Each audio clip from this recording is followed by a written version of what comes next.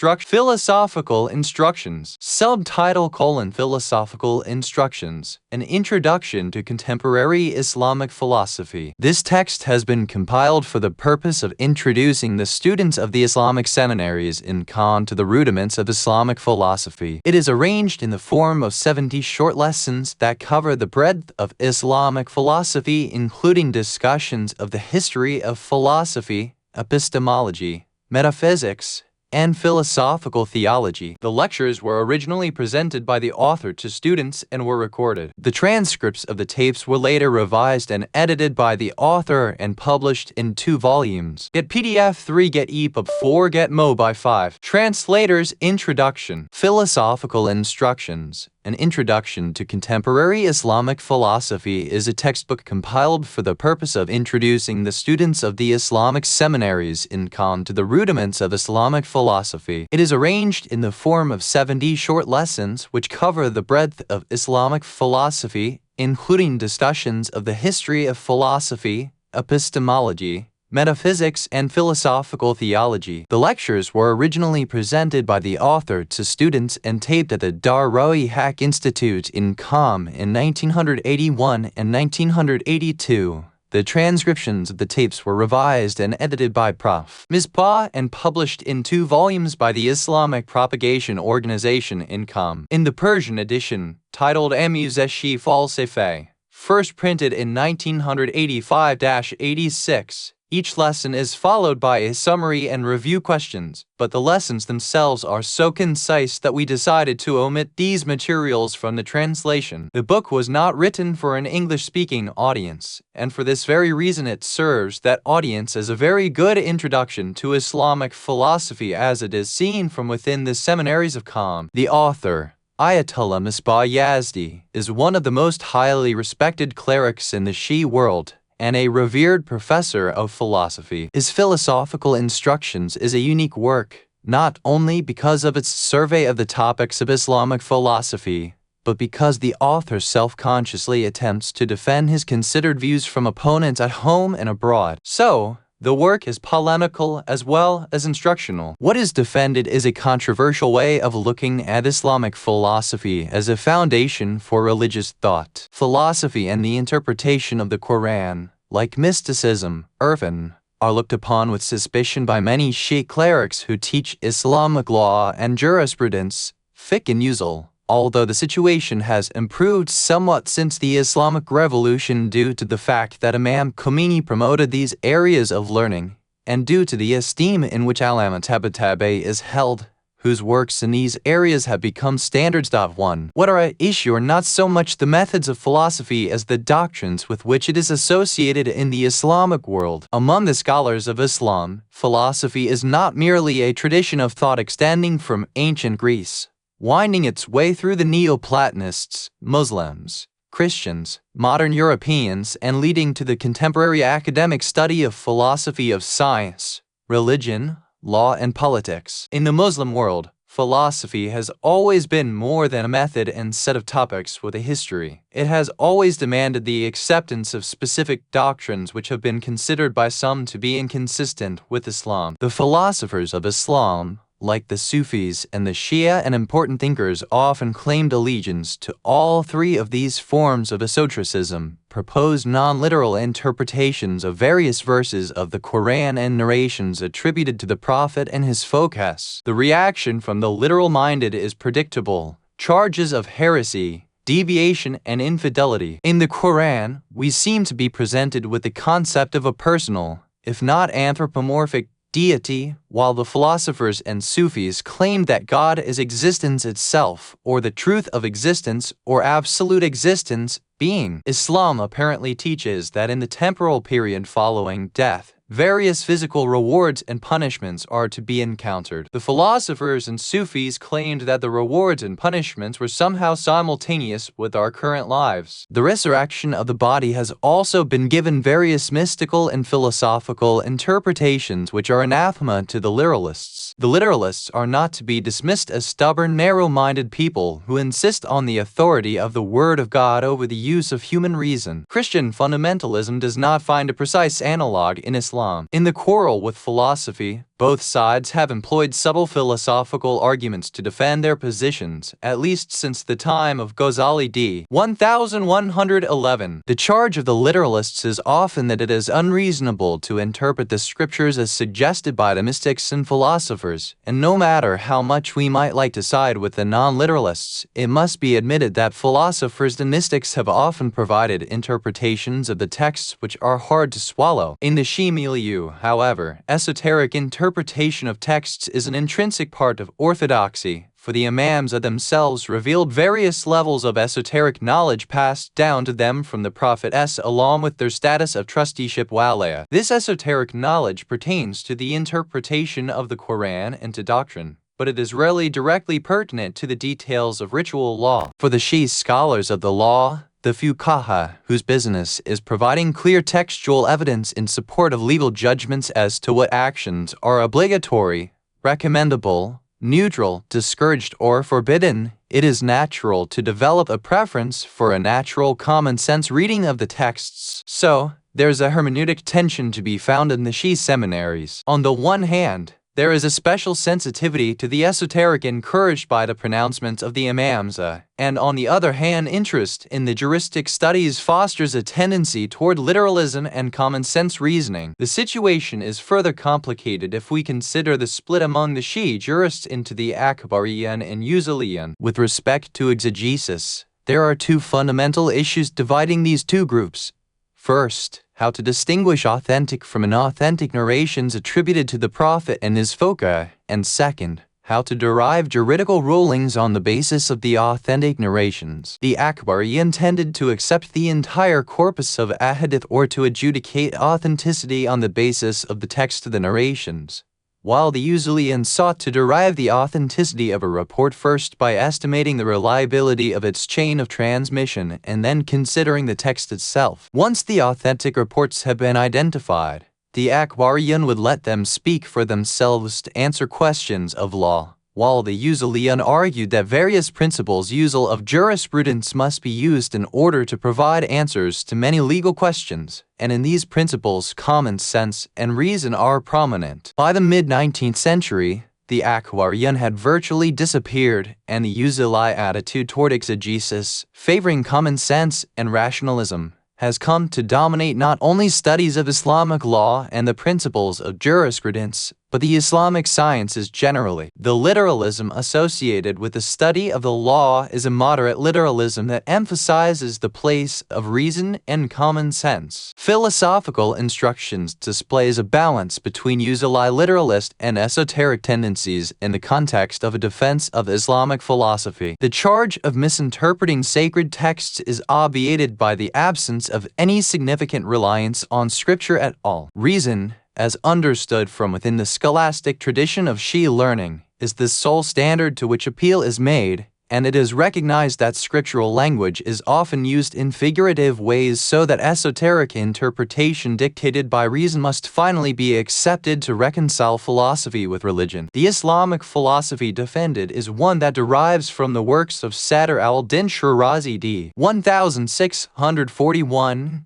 commonly known as Mullah Sadra and usually referred to in this work by the honorific title, Sadr al-Mutalhin, the pride of the Theosophists. Sadr al-Mutalhin was himself a synthesizer who built a system called Hikmah al-Mutaliya Transcendent Theosophy, which includes elements of the thinking of Ibn Sina d. 1037, Suravardi d. 1191, Ibn Arabi d. 1240, and such great Shia theologians as Khwaja Nasir al-Din Tusi d. 1274 and al-Amahili 1325, and he was also subjected to the assaults of those who considered his esoteric interpretations of doctrine to be heresy, to whom he exasperatingly responded with a pointed moral invective in his only Persian treatise. 2. Sadra's influence gained ground only gradually after his death, but by the 19th century his thought had established itself among Shia students of philosophy, and the Shar al-Manzuma of Hakan Sabzavari d. 1878,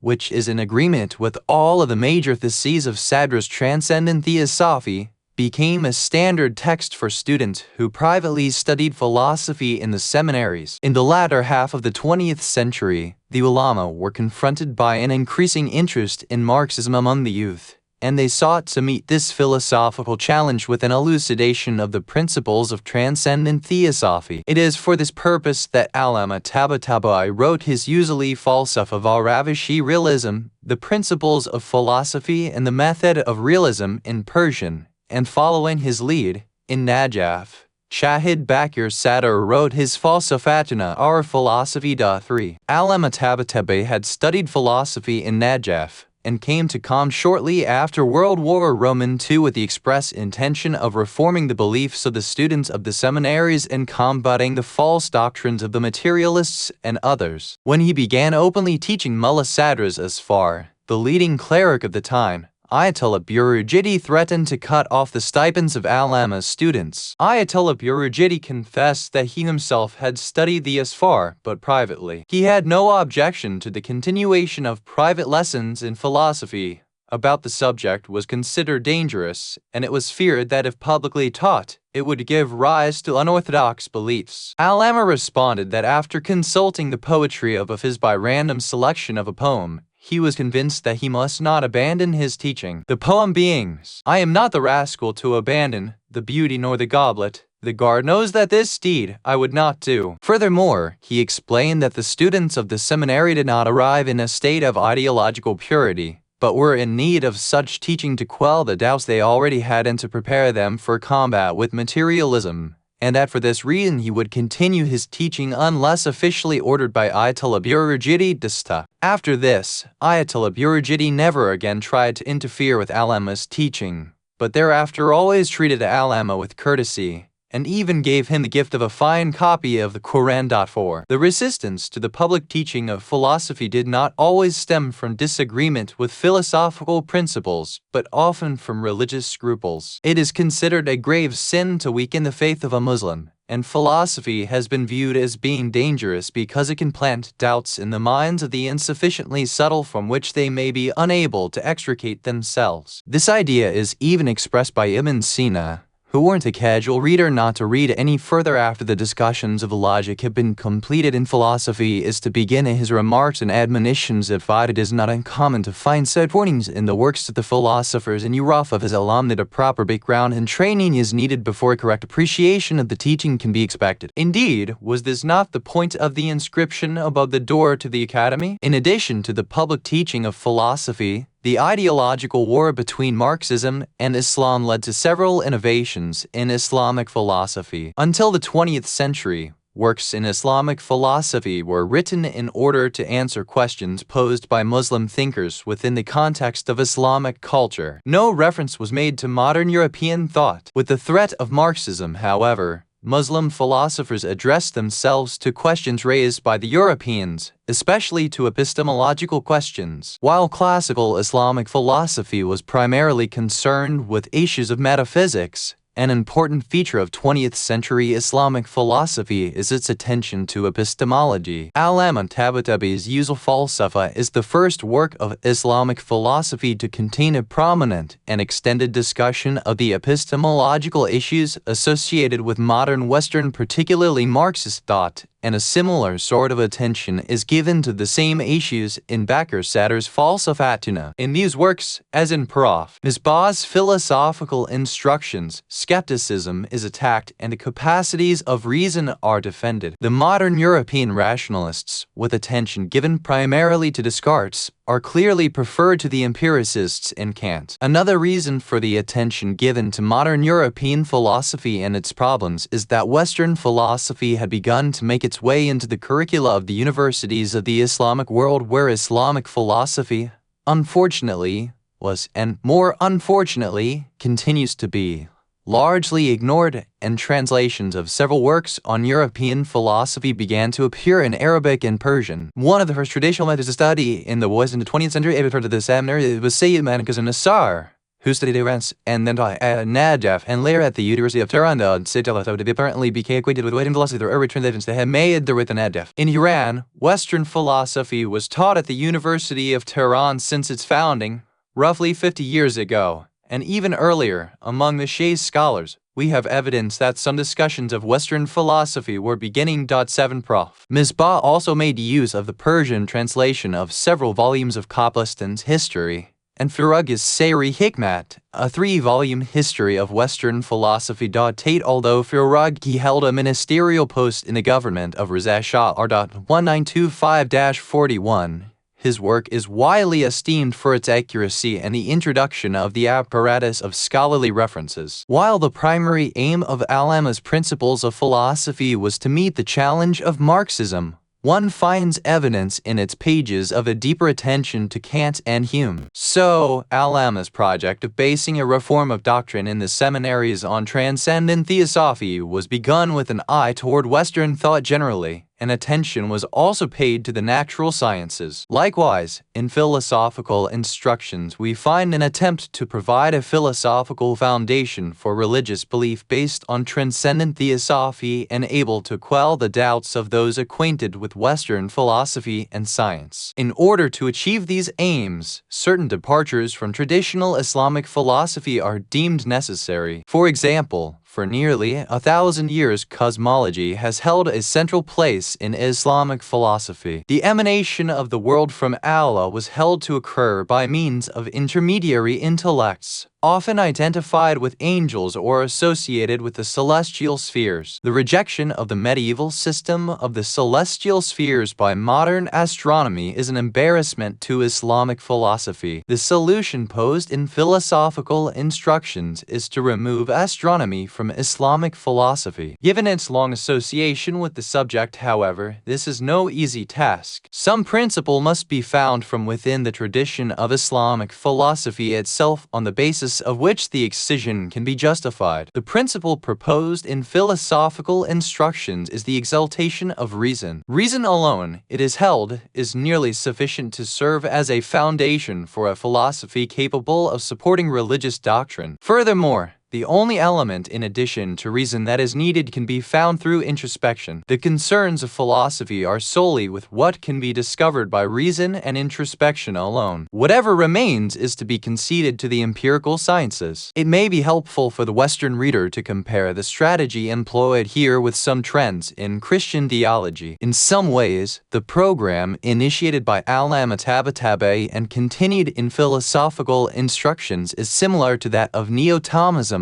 but with Sadr al-Mutalahin playing the role of Aquinas. In both theologies, there is a defense of traditional proofs for the existence of God, or natural theology, presented in the context of a philosophical system that retains some features of Aristotelian thought as developed and modified within a religious tradition. In both theologies, there is a defense of the ability of reason to justify religion. If anything, the emphasis on reason is stronger in contemporary Islamic philosophy than among many Neo-Thomists, and this is seen as an inherent advantage due to the superior rationality of Islamic doctrine in comparison to Christian beliefs. On the other hand, although liberal Protestant theology has tended to be skeptical about traditional philosophy, both the liberal Christian and the Muslim philosopher find themselves faced with a contradiction between medieval doctrine and the modern sciences. Both respond with a protective strategy that would isolate religion from natural science, and both propose that introspection may serve as a focal center for religious thought. However, while introspection is seen by Schleiermacher d. 1834 as a way to religious experience that is prior to and independent of both theoretical and practical reason,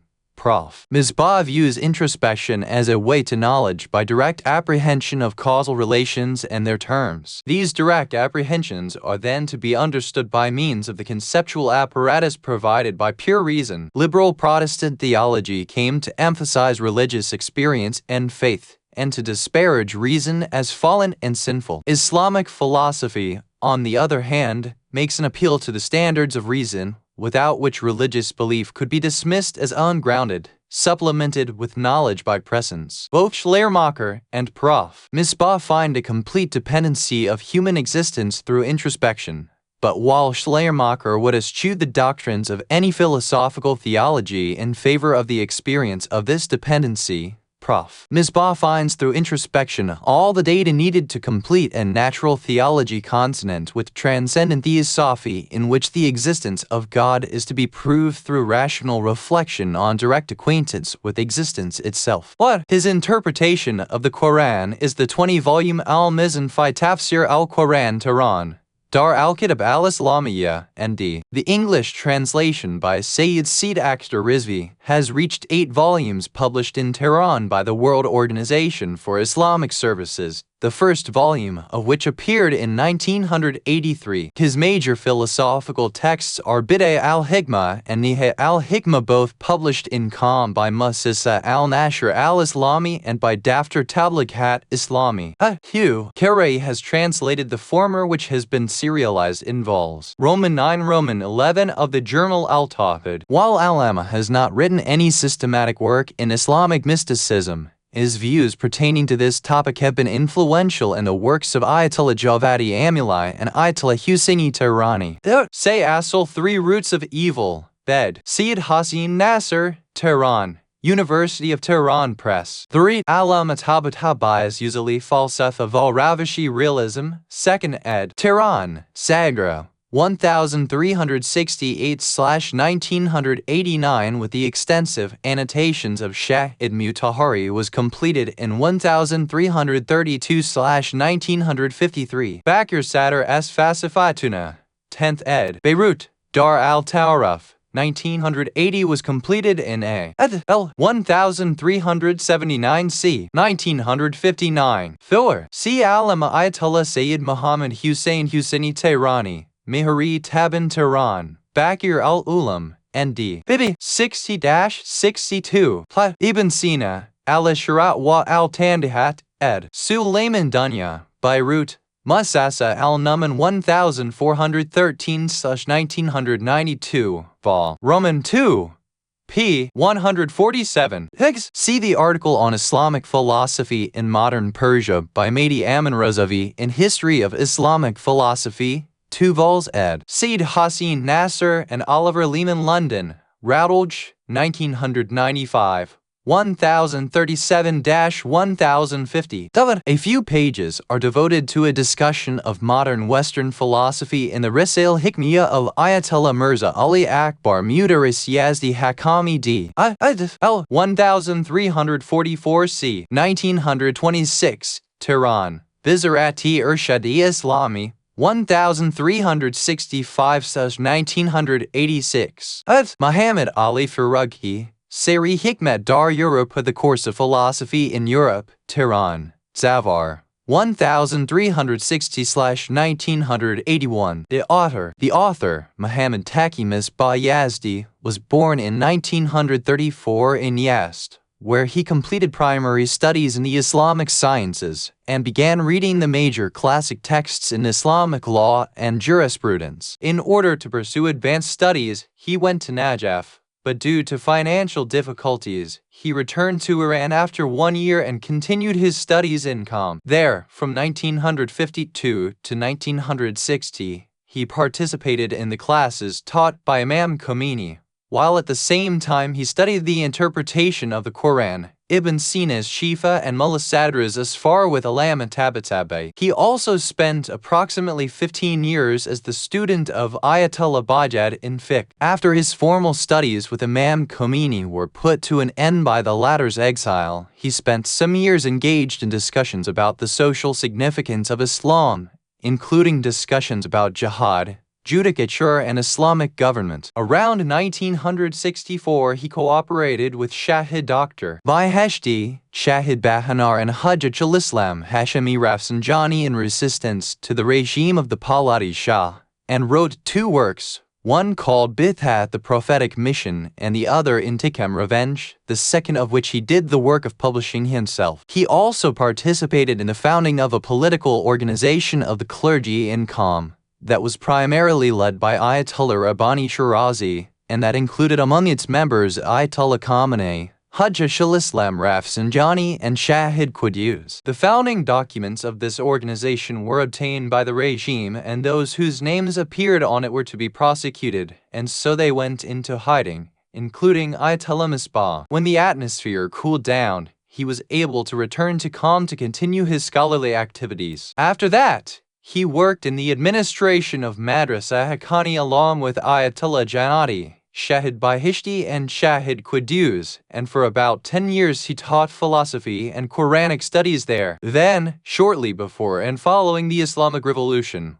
with the support and encouragement of Imam Khomeini, he participated in the founding of several schools and institutes, among the most important of which was the Dar-e Haq Institute, the Bekir al-Ulum Foundation, and the Imam Khomeini Education and Research Institute, which he currently directs and where he is teaching the Asfar of Sadr al-Din Shirazi. He was recently elected 1996 to a 5-year term as representative of Khuzestan province to the Majlis-e Kabargan Council of Experts. Among the works authored by Prof. Misbah, the following are some of the most important. Chikhide Chan Bathi Falsafi, a summary of some philosophical discussions. Qom, Dar-e Haq, 1357-1978. This is a summary of discussions held in London through the course of a series of conferences, along with the comments of Iranian students residing in the US on the concept of philosophy and the course of its history, rational knowledge and its value,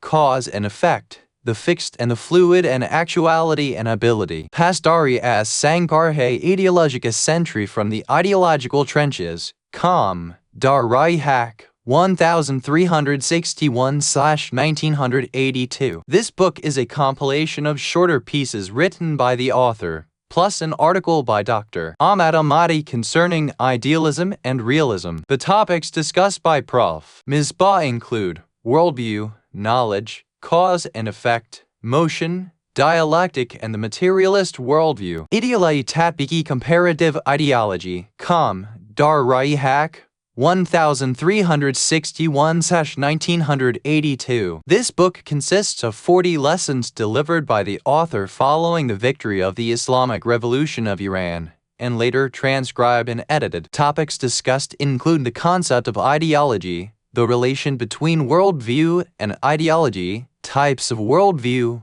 metaphysical concepts, epistemological concepts, the reality of the external world, sophism and skepticism, realism and idealism, types of knowledge, types of intelligibles, the fundamentality of reason and imagination, the philosophies of Descartes, Locke, Berkeley, Hume, and Kant, empiricism in Marxist theory, and the scopes of the types of knowledge. Duras Falsafa Philosophy Lessons, Tehran. Musasamutali at Taqi Kat Farhangi, 1363-1984. This is an abridged version of the same lectures from which Amizashi Falsafa was compiled. Talaka ala Nahayat al-Hikmah, a commentary on Nahayat al-Hikmah. Qom, Dar-e Haq Institute. A. Ad 1405-1985. This book, written in Arabic, is perhaps the author's most penetrating philosophical work. In it he presents a subtle analysis and sharp critique of the major philosophical work of his teacher, Allama Tabatabai Advanced Lessons in Islamic Philosophy. Durasi Falsafe Akak Lessons in Philosophical Ethics, Tehran, Idalat, 1367-1988. The 18 lessons of this book were delivered at the Dar-e Haq Institute, transcribed and edited. They include discussions of the place of ethics in philosophy, characteristics of ethical concepts, rational good and evil, value concepts, ethical schools of thought, relativism, and the relation between ethics and religion. Usually Akad Principles of Doctrine 2 vols. Qom, Markazi Mudiriyat Haza Ilmiya, 1368-1989. This book was commissioned by the administration of the seminaries of Qom as a text for its students. The first volume is devoted to discussions of divine unity and divine justice. The second volume contains discussions of the missions of the prophets and imams, the Ma'arifi Quran, the teachings of the Quran. Qom, Dar-e Haq, 1368-1989. This work is divided into 3 parts: theology, cosmology, and anthropology. Jama Vatarik as Didgay Quran Society and history from the perspective of the Quran. Qom, Sazman Tabligat Islami 1368/1989. This book consists of a series of lectures originally presented at the Dar-e Haq Institute and transcribed from tapes by Taqi Malikian. Various issues related to the philosophy of the social sciences are raised, such as the relation of the individual to society and the question of which has priority: the Islamic revolution and leadership in Islam, Hukumat Islami va Vilayati Fakia Islamic government, and the guardianship of the jurist, Sazman Tabligat Islami 1369/1990. This is a compilation of lectures delivered at the Dar-e Haq Institute on the need for Islamic government, the need for law in society, characteristics of legislature, the cause of differences in divine laws in Islamic societies, conflicts in judgments and standards of importance, the need for a legislative assembly in the Islamic system, the apparatus of government in the Islamic system, freedoms, prerequisites and responsibilities of the Islamic ruler, the guardianship of the jurist, Amuzashi Akid instructions in doctrine 3 vols. Sazman Tabligat Islami 1370/1991. This work was prepared by Prof. Misbah with the assistance of a group of the scholars at Dar-e Haq Institute for students of an intermediate level of study. Each volume consists of 20 lessons, among which are discussions of such topics as the nature of theology, religious studies, proofs of the necessary existent, the attributes of God, a criticism of materialism, divine unity, free will and determinism, the need for the prophets and imams and their inerrancy, the Quran, Imam Mahdi, the immateriality of the spirit, the resurrection, the afterlife, faith and infidelity and intercession. Akak Dar Quran Ethics in the Quran Tehran, Amir Kabir 1372/1993. This work is a transcription of lectures delivered at the Dar-e Haq Institute edited by Taqi Iskandari. This work not only elucidates the principles of ethics to be derived from the Quran, but it compares the perspective on ethics to be found among Muslim writers with those of other schools of thought, and it defends a philosophical approach to ethics within Islamic tradition. Tarjuma Vashari Bahani Shifa translation and commentary on the demonstration of the Shifa, Tehran, Amir Kabir 1373/1994. This is a translation and commentary of the first part of Ibn Sina's chapter on logic in his Shifa, transcribed from lectures and edited by Musan Garavian. Rahiyani Kui Dus Paths to the Mountain of the Friend, the Imam Khomeini Education and Research Institute, 1374/1995. This is a collection of 20 lectures on Islamic morals, covering such topics as reliance on God, divine love, the need for attention and prayer, the afterlife and how to love God, presented in the form of a commentary on reports pertaining to what was revealed to the Prophet of Islam during his Miraj ascension. Rai Tashe provisions for the road, the Imam Khomeini Education and Research Institute, 1375/1996. This is a collection of 20 lectures on Islamic morals presented in the form of a commentary on a famous hadith in which the advice of the Prophet of Islam Abu Dihar is reported. Shari Asfar al-Arba, vol. I commentary on the 4 journeys, the Imam Khomeini Education and Research Institute, 1375/1996. This is the first volume of transcriptions of lectures on Mullah Sadra's masterpiece. The translation was begun in 1992 as a collaborative effort by Azam Sardalir and Mohammed Legend Hassan and has been supported by the Bakir al-Ulam Foundation and later by its successor, the Imam Khomeini Education and Research Institute. The learning made possible through cooperative translation with native speakers of both languages warrants further attention. Each of the translators benefited enormously by the work of the other. The result far exceeds what could be expected by summing the separate talents of the translators. This is not to boast of any brilliance for the final product. This translation was undertaken as a learning process. Our aim has been to produce an accurate translation written in a relatively fluent style of academic English that can be of service to the beginning student of Islamic philosophy. For this reason, all technical terms have been transliterated in parentheses beside the English terms coined to represent them. Finding a useful English expression has often been difficult. Sometimes the nearest equivalent English word has a somewhat different sense than the Arabic or Farsi term,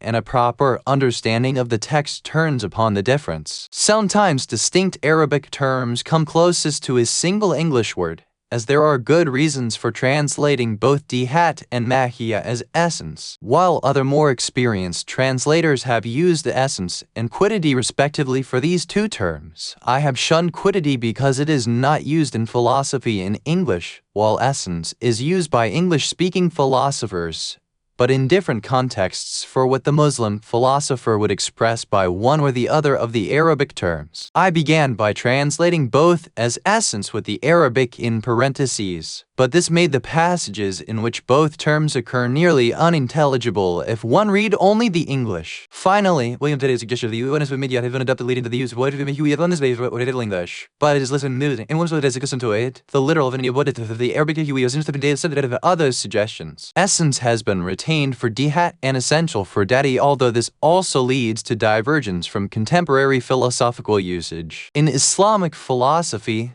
the essential dadi is that pertaining to the entity in question, intrinsically, in itself, while in contemporary English philosophical usage, essential properties are those the entity must have to retain its identity or to exist as what it is. On the other hand, we have often found that a single Arabic or Persian word has various meanings which must be translated by different English terms, as the notorious idibari, which can be used to indicate that something is subordinate, or that it is a mere respect, or that it lacks sanctified aini reality, or that it pertains to value rather than fact, and there are other meanings. Here the term is translated as respectival, unless another meaning is clearly indicated, in which case the Arabic is transliterated. These observations belie the reliability of back translation as an adequate test of accuracy. We have often found that in order to make the author's point clear, we have to phrase a sentence in such a way that if the English were translated back into Farsi, the result would be different from the original. Near synonymy in translation is not a symmetric relation. Starting with Lesson 11 on epistemology, this translation first appeared serialized in Al-Tawhid, beginning with Vol. Roman 11, Nas. 3 and 4, 1414/1994. p. 96f. We are grateful for the sensitive editing of Ali Kulikere, although we accept responsibility for the infelicities and inconsistencies that remain. What? William C. Chittick, The Self-Disclosure of God, Albany, State University of New York Press, 1998. P. Roman 20. Part 1. Introductory Discussions. Lesson 1. A glance at the course of philosophical thought from its origins to the Islamic epoch. Lesson 2. A glance at the course of philosophical thought from the Middle Ages to the 18th century. Lesson 3. A glance at the course of philosophical thought in the last 2 centuries. Lesson 4. The technical meanings of science and philosophy. Lesson 5. Philosophy and the sciences. Lesson 6. What is philosophy? Lesson 7. The position of philosophy. Lesson 8. The method of philosophical inquiry. Lesson 9. The relation between philosophy and the sciences. Lesson 10. The necessity of philosophy. Lesson 1. A glance at the course of philosophical thought. Lesson 1. A glance at the course of philosophical thought from its origins to the Islamic epoch. The beginning of philosophical thought. The history of human thought as well as the creation of man goes back beyond history. Wherever he has lived, thought has been an inseparable characteristic of man. Wherever he has placed his feet, he has taken thinking and intellection with him. There is no certain and precise information about the unwritten thoughts of man except that which has been surmised by archaeologists on the basis of uncovered remains. However, written thought has remained behind as caravan of history has passed since the time of written language. Among the kinds of human thought, that which is related to the knowledge of existence and to its beginning and end, at first were mixed with religious beliefs. Therefore, it may be said that one must look for the oldest philosophical thoughts among Oriental religious thoughts. The historians of philosophy believe that the most ancient collections that are purely philosophical or that are predominantly philosophical are related to the Greek sages, who lived approximately 6 centuries before Christ, peace be with him. Scholars of that time are mentioned who have tried to come to know existence and the beginning and end of the cosmos. In order to interpret the appearance and changes that occur in existence, they express different and occasionally contradictory opinions, and at the same time, they do not hide the fact that their thoughts were influenced more or less by Oriental religious beliefs and culture. In any case, the free atmosphere for discussion and criticism in the Greece of those days prepared the ground for developing and taking pride in philosophical thought. That area was turned into a nursery for philosophy. Naturally, the beginning thoughts were not properly organized and arranged, and the problems for research were not precisely categorized, let alone that each category should have a specific name and title and characteristic method. In sum, all ideas were called science ilm, wisdom hikmat, and knowledge marifat, and the like. The appearance of sophism and skepticism. In the 5th century BC, scholars are mentioned who in the Greek language were called sophists, that is, sage and learned. But in spite of their vast information, they headed out the knowledge then current. They did not believe in fixed truths, and they did not consider anything to be definitely known or certain. As reported by historians of philosophy, they were professional teachers who taught rhetoric and debate, and they trained defense lawyers for the courts, for which there was much demand at that time. This profession required the defense lawyer to be able to establish any claim and to be able to reject all sorts of opposing claims. Dealing with this sort of teaching, which was often subject to fallacy, gradually brought about a kind of thinking according to which basically there is no truth beyond human thought. You have heard the story of a man who jokingly said that in such and such a house sweets are being given away. In their simplicity, the people hurried to crowd around the door of the mentioned house. Little by little, the speaker himself began to harbor suspicions about the matter, and so as not to lose out on the chance for free sweets, he joined the line. It seems as if the sophists also were victims of the same fate. By teaching fallacious methods to establish and deny claims, little by little such tendencies came to appear in their own thinking, that basically truth and falsehood depend on human thought, and in conclusion that there is no truth beyond human thought. The expression sophism, which meant sage and learned, due to being ascribed to such mentioned people, lost its fundamental meaning, and it came to be used as a symbol and sign for a way of thinking according to fallacious reasoning. It is this same expression that in Arabic has taken the form sophisti, and the term safsana is derived from it. The period of the flourishing of philosophy. The most famous thinker who stood up against the sophists and who criticized their ideas and views was Socrates. It was he who called himself philosophus, that is, a lover of wisdom. It is this same expression that in Arabic took the form philosoph, from which the term falsafa is derived. Historians of philosophy consider there to be 2 causes for the choice of this name. One is the humility of Socrates, who always was confessing his own ignorance, and the other is his objection to the sophists who called themselves sages. That is, with the choice of this title, he wanted to make them understand, you, who for the sake of material and political aims engage in discussion and debate, teaching and learning, are not worthy of the name sage.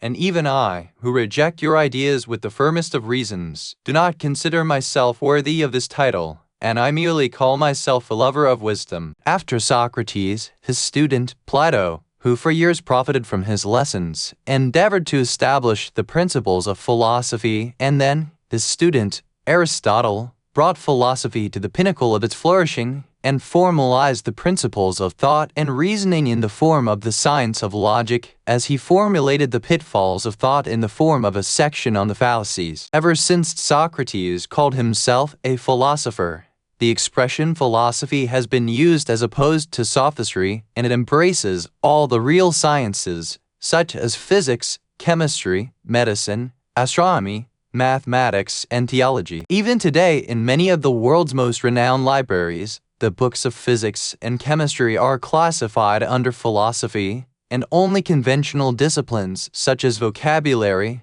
syntax, and grammar are outside the realm of philosophy. In this way, philosophy came to be considered as a common noun for all the real sciences, and it was divided into two general groups: theoretical sciences and practical sciences. The theoretical sciences include the natural sciences, mathematics, and theology, and the natural sciences in their turn include the fields of cosmogony, mineralogy, botany, and zoology, and mathematics is divided into arithmetic, geometry, astronomy, and music. Theology is divided into two parts: metaphysics, or general discussions of existence, and theology proper. The practical sciences are divided into three branches: morality, domestic economy, and politics. What? Theoretical. A natural sciences, the general principles of bodies. B. Cosmogony, mineralogy, botany, zoology. C. Mathematics, arithmetic, geometry, astronomy, music. D. Theology, the general principles of existence. 2. Philosophy, a theoretical ethics regarding the individual, domestic economy regarding the family, politics regarding the community. The end of Greek philosophy. After Plato and Aristotle,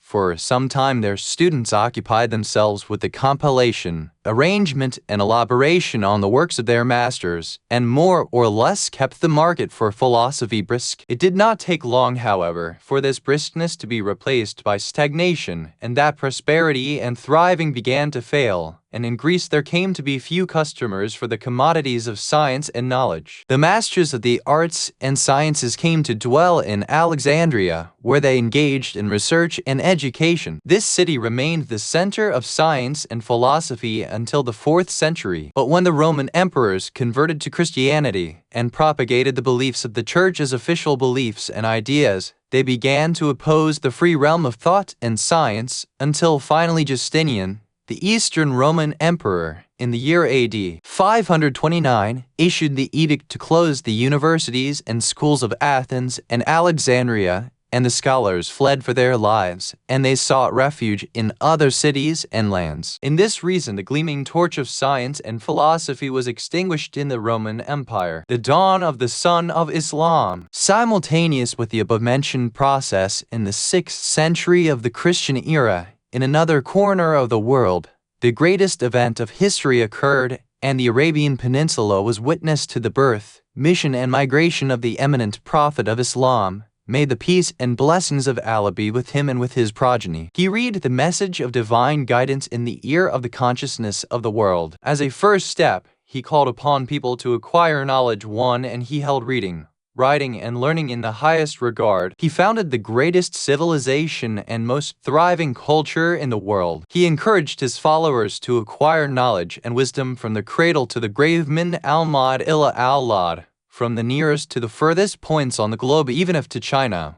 Wallah bil sin, and at whatever cost. Wallah by safq al-muhaj wa qaw al-lujaj. The prolific sapling of Islam planted by the powerful hand of the Messenger of God in the life-giving radiance of divine revelation and nourished by other cultures grew and yielded fruit. Islam absorbed the raw material of human thought according to proper divine standards and changed them into useful elements in the forge of constructive criticism. And in a short period it spread its shade over all the cultures of the world. In the shade of the encouragement of the noble messenger and his impeccable successors, Muslims began to acquire various sciences, and the scientific heritages of Greece, Rome, and Iran were translated into Arabic. They absorbed the useful elements and supplemented them with their own inquiries, and in most fields they were able to make important discoveries, as in algebra, trigonometry, astronomy, perspective, physics, and chemistry. Another important factor of the growth of Islamic culture was politics. The oppressive Umayyads and Abbasids, who legitimately occupied the seat of Islamic government, felt a severe need for popular approval among the Muslims, while the household of the Prophet, the Al-Bayt, may the blessings of Allah be with all of them, that is, those who were the legitimate guardians Awliya of the peoples, were the source of knowledge and the treasury of the divine revelation. The governing regime had no means to attract people except threats and bribes. Hence, they tried to make their regime prosper by encouraging scholars and gathering authorities, and by using the Greek, Roman, and Iranian sciences.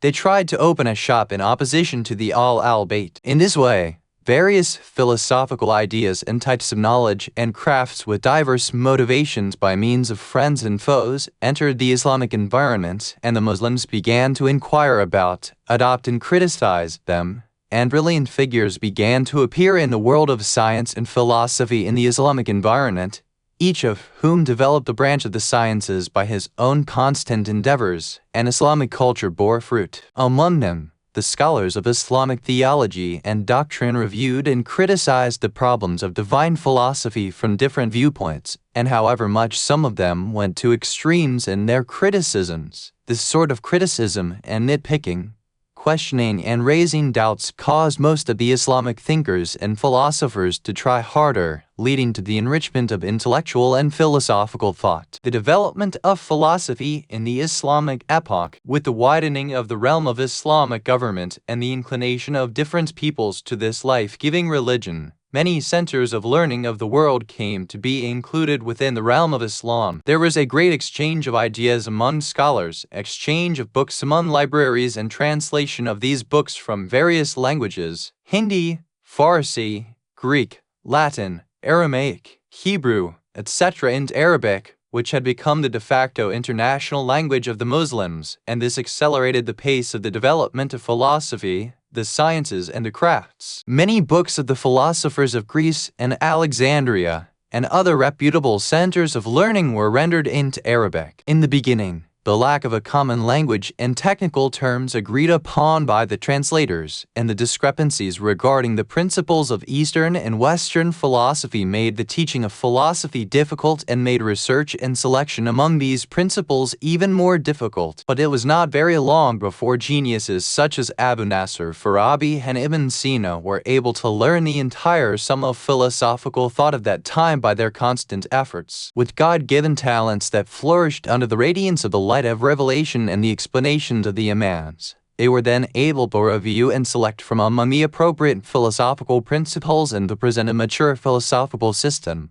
which, in addition to including Platonic and Aristotelian ideas and Neoplatonic thought from Alexandria, and the ideas of Oriental mystics Jarafa, also included new thoughts, and was thus able to excel over all the systems of philosophy of the East and West, although the largest portion of the new system was Aristotelian, and for this reason their philosophy had an Aristotelian and peripatetic color. Later, this philosophical system came under the critical magnifying glass of thinkers such as Ghazali, Abu al-Barak al-Baghdadi, and Fakhr Razi. On the other hand, taking advantage of the works of the sages of ancient Iran and comparing them with the works of Plato, the Stoics, and the Neoplatonists, Suhrawardi founded a new school of philosophy called Illuminationist philosophy, which had a more Platonic color. In this way, new ground was prepared for the encounter among philosophical ideas and their development and ripening. Centuries later, great philosophers such as Khy Nasir al-Din Tusi, Muhakkik Dawani, Sayyid Sadr al-Din Dashtaki, Sheikh Bahai, and Mir Damad were able to supplement the enrichment of Islamic philosophy with their own brilliant ideas. Then came the turn of Sadr al-Din Shirazi, who introduced a new system of philosophy with his own genius and innovation, which was composed of the harmonious elements of peripatetic and illuminationist philosophies and mystical disclosures, to which he added profound thoughts and valuable ideas, and he called it transcendent theosophy Hikmat Mutalia. What? Consider the first verses revealed to the Prophet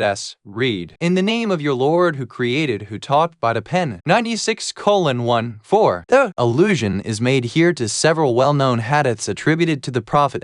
Lesson 2. A glance at the course of philosophical thought. Lesson 2. A glance at the course of philosophical thought from the Middle Ages to the 18th century. Scholastic philosophy. After the spread of Christianity in Europe and the combination of the power of the Church with that of the Roman Empire, the centers of learning came under the influence of the apparatus of government to such an extent that by the 6th century, as was indicated previously, the universities and schools of Athens and Alexandria were closed. This period, which lasted for about 1,000 years, is called the Middle Ages and is characterized by the domination of the Church over the centers of learning and the programs of the schools and universities. Among the prominent personalities of this era is St. Augustine, who tried to use philosophical principles, especially the views of Plato and the Neoplatonists, to explain the dogmas of Christianity. After him, a number of philosophical discussions were included in the programs of the schools. However, the attitude toward Aristotelian thought was unfavorable, for it was considered to be opposed to religious beliefs, and its teaching was prohibited. With the dominion of the Muslims in Al-Andalus, Spain, and the penetration of Islamic thought in Western Europe,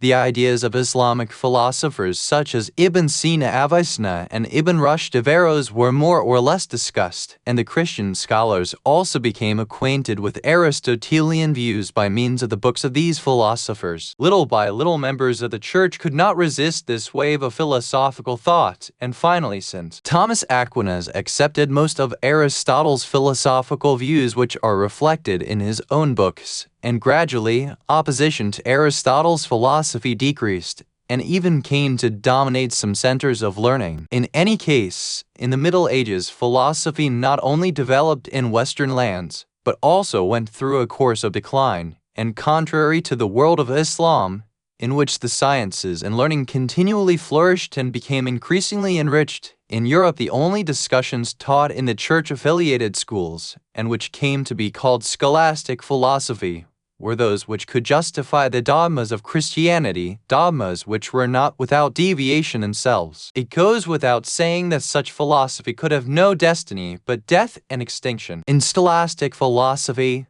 besides logic, theology, ethics, politics, and some natural philosophy and astronomy which were accepted by the Church, grammar and rhetoric were also incorporated into the curricula, and in this way, the philosophy of this period was considered more broadly than at present. The Renaissance and the comprehensive change in thinking. From the 14th century, the ground was being prepared for a comprehensive change by means of various factors. One factor was the flourishing of nominalism, the fundamentality of naming, and the denial of the existence of universals in England and France. This philosophical tendency played an effective role in undermining the foundations of philosophy. Another factor was that the natural philosophy of Aristotle became a matter of controversy at the University of Paris. Another factor was the murmurings of the incompatibility of philosophy with Christian dogma, and in other words, the incompatibility of reason and religion. Another factor was the manifestation of disagreements between the temporal rulers and the authorities of the Church, and among the Christian authorities themselves there were also disputes which led to the emergence of Protestantism. Yet another factor was the cresting of humanism and the tendency to deal with the problems of human life while disregarding metaphysical problems. Finally, in the middle of the 15th century, the Byzantine Empire collapsed, and a complete change, political, philosophical, literary, and religious, appeared throughout Europe, and the institutions of the papacy were attacked from every side. In this course, the weak scholastic philosophy reached its final destiny. In the 16th century, interest in the natural and empirical sciences became intense, and the discoveries of Copernicus, Kepler, and Galileo shook the foundations of Ptolemaic astronomy and Aristotelian natural philosophy. In a word, in Europe all aspects of human affairs were subjected to disturbance and instability. The papal institutions were able to withstand these roaring waves for quite some time, and scientists were brought before the Inquisition with the excuse of their opposition to religious dogmas, that is, for their views on natural philosophy and cosmology, which were accepted by the Church for the exegesis of the Bible and religious doctrines. Many were burnt in the fires of blind fanaticism and selfishness of the authorities of the Church. However, eventually the Church and papal institution were forced to withdraw in shame. The ruthless, fanatical behavior of the Catholic Church had no effect but to give the people a negative attitude toward the authorities of the Church and in general toward religion, and likewise the downfall of scholastic philosophy, that is, the only current philosophy of that period, brought about an intellectual and philosophical vacuum, and finally the appearance of modern skepticism. During this process, the only thing that made progress was humanism, and a desire for natural and empirical science in the cultural arena, and a tendency toward liberalism and democracy in the field of politics. The second phase of skepticism. For centuries, the Church had spread the views and ideas of some philosophers as religious beliefs, and Christians had accepted them as certain and sacred, including Aristotelian and Ptolemaic views of cosmology which were upset by Copernicus, and other unbiased scholars also realized their invalidity. We have already mentioned that the dogmatic resistance of the Church and the ruthless behavior of the authorities of the Church with respect to the scientists brought about adverse reaction. This change in thoughts and beliefs and the toppling of the intellectual and philosophical foundations of the Middle Ages brought about a psychological crisis in many of the scholars, and raised doubts in their minds such as, how can we be sure that other beliefs we hold are not invalid, and that one day their invalidity will not become evident? How can we know that newly discovered scientific theories will not also be invalidated someday? Finally, a great scholar named Montaigne denied the value of science and knowledge, and he explicitly wrote, how can we be sure that the theory of Copernicus will not be invalidated in the future? He once more expressed the doubts of the skeptics and sophists in a new way and defended skepticism, and thus another phase of skepticism appeared. The peril of skepticism, the attitude of doubt, in addition to being a painful psychological plague, also involves great spiritual and material perils for society. With the denial of the value of knowledge, there can be no hope for the advancement of the sciences and learning. Likewise, no room remains for moral values and their magnificent role in human life, as religion also loses its intellectual basis. Rather, the greatest blows are directed toward religious dogmas, beliefs unrelated to material and sensible affairs. When the flood of doubt flows through the hearts of the people, naturally, the beliefs about the supernatural are the most vulnerable. Therefore, skepticism is an extremely dangerous plague that threatens all aspects of human life with destruction, and with its spread no ethical, legal, political, or religious system can remain stable, and it provides an excuse for all sorts of crimes, injustice, and oppression. For this very reason, the struggle against skepticism is a duty of all scholars and philosophers, and it is also a responsibility for religious leaders, and it is also a matter about which counselors, politicians, and social reformers must be diligent. In the 17th century, various activities were undertaken to shore up the ruins of the Renaissance, including a struggle against the perils of skepticism. The Church tended to cut off the dependence of Christianity on reason and science, and fortified religious doctrine through the heart and faith. However, philosophers and scholars sought a firm and unshakable basis for knowledge and value, so that intellectual fluctuations and social upheavals would not destroy them. Modern philosophy. The most important effort of this period for salvation from skepticism and the revitalization of philosophy was that of René Descartes,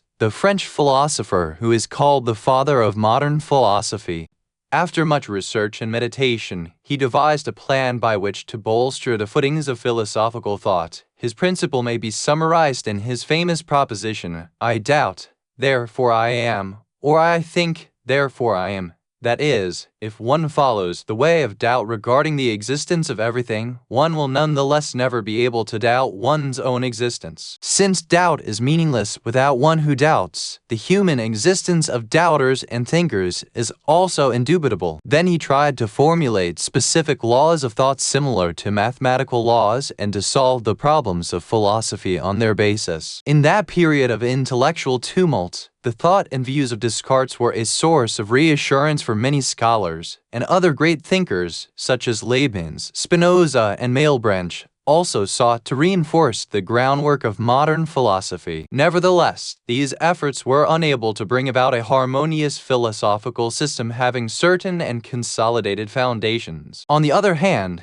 the attention of the majority of scholars had turned toward the empirical sciences, many of whom displayed no interest in research in philosophical and metaphysical problems. Because of this, a strong, firm, and well-supported philosophical system did not come into existence in Europe, and although collections of philosophical views and ideas occasionally were proposed in the form of specific schools of philosophical thought which within certain limits were able to win more or less of a following, still none of them was able to become permanently established, as remains the case. The fundamentality of experience and modern skepticism.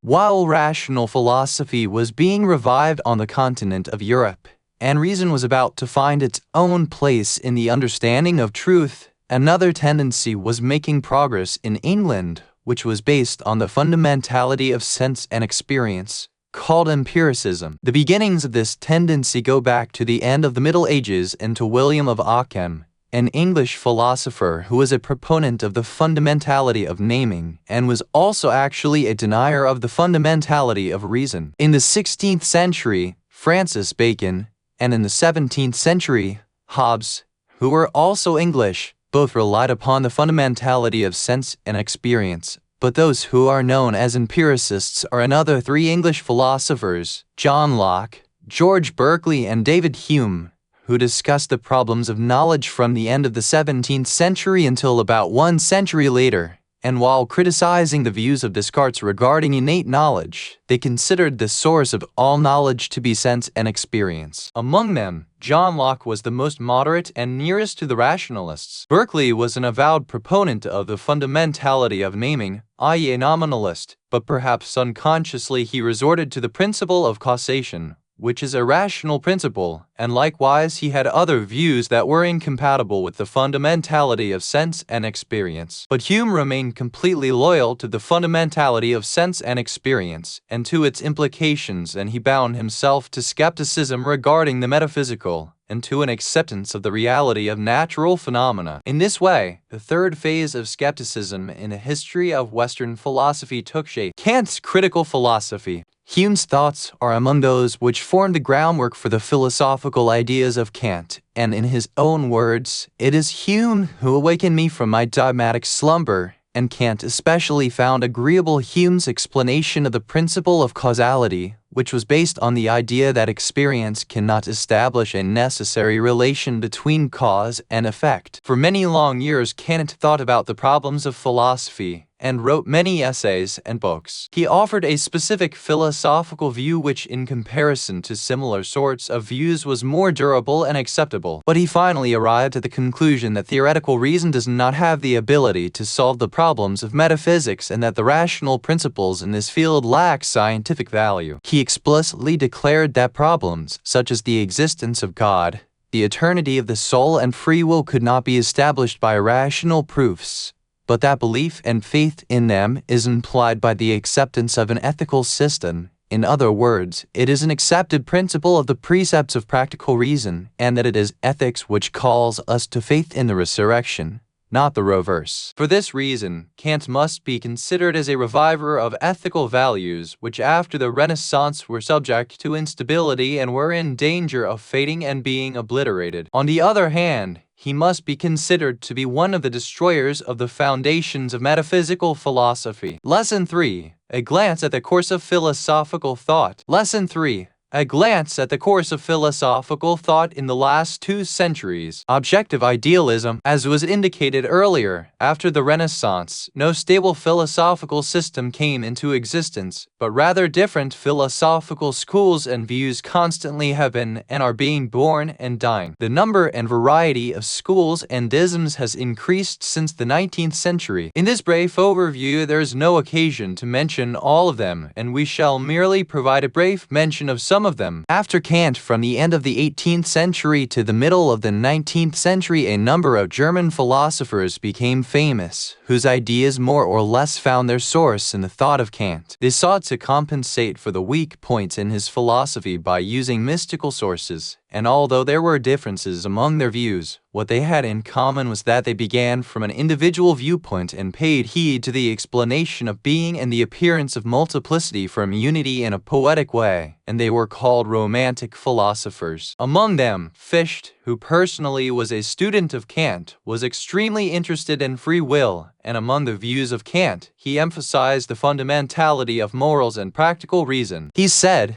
"Theoretical reason observes the system of nature as necessary, but within ourselves we find freedom and a desire for voluntary actions, and our consciences design a system that we must attempt to realize. Hence we must consider nature to be subordinate to the ego, and not independent and unrelated to it. It is this tendency towards freedom which drove him and other romantics such as Schelling to accept a kind of idealism and the fundamentality of the spirit, a characteristic of which was considered to be freedom. This school of thought was further developed by Hegel, and it took the form of a relatively coherent system of philosophy and was called objective idealism. Hegel, who was a contemporary of Schelling, imagined the world to be the thoughts and ideas of the absolute spirit, and that between them, the spirit and its thoughts and ideas, there are logical relations rather than causal relations, as held by other philosophers. According to Hegel, the course of the appearance of ideas is from unity to multiplicity, from the general to the specific. At the first level, the most general idea, the idea of being, is posited, from within which the opposite, i.e. the idea of nothingness, emerges. Then they become mixed and take the form of the idea of becoming. Becoming, which is the synthesis of being thesis and nothingness antithesis, in its turn is posited as a thesis, and its opposite appears from within it, and from the mixture of them a new synthesis occurs. This process continues until it reaches the most specific of concepts. Hegel called this threefold triadic process dialectic, and he fancied that this was a universal law for the appearance of all mental and objective phenomena. Positivism. In the beginning of the 19th century, the Frenchman Auguste Comte, who is called the father of sociology, founded an extreme form of empiricism called positivism, whose basis was limited to that which is given directly by the senses, and from one perspective it was considered the opposite of idealism. 1. Comte even considered the abstract concepts of science that were not obtained from direct observation to be metaphysical and unscientific. He even went so far as to consider metaphysical propositions to be basically absurd and meaningless words. Auguste Comte held that there were three stages of human thought. First, the divine and religious stage, which relates events to supernatural causes. Second is the philosophical stage, which seeks the cause of events in invisible substances and natures of things. Third is the scientific stage, which instead of looking for the reason why phenomena occur, deals with the question of how they occur and their interrelationships. And this is the stage of positive science. It is strange that he at last confessed that religion is necessary for man, but he set humanity as its object of worship. He considered himself to be the messenger of this creed, and he set up rituals for individual and group worship. The creed of the worship of man, which is a perfect example of humanism, found some followers in France, England, Sweden, and in North and South America, who formally converted to this creed and established temples for the worship of man. It influenced others indirectly in ways that cannot be mentioned here. Rationalism and empiricism. Western philosophical schools are divided into two general groups, rationalist and empiricist. An obvious example of the first group in the 19th century is the idealism of Hegel, which even found followers in Britain, and the obvious example of the second group is positivism, which is still current today. Wittgenstein, Carnap, and Russell may be considered supporters of this school of thought. Most of the divine philosophers have been rationalists, and most of the atheists are empiricists. Among the minor philosophers was MacTaggart, who was a British Hegelian and an atheist. The proportionate relationship between empiricism and the denial or at least skepticism regarding metaphysics is clear, and it was such that the progress of positivist philosophies was followed by materialist and atheistic inclinations. The lack of strong competitors on the side of the rationalists prepared the ground for the prevalence of such inclinations. As was mentioned, the most famous of the rationalist schools of thought during the 19th century was the idealism of Hegel. Despite its attraction, which was a result of its relatively coherent system, its breadth, and its capacity for looking at problems from different perspectives, it lacked a strong logic and firm reasoning, and it was not long before it became the subject of criticism even by its own adherents. Among them, there were two kinds of simultaneous but different reactions in opposition to it, one of which was led by Søren Kierkegaard, a Danish cleric, the founder of existentialism, and another was led by Karl Marx, a Jewish-born German, the founder of dialectical materialism. Romanticism, which appeared to justify human freedom, finally took the form of an inclusive philosophical system in Hegelian idealism, and it introduced history as a great fundamental process that advances and progresses on the basis of dialectical principles. In this way, it deviated from the basic course, for on this view, the individual will lose its fundamental role. Hence, it became subject to much criticism. One of those who severely criticized the logic and history of Hegel was Kierkegaard, who emphasized individual responsibility and the free will of man in his own self-construction. He considered the humanity of man to be due to an awareness of individual responsibilities, especially responsibilities toward God, and he said that it is closeness, nearness, and relation to God which makes a man human. This tendency, which was supported by the phenomenology of Edmund Husserl, led to the appearance of existentialism. Thinkers such as Heidegger and Jaspers in Germany, and Marcel and Jean-Paul Sartre in France adhered to this sort of philosophy from different perspectives, theistic and atheistic. Dialectical materialism. After the Renaissance, when philosophy and religion in Europe went through a crisis, atheism and materialism more or less came into vogue, and in the 19th century, some biologists and physicians such as Vogt, Buchner, and Ernst Haeckel emphasized the fundamentality of matter and the denial of metaphysics. But the most important materialist school of philosophy was that founded by Marx and Engels. Marx took dialectical logic in the fundamentality of history from Hegel, and materialism from Feuerbach, and he considered the economic factor to be fundamental to social and historical changes, which he supposed to take shape according to dialectical principles, especially on the basis of opposition and contradiction. He introduced the economic factor as the cornerstone of all aspects of human life, and he considered all other aspects of culture and society to be subordinate to it. He held that the history of man has various stages, which begin with the first level of primitive communism, then passes through the stages of slavery, feudalism, and capitalism until it reaches socialism and the government of the workers, and at last leads to communism,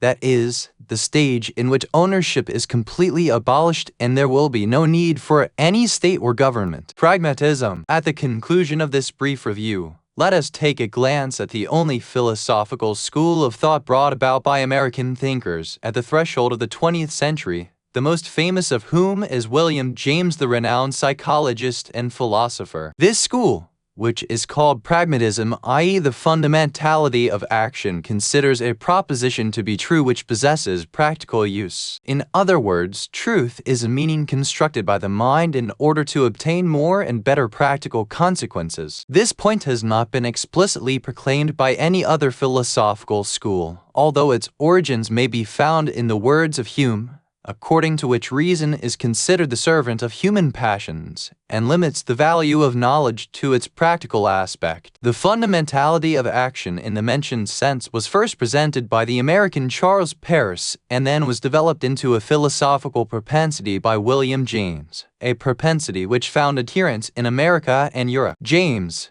who called his way radical empiricism, differed with other empiricists about how to determine the realm of experience. In addition to outward sensory experience, he included psychological and religious experience. He considered religious beliefs, especially the belief in the power and mercy of God, to be useful for mental health, and for this very reason true. He himself suffered a mental breakdown at the age of 29, was cured due to his attention to God and his mercy and power to change man's destiny. For this reason, he emphasized prayer and supplication, but he did not consider God to be absolutely perfect and infinite, but rather, he imagined that there was also progress for God, and that basically, the lack of progress is equal to stagnation and is a sign of imperfection. The root of this extreme and aggressive progressivism can be found in some of the words of Hegel, including his introduction to the phenomenology of mind. But more than any, Bergson and Whitehead recently emphasized it. William James emphasized free will and its creative role,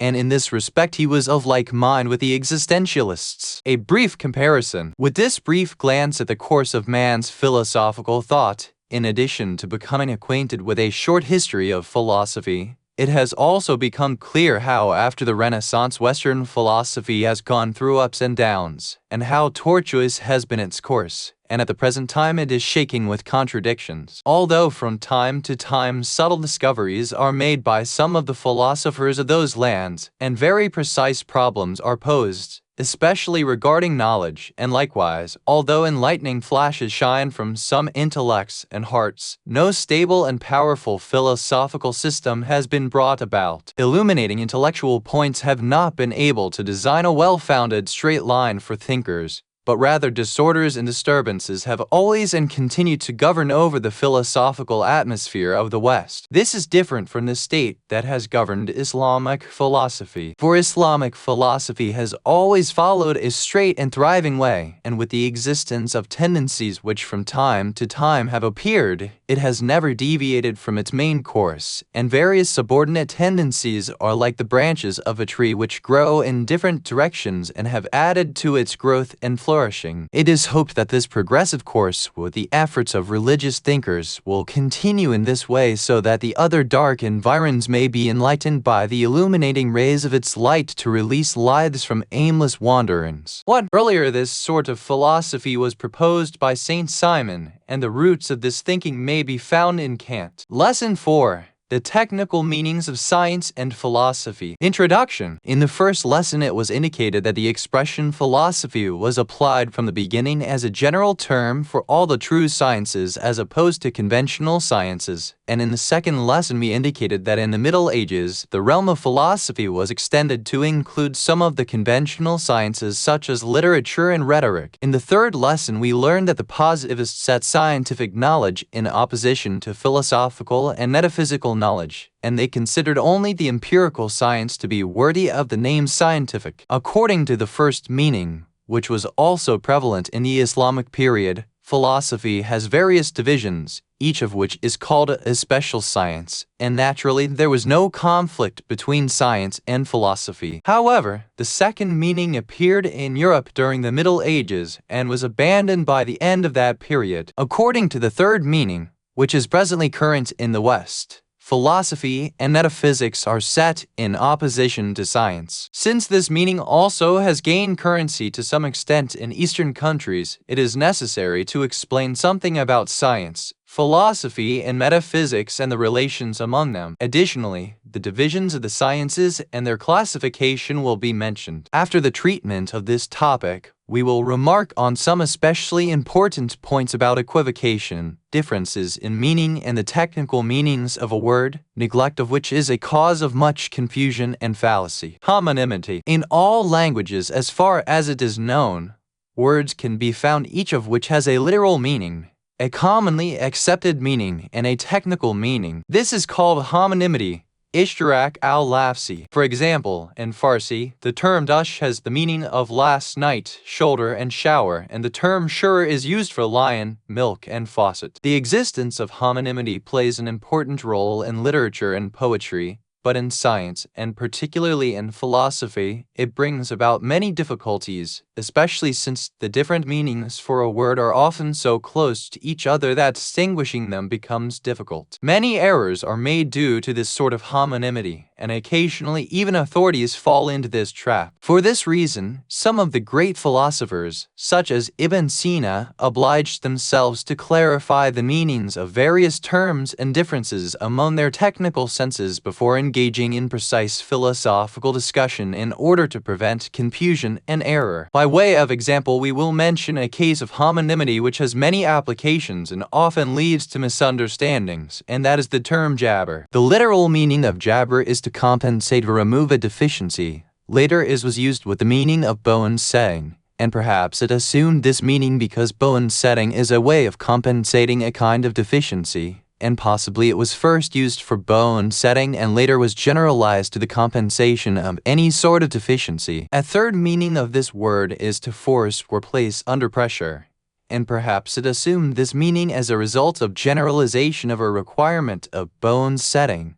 That is, since bone setting usually requires that the broken member be placed under pressure in order that the bone may be fit together, this meaning was generalized to include any pressure exerted by someone on another which forces, the other to do something involuntarily. Perhaps this was first used for cases of physical pressure and then for cases of mental pressure. And finally, this concept was expanded to include any sort of feeling of pressure, even when not brought about by another person. Up to this point, we have reviewed the concept of jabr from the perspective of its literal and commonly accepted meanings. Now we should introduce the technical meaning of this expression in science and philosophy. One of the scientific meanings of jabr is that which is used in mathematics, that is, a kind of calculation in which instead of numerals, letters are used. And perhaps this meaning was coined because in algebraic calculations positive and negative quantities compensate each other, or because the unknown quantity on one side of an equation becomes known by attending to the other side or by transferring its members, which is a kind of compensating. Another technical meaning is related to psychology,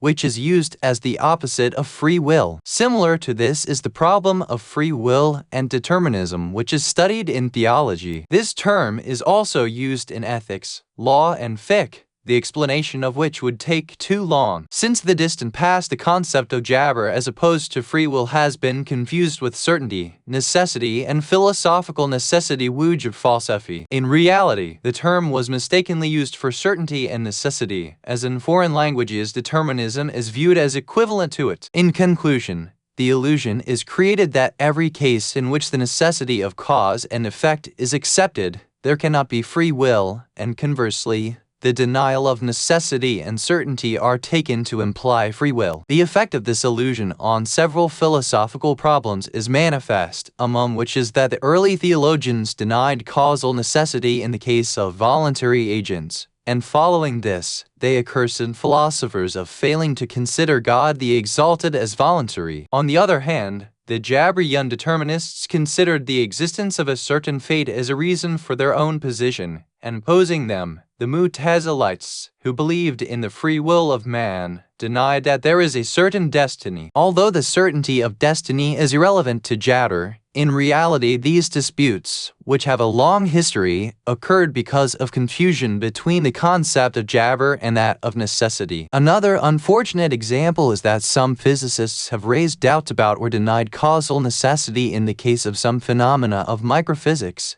and opposing them, some Western theists have attempted to prove the existence of the will of God on the basis of the denial of necessity for these phenomena, imagining that the denial of necessity and rejection of determinism in these cases would imply the proof of free power. In conclusion, the existence of homonymity, especially in cases in which the meanings are near to or similar to one another, brings about problems in philosophical discussions. These difficulties are redoubled when in a single science a term has many technical meanings, as in the case of the expression intellect akal in philosophy, and the terms essential dati and accidental radhi in logic. Therefore, the need to explain meanings and to determine the intended meaning in every discussion is clear. The technical meaning of science, among the expressions which have various and confusing applications, is the term ilm science, knowledge. The literal meaning of this word and of its synonyms in other languages, such as Danish and Daneston in Farsi, are clear and require no explanation.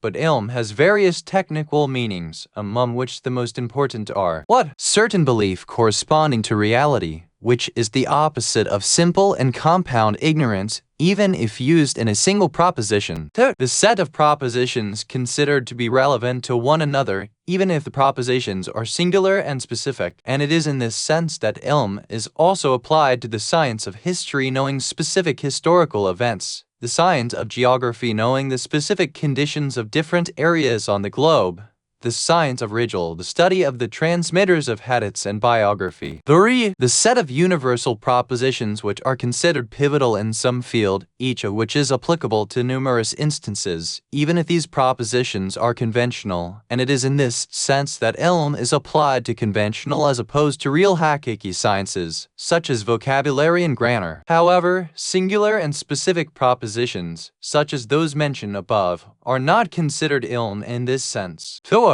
The set of universal real hakiki, i.e. not conventional propositions which are pivotal in some field. This sense includes all the theoretical and practical sciences, including theology and metaphysics, but it does not apply to singular and conventional propositions. 5. The set of real propositions which can be justified by sense experience. This is the very sense in which the positivists employ the term, and on this basis the non-empirical sciences and learning are not considered to be ilm science. The restriction of the expression science ilm to the empirical sciences is not a matter of controversy as far as this merely concerns the coining of terms and fixing terminology. However, the fixing of this term by the positivists is based on the particular view of those who imagine that the scope of certain and real human knowledge is limited to sensible and empirical things. They consider thinking which goes beyond this to be meaningless and fruitless. However, unfortunately, this sense has come to prevail across the surface of the earth, according to which science is set in opposition to philosophy. The scope of certain knowledge, the refutation of positivism, and the proof that there is real knowledge beyond the realm of sense and experience shall be postponed until the discussion of epistemology. We next turn to the explanation of the concept of philosophy and metaphysics. The technical meaning of philosophy. Thus far we have become acquainted with 3 technical meanings of philosophy. The first meaning includes all of the real sciences.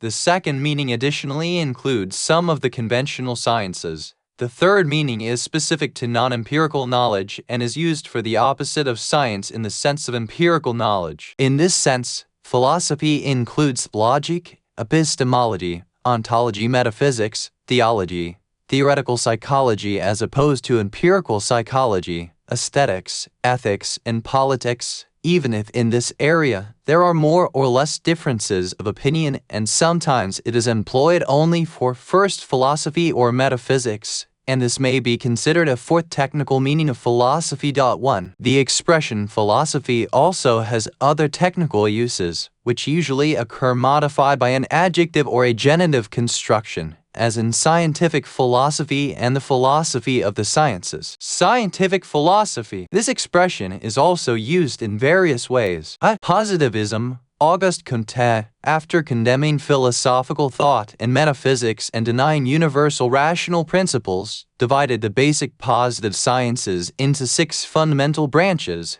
each of which has its own characteristic laws, as follows: mathematics, astronomy, physics, chemistry, biology, and sociology. He wrote a book called Course of Positive Philosophy in 6 volumes, and he treated the totality of the 6-fold science in accordance with his so-called positive method. He devoted 3 volumes of the set to sociology, even though the basis of this positive philosophy lies in some dogmatic non-positive claims. In any case, the content of this book, which is in fact program for the investigation of the sciences and especially the social sciences, is called positive philosophy or scientific philosophy. Dialectical materialism. Marxists, contrary to positivists, emphasize the necessity of philosophy and the existence of universal laws. However, they hold that these laws are obtained from the generalization of the laws of the empirical sciences, not from rational and metaphysical thought. Hence, they call the philosophy of dialectical materialism scientific philosophy,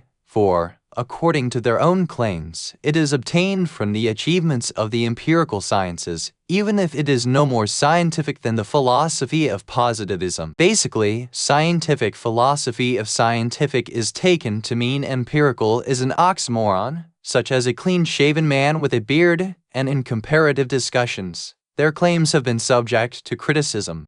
Another sense of scientific philosophy is synonymous to methodology. It is clear that every science, depending on its sort of problems, requires its own specific methods of research and verification. For example, the problems of history cannot be solved in the laboratory by means of the analysis and synthesis of various elements, and likewise, no philosopher can establish the year in which Napoleon attacked Russia or whether he was victorious or defeated by means of philosophical and mental analysis and inference. These sorts of problems are to be solved by means of review of the relevant documents and the evaluation of their validity. In general, science in the general sense may be divided into 3 types according to the methods of research and inquiry used for solving their problems: intellectual sciences, empirical sciences, and narrative and historical sciences. A science by the name of methodology has appeared in order to review the kinds and levels of the sciences and to determine the general and specific methods of each of the three types of science,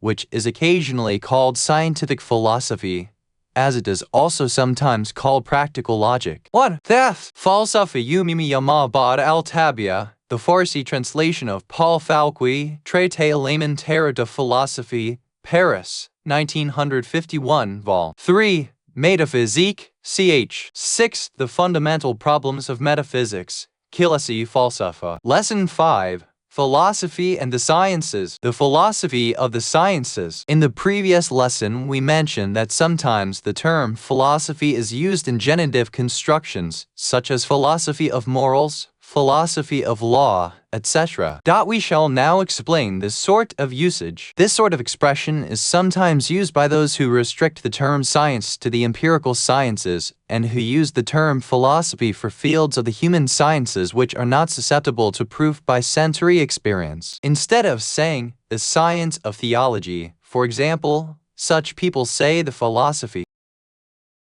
of theology. That is, the use of philosophy in the genetic construction is merely for the sake of indicating the kind of matter under discussion and its topics. Likewise, those who consider problems which are both scientific and evaluative to be unscientific, and who hold that there is no objective basis in reality for them but consider them to be merely governed by the desires and inclinations of people, sometimes consider these sorts of problems to belong to the realm of philosophy. So, for example, instead of speaking of the science of morals, they say the philosophy of morals, and instead of speaking of the science of politics, they say the philosophy of politics. Sometimes this sort of expression is used in another sense, and that is to explain the principles of other sciences. In addition, matters such as the history, founders, goals, methods of research, and the course of development of a science are also discussed under this rubric. This sort of expression is not peculiar to the positivists and those of like mind to them,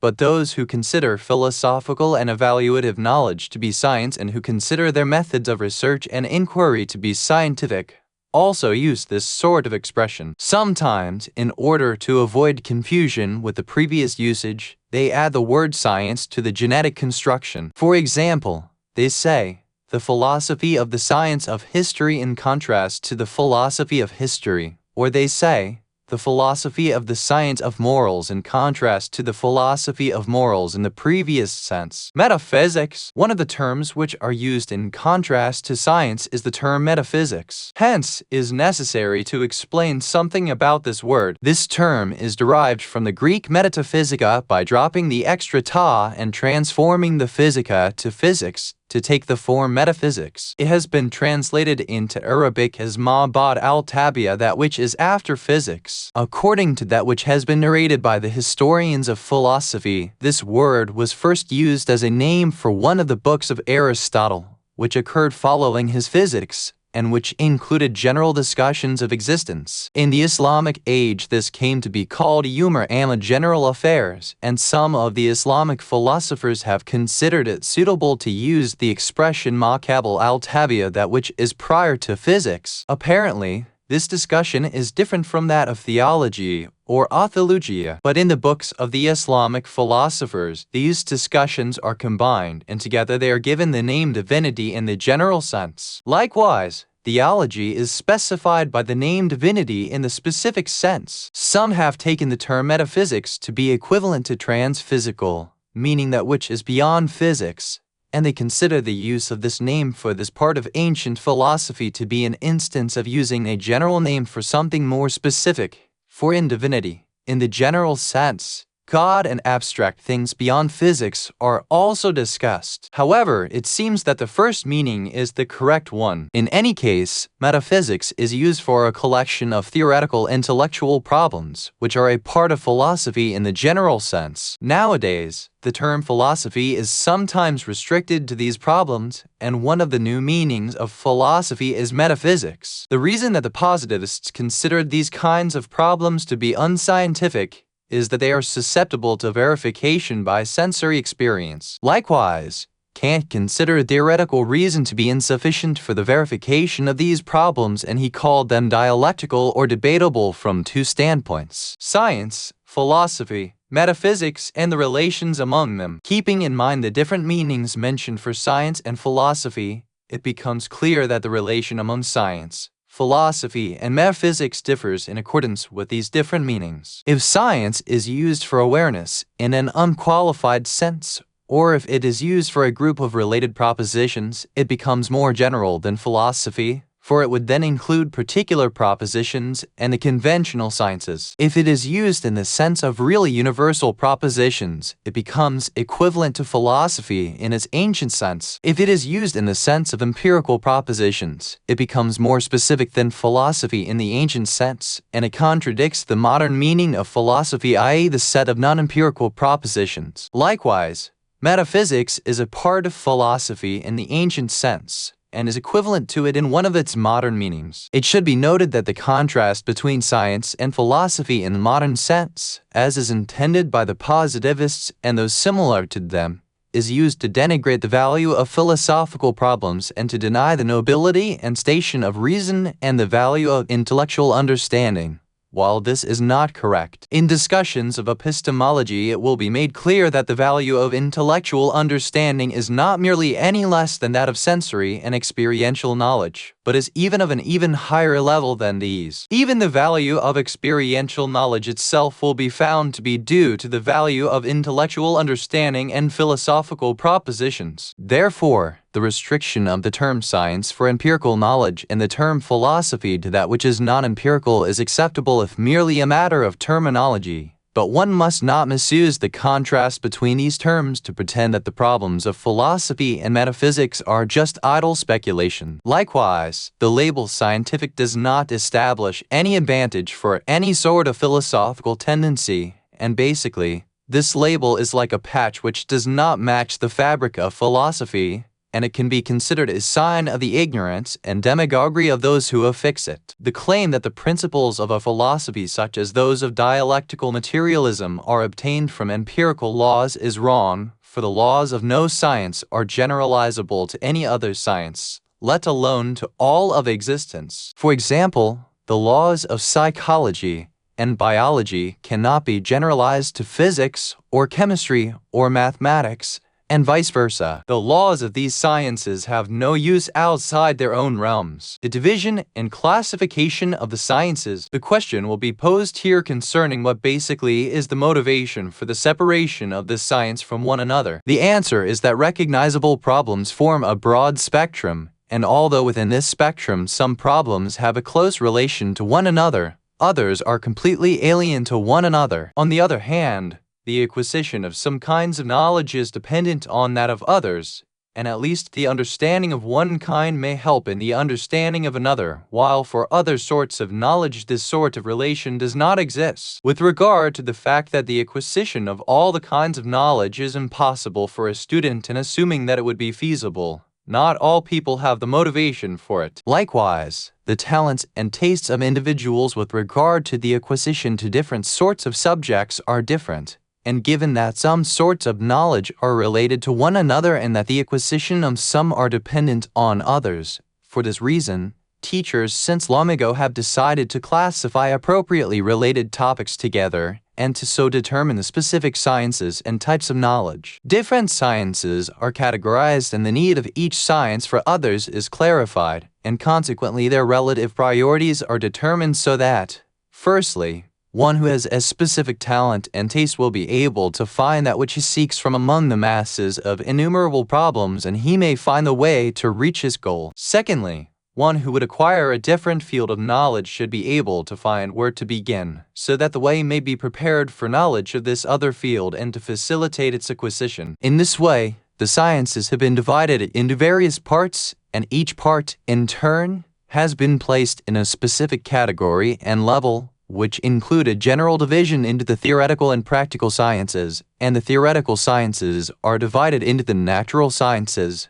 mathematics, and divinity, while the practical sciences are divided into ethics, household economics, and politics, which were mentioned before, the standard for distinguishing among the sciences. Now that the necessity for classifying the sciences has become clear, another question may be posed. What are the criteria and standards for the categorization of the sciences and for distinguishing among them? The answer is that the sciences may be classified according to various standards, the most important of which are: 1. According to the methods and procedures of research. Earlier we indicated that all problems cannot be the object of study and research by a single method, and we also indicated that all sciences, with regard to their general methods of inquiry, can be divided into 3 groups. The rational sciences, which may be investigated by means of rational proofs and mental inferences alone, as with logic and divine philosophy. The empirical sciences, which are verifiable by empirical methods, such as physics,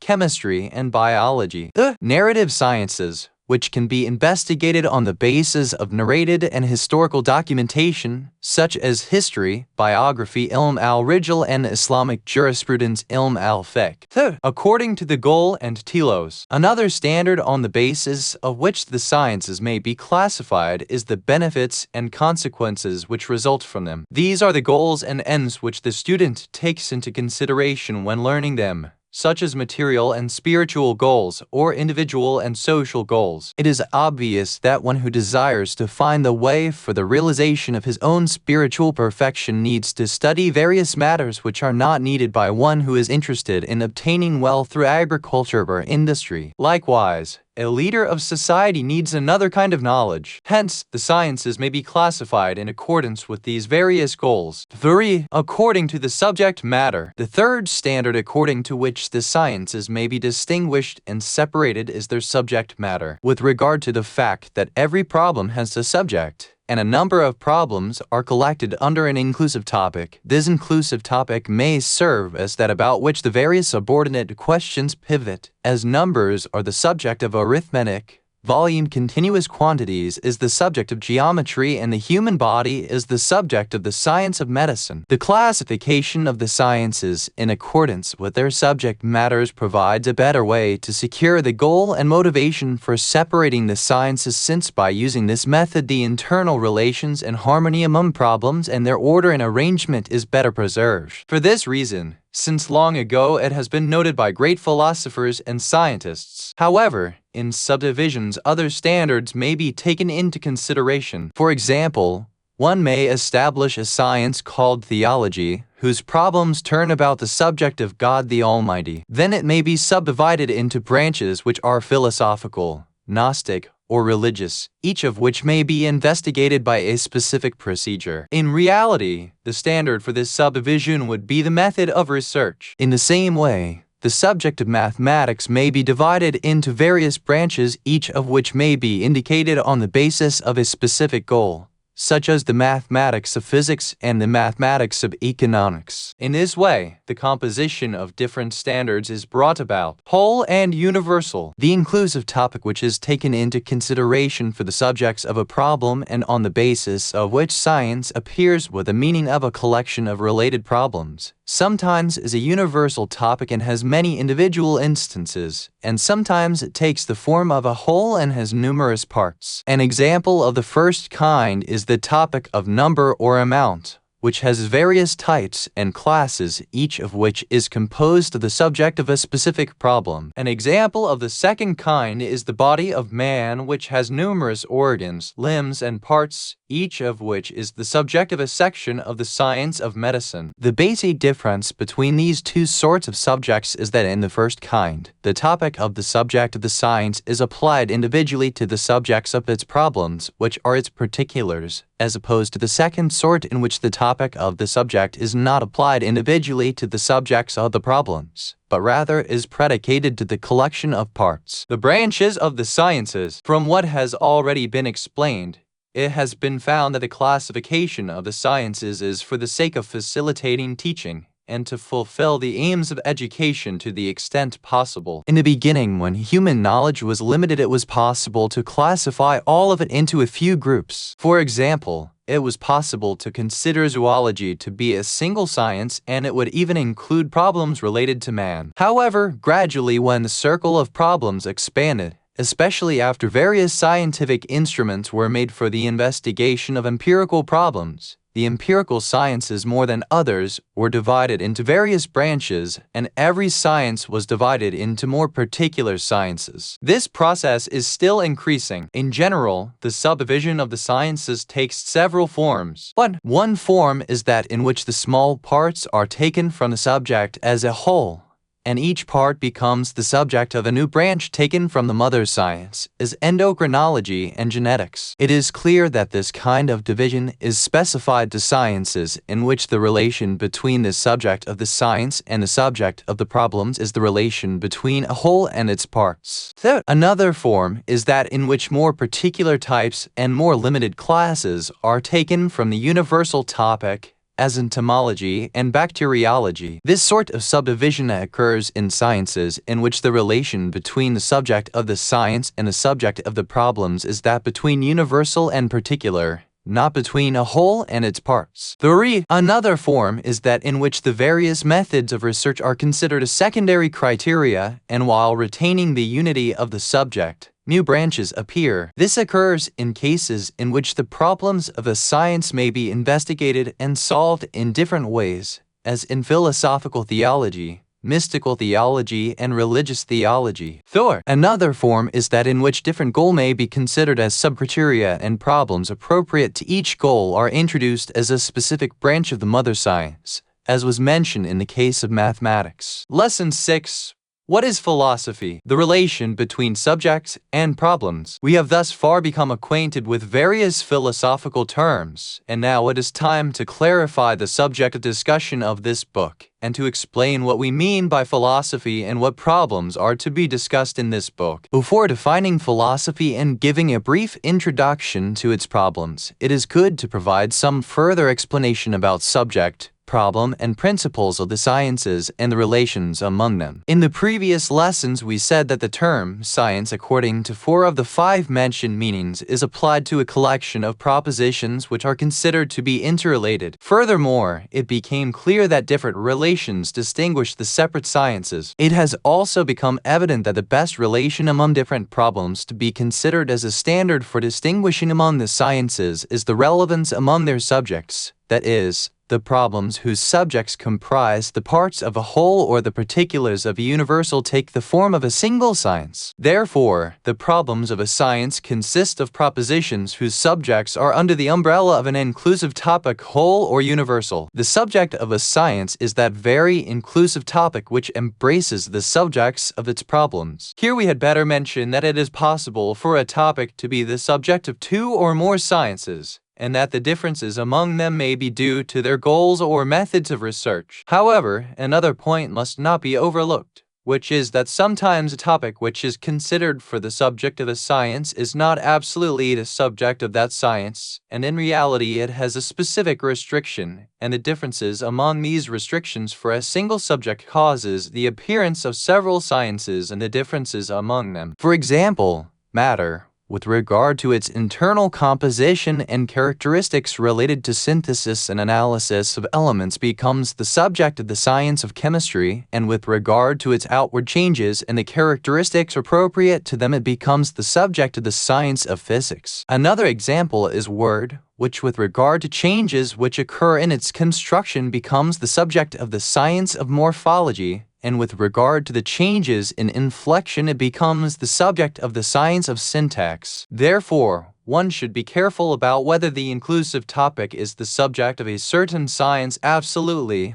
or with specific restrictions and qualifications. How often an inclusive topic becomes the subject of a general science absolutely, and then with the addition of restrictions it takes the form of subjects for specific sciences. For example, in the well-known classification of philosophy according to the ancients, body is the subject of all the natural sciences, and by adding restrictions it takes the form of the subjects of mineralogy, botany, and zoology, etc. Regarding the quality of the branches of the sciences, it was indicated that some divisions are obtained by restricting the scope of the subject and by adding qualifications to the topic of the mother subject. Among the possible qualifications to add to the topic of the subject is the restriction of absoluteness, kade itlaq, which means that in that science principles are discussed which are proved for the essence of the subject generally or absolutely without considering any specific characteristics. In conclusion, it is to include all individuals of the subject. For example, the principles and qualifications are established for body in general, absolutely, whether mineral or organic, whether vegetable or animal or human. In this way, one can determine the subject to be absolute body, and this sort of problem may be further specified to specific sciences. The sages have thus specified the first section of physics to cover such principles with the names Samatabi Elementary General Physics and Sam Alkean Elementary General Astronomy.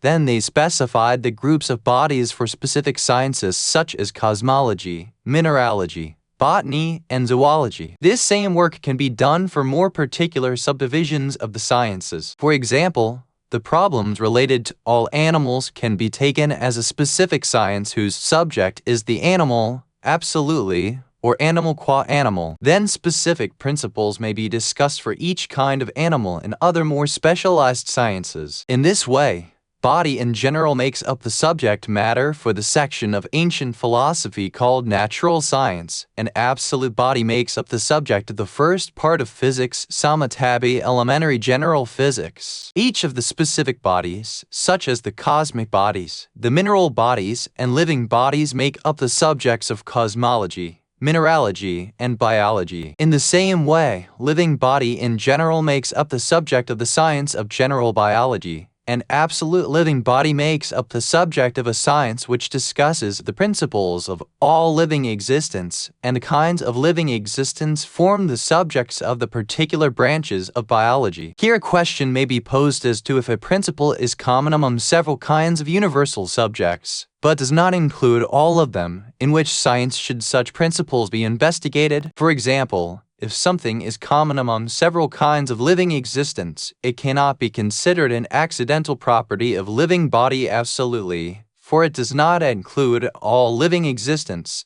But on the other hand, to abandon it to any of the relevant particular sciences would be repetitive. So, where must it be placed? The answer is that usually this sort of problem is also discussed in a science whose subject of discussion is absolute, and the principles of absolute subjects Oweridatiya, essential accidents, are defined as follows: a principle which is established for the essence of the subject before being modified by the qualifications of the particular sciences. Really, the looseness of this definition is preferable to the repetition of the problem. As in the case of first philosophy or metaphysics, some philosophers have said that in it precepts and accidents are discussed which are established for an absolute existent or an existent qua existent, prior to being qualified by the qualification of natural or mathematical. The principles of the sciences and their relationships with subjects and problems. We have found that in each science a series of appropriately related propositions, and in reality, the proximate aim and motivation for learning and teaching that science are to analyze those propositions that are to prove that their predicates are true of their subjects. So, in every science it is assumed that a subject exists, and that predicates may be proved true of parts or individuals of this subject. Therefore, before dealing with the presentation and analysis of the problems of any science, one needs to have prior knowledge of a series of things. 1. Knowledge of the whatness and concept of the subject. 2. Knowledge of the existence of the subject. 3. Knowledge of principles by means of which the problems of that science are solved. Such knowledge is sometimes self-evident and without need of exposition or acquisition, in which case there would be no difficulty. But sometimes this knowledge is not self-evident and needs exposition and proof. For example, it is possible that the existence of a subject such as the spirit of man is a matter of controversy, and it is considered possible that it is a fantasy and unreal, and in such a case its real existence must be proven. Likewise, it is possible for there to be some doubt about the principles on the basis of which the problems of a science are solved, and so it is necessary that these principles are first proven. Otherwise, the conclusions which are derived from them will not have scientific value and certainty. These sorts of matters are called the principles of the sciences Mabedi Ulam, and they are divided into conceptual tasawwur principles and assertive Taqi principles. The conceptual principles, which consist of the definitions and expositions of the whatnesses of the things under discussion, are usually presented in the science itself in the form of an introduction. However, the assertive principles of a science are different. Often they are discussed in other sciences. As was previously indicated, the philosophy of each science is really another science which undertakes the explanation and establishment of the principles of that science. Finally, the most general principles of the sciences are discussed and investigated in first philosophy or metaphysics. Among them, one may mention the principle of causality, which is relied upon by the scholars of all the empirical sciences. Basically, scientific research is done with the prior acceptance of this principle, for this research revolves around the discovery of causal relations among phenomena. But this principle itself is not provable in any empirical science, and the discussion of this principle takes place in philosophy. The subjects and problems of philosophy. From what has been said, it follows that the best way to define a science is by specifying its subject, and if it has restrictions, they should be subject to exact attention. Then the problems of that science may be introduced as propositions which revolve about the above-mentioned subjects. On the other hand, the specification of a subject and its qualifications depends on determining the problems which are intended for the exposition of a science. That is, it is to a certain extent dependent on convention and agreement. For example, if we consider the topic existent, which is the most general concept for a real thing, we will see that all the subjects of real problems come under its umbrella. If we consider the subject of science, it will include all the problems of the real sciences, and this science is philosophy itself in the sense of the ancients. The presentation of such an inclusive science is not compatible with the aims of the classification of the sciences. There is no choice but to consider the subjects in a more limited way in order to fulfill the mentioned goals. The ancient teachers first considered two groups of theoretical problems, each of which revolved about its own specific set of issues. One group of them was called physics and the other was called mathematics. Then each of these was divided into more particular sciences. A third group of theoretical problems about God also could be presented,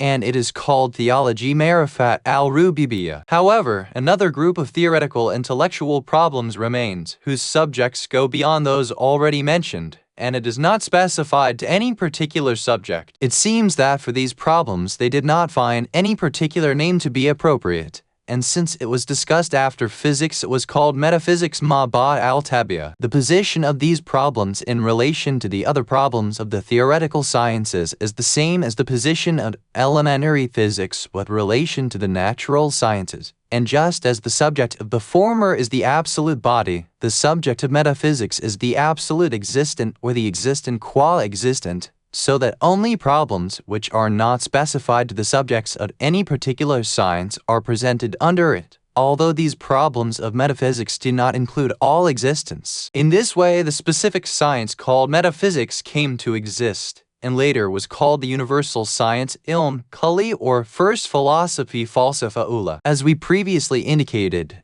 during the Islamic era the problems of metaphysics were assimilated to the problems of theology and was called divinity in the general sense ilahiyat by al-Mana Alan. Occasionally other problems, such as those of resurrection and the means to man's eternal felicity, and even some problems concerning prophecy and imamate also are appended to it, as is seen in the section on divinity in Ibn Sina's Shifa. If all of these problems are considered to be the main problems of one science, and none of them are impositions or digressions, then the subject of this science would have to be considered very broadly. The determination of a single subject for such various problems would be no easy task. For the same reason, various attempts have been made to determine the subject and to explain that all of these predicates are essential properties awaridadia of it, though it has not been very successful. Anyway, there are three alternatives. Either theoretical problems other than physics and mathematics may be considered as a single science with a single affected subject, or the standards and criteria of their coherence and unity is to be taken as the unity of their aims and ends, or every group of problems which has a specific subject is to be taken as a specific science, including the universal problems of existence, which are discussed under first philosophy, according to one of the specific senses of philosophy. It seems that this last is the most suitable of the alternatives, and that therefore the various problems in Islamic philosophy which are presented as philosophy and hikmat are considered to be several specific sciences. In other words, we will have a series of philosophical sciences, all of which share a rational method, but we will apply the term absolute philosophy to first philosophy, and the main purpose of this book is to present the problems of first philosophy. However, since their solutions depend on the problems of knowledge, we must first present epistemology, and then we may review the problems of ontology and metaphysics. The definition of philosophy, considering that philosophy is equivalent to first philosophy or metaphysics, and its subject is the absolute existent, not the existent absolutely, we can define it as follows: a science which discusses the state of the absolute existent, or a science which addresses the general states of existence, or a set of propositions and problems regarding the existent in so far as it is an existent. Several characteristics of philosophy have been mentioned, among the most important of which are the following. What? Contrary to the empirical and narrative sciences, the method for solving the problems of philosophy is the rational method, although this method is also employed in logic, theology, philosophical psychology, and some other sciences such as ethics, and even in mathematics. Therefore, this method is not particular to first philosophy. Philosophy undertakes to prove the assertions which are the principles of the other sciences, and this is one of the ways in which the other sciences stand in need of philosophy. Hence, philosophy is called the mother of the sciences. In philosophy, a criterion is obtained for distinguishing true states of affairs from imaginary and spurious ones, and hence, the main purpose of philosophy is sometimes considered to be knowledge of true states of affairs and the distinction of them from illusion. But it is better to consider this as the purpose of epistemology. The characteristic of philosophical concepts is that they are not attained from the senses or experience, such as the concepts of cause and effect, necessary and contingent, material and immaterial. These concepts are technically called philosophical secondary intelligibles, and they are explained in the section on epistemology. In view of these characteristics, one can find out why philosophical problems only can be proved by the rational method, and why philosophical laws are not obtained by way of generalizing from the laws of the empirical sciences. Lesson 7. The position of philosophy. The essence of the problems of philosophy. In the previous lesson, a definition of philosophy was presented, and it was concluded in brief that this science discusses the general states of existence. However, this is not sufficient to discover the essence of philosophical problems. Of course, the exact understanding of these problems is achieved when they are in practice investigated in detail, and naturally, the more deeply one delves into them and comprehends them, the better one will know the truth about them. However, before beginning, if we are able to obtain a clearer view of the problems of philosophy, we will be better able to understand the benefits of philosophy. We will proceed with more insight and vision and with increased eagerness and interest. For this purpose, we begin by mentioning some examples of other problems of the philosophical sciences, indicated the difference between them and the problems of other sciences. Finally, we will deal with the explanation of the essence of first philosophy and the characteristics of its problems. For every man, this basic and vital question is presented: is his life ended with death, and after it is there nothing left but the decayed parts of his body, or is there a life after death? It is clear that the answer to this question cannot be obtained from any of the empirical sciences such as physics, chemistry, geology, botany, biology, and others like them. Likewise, the calculations of mathematics and the equations of algebra contain no answers to these questions. Hence, another science is needed to investigate these and similar problems with its own methodology, and to clarify whether man is merely this physical body or whether he has another reality which cannot be sensed, called the spirit. On the hypothesis that there is a spirit, is it able to persist after death or not? It is obvious that the investigation of this sort of problem is not possible by the methods of the empirical sciences. Rather,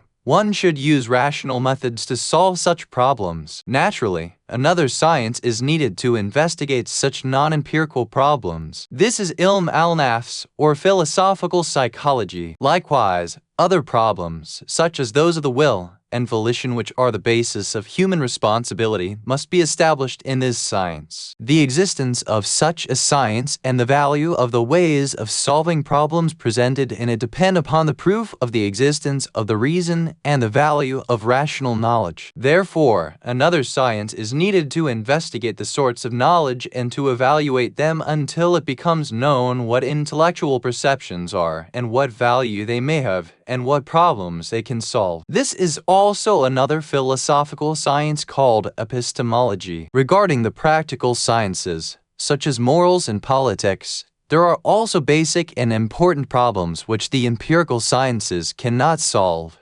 including the recognition of the truth of moral good and evil, virtue and vice, and the standards for determining and distinguishing praiseworthy and blameworthy deeds. Inquiry into this sort of question needs a specific philosophical science or sciences, which in turn are in need of epistemology. With more careful attention, it becomes clear that these problems are interrelated, and as a whole are related to the problems of theology, the study of the God who has created the body and spirit of man and all existence of the world, the God who manages the cosmos with a special order, the God who causes people to die and again will raise them to life to be rewarded or punished for their good and bad deeds which are performed with volition and free will, etc. Knowledge of God the Almighty and His attributes and deeds form a series of problems which will be investigated in the science of theology, divinity in specific sense. All of these problems are based on a series of more general and more universal problems whose scope also embraces sensory and material affairs, such as the following. Existents are in need of one another for their generation and persistence, and among them there are passive and active relations, actions and reactions, and causes and effects. All existents which are within the range of man's sense and experience are perishable, but there must be another existent which is imperishable, and rather for which nothingness and imperfection are barred. The arena of being is not restricted to material and sensible existence, nor is it restricted to changing, altering and moving the existence. Rather, there are other kinds of existence which do not have these characteristics and are not in need of time and place. The discussion about whether change, alteration, perishability, and dependency are implications of being, in other words, whether there is a stable, fixed, imperishable, and independent existent, is a discussion whose positive resolution leads to a classification of existence into the material and the immaterial, the stable and changing, the necessary existence and contingent existence, etc. Until this sort of problem is solved, for example, until necessary existence and immaterial existences are established, sciences such as theology, philosophical psychology, and the like will have no basis or foundation. It is not only the solution to such problems which requires rational arguments, but if one wishes to disprove these matters, this also requires the employment of rational methods. For just as sensation and experience by themselves are unable to prove these things, they are also unable to disprove or deny them. In this way, it has become clear that there is a series of important and basic problems for man which cannot be answered by any of the specific sciences, not even by the specific philosophical sciences. There must be another science by which to inquire into them, and this is metaphysics, the general science. First, philosophy, whose subject is not specific to a kind of existent or determined and particular essence. Inevitably, its subject must be the most universal concept which is applicable to all real and objective things, and this is the term existent. Of course, what is meant is not existent in that respect in which it is material, and not in that respect in which it is immaterial, but rather in that respect in which it is an existent, that is, the absolute existent or existent in so far as it is an existent. Such a science has the position of being what is called the mother of the sciences, the principle of philosophy. In the previous lesson it was said that before beginning to solve the problems of any science, one should recognize the principles of that science. So, we may now ask, What are the principles of philosophy, and in what science should these be determined? The answer is that the recognition of the conceptual principles of the sciences, that is, the knowledge of the concept and essence of the subject of the science, and the concepts of the subjects of the problems of the science usually are obtained in that very science itself. In this way, the definition of the subject is presented in the introduction to the text, and the definitions of the particular subjects of the problems are defined in the introductions to each discussion. However, the subject of philosophy existent and its concept are self-evident and in no need of definition. Therefore, philosophy has no need for these conceptual principles. However, the subjects of its problems, as in other sciences, are defined at the beginning of every discussion. The assertive principles of the sciences are divided into two groups. One is the affirmation of the existence of the subject, and the other is the principles which are employed for the establishment and determination of the problems of the science. However, the existence of the subject of philosophy has no need of being established, for the principle of being is self-evident and is undeniable by any rational person. At least everyone is aware of the existence of themselves, and this suffices for knowing that the concept of existence has an instance. Hence, other instances may be discussed and investigated. In this way, a problem appears for philosophy about which the sophists, skeptics and idealists on the one hand, and other philosophers on the other hand have disagreed. As for the second group of assertive principles, that is the principles which are the basis for solving problems, these are divided into two groups. One is the theoretical principles, i.e. not self-evident, which must be proved in another science, and are called the conventional principles, and as was previously indicated, the most general conventional principles are established in first philosophy, that is, some of the philosophical problems are used to establish the conventional principles of other sciences. First, philosophy itself basically has no need for such conventional principles, although it is possible that in other philosophical sciences, such as theology, philosophical psychology, and ethics, principles may be employed which are established in first philosophy or in some other philosophical science, or even in an empirical science. The second group of principles is self-evident propositions which have no need to be proven or explained, such as the proposition of the impossibility of a contradiction. The problems of first philosophy need nothing more than such principles, and these principles do not need to be proven, let alone to be proven in another science. Therefore, first philosophy has no need for any other science, whether rational or empirical or narrative. This is one of the most important characteristics of this science, although logic and epistemology are exceptions, because the reasoning for the establishment of philosophical problems is on the basis of the principles of logic, and it is on this basis that philosophical truths are capable of being known rationally, that is, the existence of the intellect and its ability to solve the problems of philosophy be settled. But it may be said that what is basically needed by philosophy are the self-evident principles of logic and epistemology, which cannot really be considered problems and to be in need of proving, and the explanation which are given of them are really explanations for admonition. Further explanation of this is to be found in Lesson 11. The aim of philosophy. The proximate and immediate aim of any science is the awareness of man of the problems which are presented in that science, and the quenching of man's innate thirst for understanding the truth. For one of the basic human instincts is the instinct to search for the truth, or unquenchable limitless curiosity. The satisfaction of this instinct fulfills one of man's psychological needs, although this instinct is not equally active and animated in all individuals.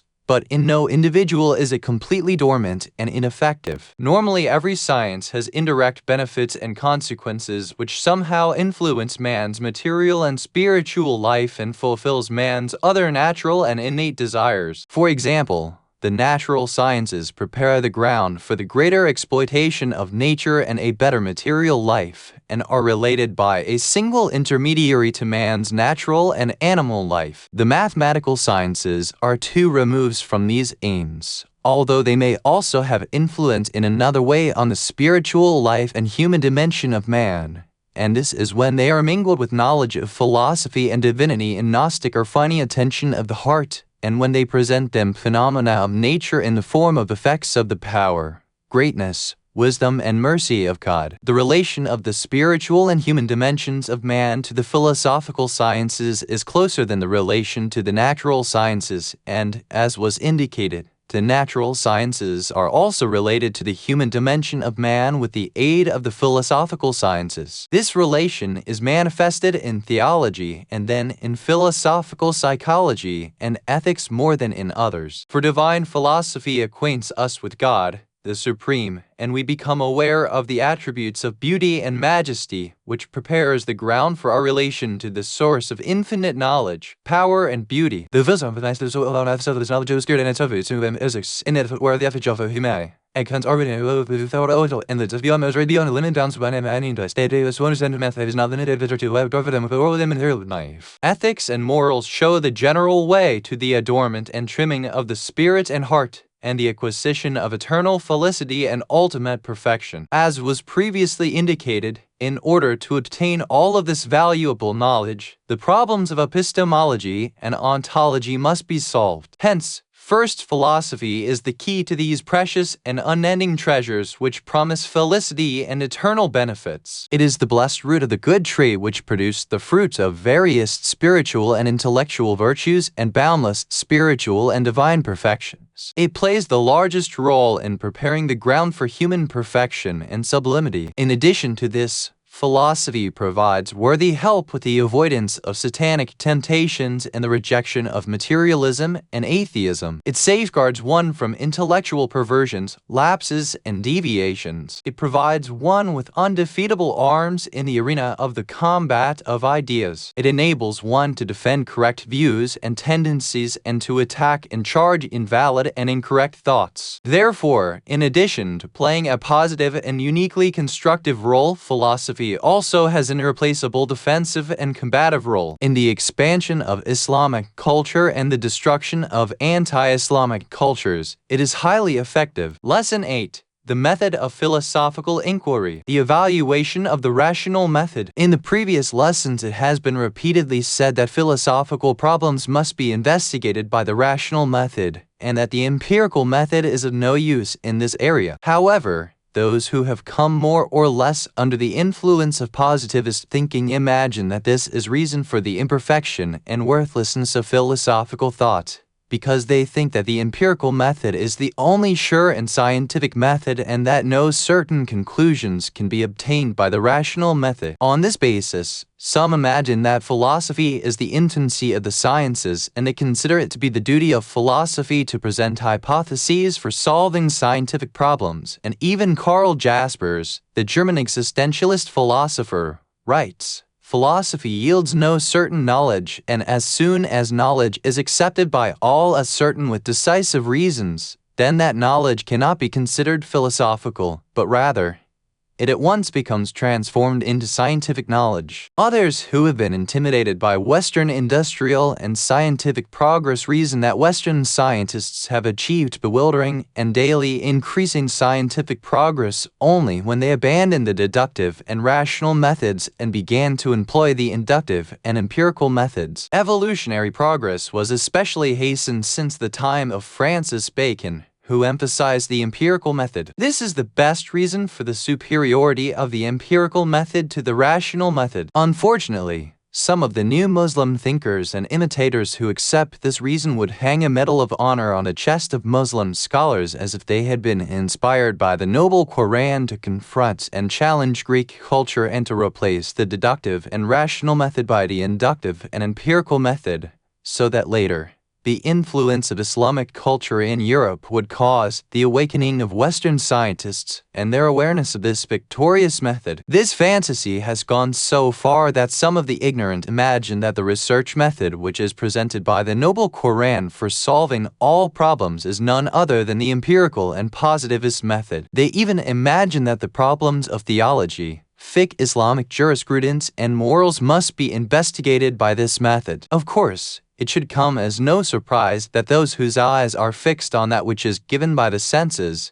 who have closed their eyes to that which is beyond sensory perception, who have denied the power of reason and rational understanding and who consider rational and metaphysical concepts to be invalid and meaningless should also deny any place for philosophy among the human sciences. They consider it to have no role but explaining some terms current in languages, and that its dignity must be reduced to that of linguistics. They present its function to be that of offering hypotheses for the solution of the problems of the sciences. This is most unfortunate, that someone who calls himself a Muslim, who is acquainted with the Quran, should relate such intellectual perversions and decadence to the noble Quran. They consider this to be cause for the honor of Islam and for Muslim scholars. Here, we do not intend to criticize positivist ideas, which are the basis of such fantasies, and in comparative discussions, these will become more or less familiar. However, we consider it necessary to explain more about the rational and empirical methods so that the weaknesses of the arguments which have been made in this area become clear. Analogy, induction, and deduction. Attempts to discover what is unknown on the basis of what is known are of three forms. 1. Inference from particulars to another particular.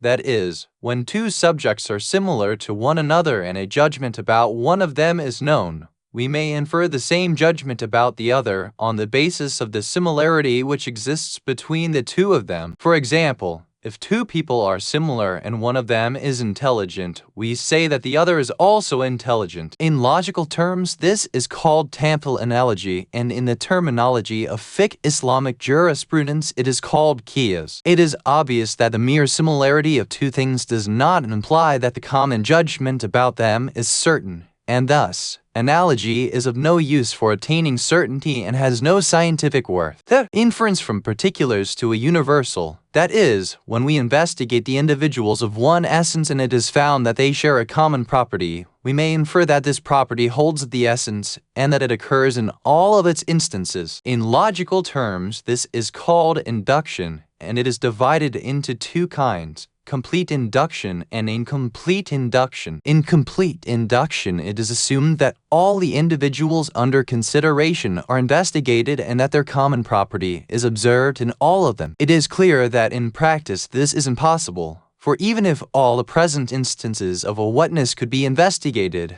there would be no way to investigate all past and future instances. At the very least, the possibility would remain that in the past or in the future there could be instances of that essence. Incomplete induction occurs when many of the instances of whatness are observed and a property common to them is attributed to all individuals of that essence. But this intellectual inference will not lead to certainty, for there will always be the possibility, no matter how weak, that some of the individuals which have not been investigated lack this property. Therefore, in practice, certain and indubitable conclusions cannot be obtained by induction. The inference from universals to a particular, that is, first a predicate is proved for a universal subject, and on the basis of this the judgment about the particulars of that subject becomes clear. In logic, this sort of intellectual inference is called qiyas deduction, and it yields certainty under the conditions that its premises are certain and the deduction also has a valid form. Logicians have allocated an important section of classical logic to the explanation of the material and formal conditions of certain deduction.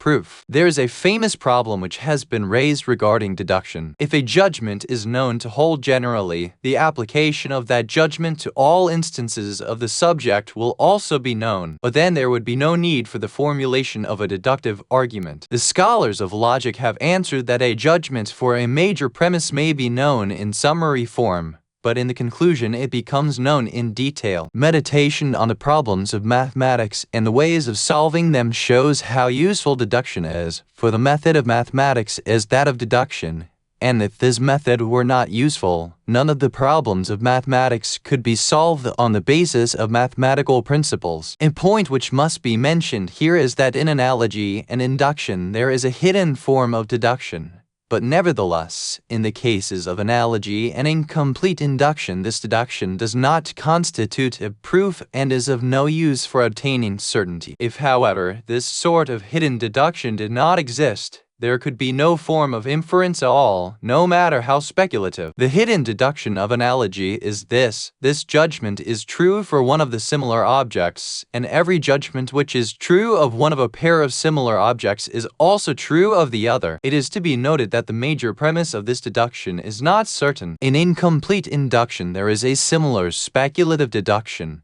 That is, there is a suppressed major premise in it, such as every judgment which is proved for many individuals of a whatness is proven for all the individuals of that essence. Even if induction is considered valid by way of the probability calculus, it will still need deduction. Likewise, empirical propositions are in need of deduction if they are to take the form of universal propositions, as is explained in the books of logic. It is to be concluded that reasoning about a problem always must take the form of an inference from universal to particular, although this intellectual inference will sometimes be performed explicitly and clearly, as in logical deduction, and sometimes in a hidden form, as in analogy and induction. Sometimes it yields certainty, as in deductive proofs and complete induction, and sometimes it does not bring certainty, as in rhetorical and polemical deductions, analogy and incomplete induction. Rational method and empirical method. As was previously mentioned, deduction brings certainty when, in addition to having a valid form and satisfies logical conditions,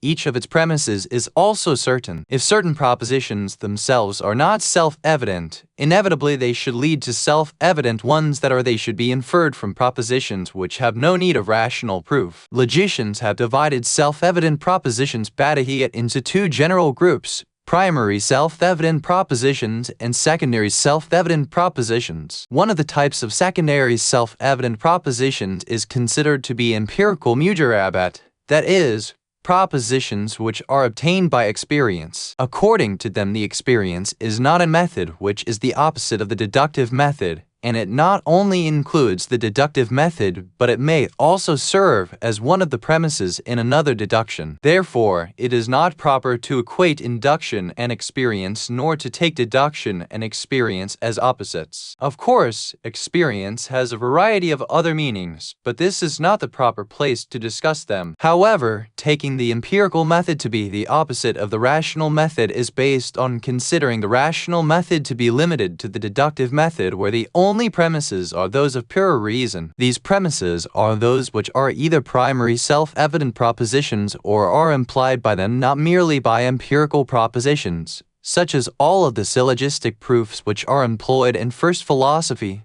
mathematics, and for many of the problems of the philosophical sciences. The difference between this and the empirical method is not that one of them employs deduction and the other induction. Rather, the difference is that the rational method is supported solely by primary self-evidence, while the empirical method is supported by empirical premises, which are considered to be secondary self-evident propositions. Far from being a flaw in the rational method, this is the greatest distinction of the rational method. Conclusions. With the points which have been mentioned here in summary form, it becomes clear how weak and far from the truth are the positions mentioned of the positivists, because, firstly, it is not correct to equate experience and induction. Secondly, it is incorrect to consider the empirical method as the opposite of the deductive method. Thirdly, neither induction nor experience is without need of deduction. Fourthly, both the rational and empirical methods are deductive, and the distinction of the rational method is that it relies upon primary self-evident propositions,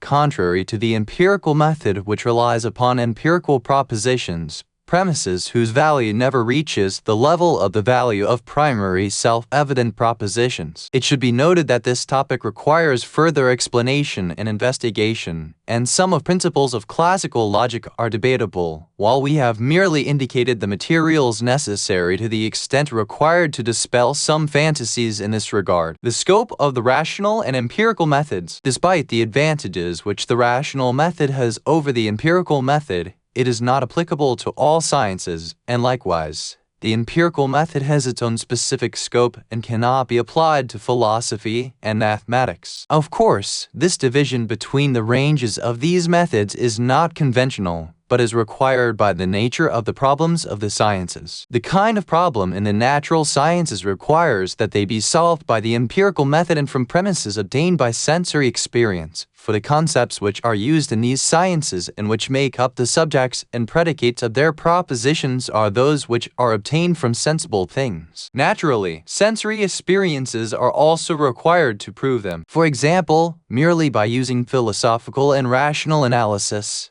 no philosopher, no matter how much mental effort he makes, can discover that bodies are composed of molecules and atoms, or what elements must be combined to form a given chemical matter and what properties it will have, or what living existents are composed of, and under what material conditions they survive, and what things cause sickness in animals and humans, and how various diseases may be cured and treated. So this sort of problem, and thousands of others like them, can only be solved by the empirical method. On the other hand, the problems which are related to immaterial things can never be solved by means of sensory experience, nor can they be denied by the empirical sciences. For example, with what sensory experience, and in what laboratory, and by means of what scientific instruments can the spirit and immaterial things be discovered or their absence be established? Furthermore, it is the propositions of first philosophy which are composed of secondary philosophical intelligibles, that is, of concepts which are obtained by means of mental effort and rational analysis. It is only possible to prove or disprove their relations or unity by means of reason. This sort of problem must be solved by the rational method and by reliance on rational self-evident propositions. From this, it becomes clear how weak the position is of those who confuse the ranges of the empirical and rational methods and who try to establish the superiority of the empirical method over the rational method,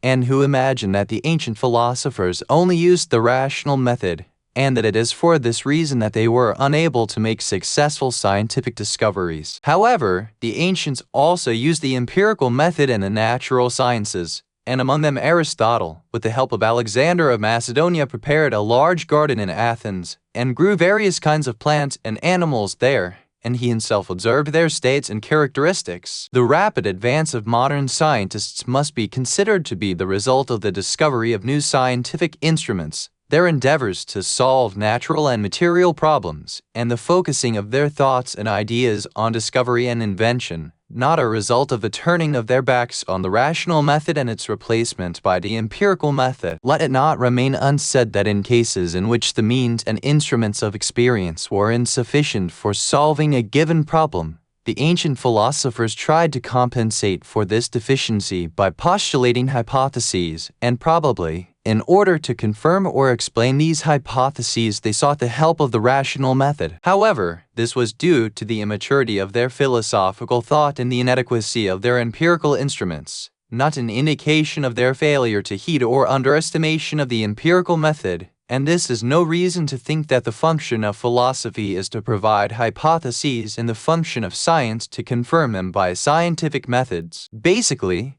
in that period, there was no distinction between science and philosophy, and all of the empirical sciences were also considered to be parts of philosophy. Lesson 9.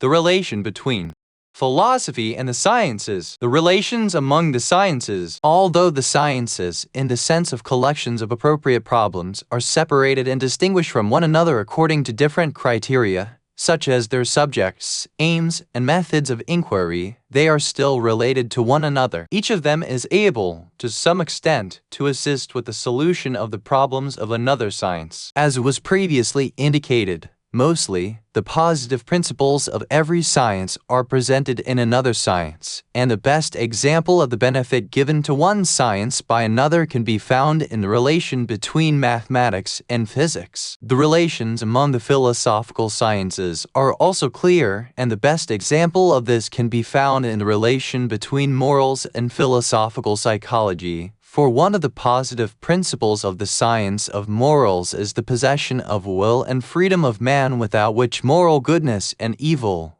praise and blame and reward and punishment would be meaningless. This positive principle must be established in the philosophical psychology Ilm al-Nafs, which discusses the characteristics of the human soul by the rational method. There is more or less of a relation between the natural and philosophical sciences as well. In order to solve some problems which are raised in the philosophical sciences, one can employ premises which are established in the empirical sciences. For example, in empirical psychology, it is demonstrated that sometimes, despite the existence of necessary physical and physiological conditions for seeing and hearing, perception does not take place. Perhaps all of us have had the experience of meeting a friend but failing to see him because the focus of our mental attention was elsewhere, or a sound may have caused our eardrums to vibrate although we did not hear it. This subject can be used for premises to solve one of the problems of the philosophical science of the soul, and it may be concluded that perception is not simply due to the category of material interaction. Otherwise, perception would always take place when the material conditions were satisfied. Now the question may be raised as to whether such relations also obtain between philosophy, i.e. metaphysics, and the other sciences, or whether there is an impenetrable wall and no relation between them. In response, it must be said that there are relations between philosophy and the other sciences, although philosophy is not dependent on the other sciences, and even has no need for positive principles which are established in other sciences. On the one hand, it assists other sciences and satisfies some of their fundamental needs, while on the other hand, it benefits from the other sciences in one sense. We shall now briefly investigate the interrelations between philosophy and the sciences in two sections: the assistance given by philosophy to the sciences, the fundamental assistance given by philosophy, i.e. metaphysics, to the other sciences, including the philosophical and non-philosophical sciences, is confined to explaining their assertive principles, that is, the establishment of the existence of non-self-evident subjects and the establishment of the most general positive principles. The establishment of the subject of science. We know that the problems of every science turn about a subject which includes the subjects of the problems of that science. When the existence of such a subject is not self-evident, it needs to be established, and this establishment is not within the scope of the problems of that science. For the problems of every science are limited to propositions which represent the state and accidents of the subject, not its existence. On the other hand, in some cases, the establishment of a subject by means of the research methods of that science is not possible. For example, the methods of the natural sciences are empirical, but the real existence of their subjects must be established by the rational method. In such cases, it is only first philosophy which can assist these sciences and establish their subjects by rational proof. This relation between philosophy and the sciences has been considered by some authorities to be a general relation, and that all the sciences without exception are in need of philosophy for the establishment of their subjects. And some have even gone further to assert that the establishment of the existence of all things is the responsibility of metaphysics. Every proposition which has the form of a halia based a simple existential proposition, that is, one whose predicate is existent, such as man is existent, is considered to be a metaphysical proposition. The apparent meaning of this claim, however, seems to be an exaggeration, but there is no doubt that the non-self-evident subjects of the sciences are in need of proofs which are composed of universal and metaphysical premises, but establishing positive principles. As has been repeatedly indicated, the most general principles required by all the real sciences are discussed in first philosophy, and the most important of them is the principle of causality and its subordinate laws, which we explain as follows. All scientific endeavors turn about the discovery of causal relations between things and phenomena. A scientist who spends long years of his life in the laboratory to analyze and synthesize chemicals searches to discover what elements cause the appearance of what material, and what properties and accidents will appear in it, and what factors cause the analysis of compounds, that is, what is the cause for the appearance of these phenomena. Likewise, a scientist who sets up an experiment to discover the microbe which causes a disease and the medicine for it really is searching for the cause of that disease and its cure. Hence, scientists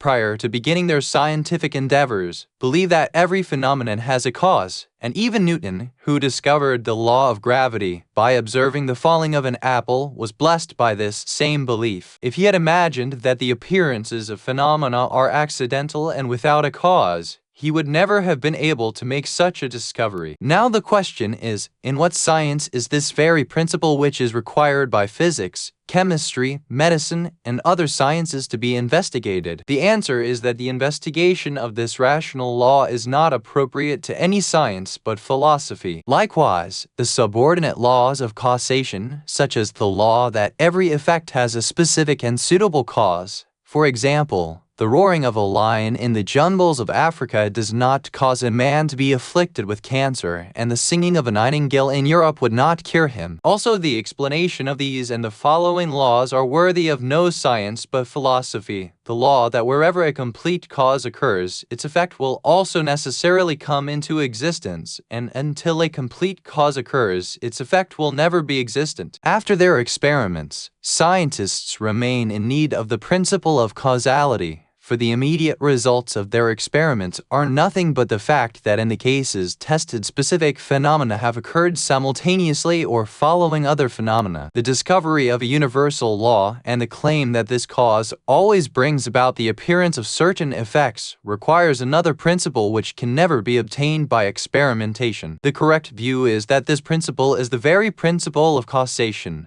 That is, a scientist can present a universal law with certainty only when he has been successful in discovering the common factor in all cases, and he has found the existence of the cause of phenomena in all the cases tested. In this way, it may be said that whenever and wherever such a cause occurs, the phenomenon of its effect will come into existence. Also, this law can be accepted in a universal form which admits no exceptions only when the law of the necessity of causation is accepted. Otherwise, it may be considered possible that the existence of the complete cause does not always necessitate the appearance of its effect, or that the occurrence of the appearance of the effect is possible without the existence of its complete cause. In this way, the universality and necessity of the above-mentioned law would be flawed, and its certainty would be lost. Of course, the discussion about whether experience can discover the complete and exclusive cause of a phenomenon is another matter, but in any case, the necessity and certainty of a universal law, given that such laws can be discovered in the natural sciences by empirical methods, depends on the acceptance of the principle of causation and its corollaries. The proof of these laws is part of the assistance given by philosophy to the sciences. The assistance given by the sciences to philosophy. The most important assistance given by the sciences to philosophy takes two forms. The demonstration of the premises of some proofs. At the beginning of this lesson, we indicated that sometimes, in order to solve some problems of the philosophical sciences, empirical premises can be used. For example, from the absence of the occurrence of perception despite the existence of material conditions, the conclusion may be drawn that perception is a non-material phenomenon. Likewise, in order to establish the existence of the spirit, one may employ the biological fact that the cells of the bodies of men and animals gradually die and are replaced by other cells, so that during several years all the cells of the body except the cells of the brain are replaced, and by adding the fact that the structure of the cells of the brain also gradually changed with the consumption of their contents and renewed nourishment. For individual unity and the persistence of the spirit are cases of consciousness and are undeniable. The body, however, is constantly in a state of change. Hence, it becomes clear that the spirit is other than the body, is persistent and unchangeable. Even in some proofs of the existence of God the Exalted, such as the proof from motion and the proof from creation, in one sense, empirical premises are used. Now, regarding this relation which exists between the natural and philosophical sciences, the relation between them and metaphysics can be established in this way.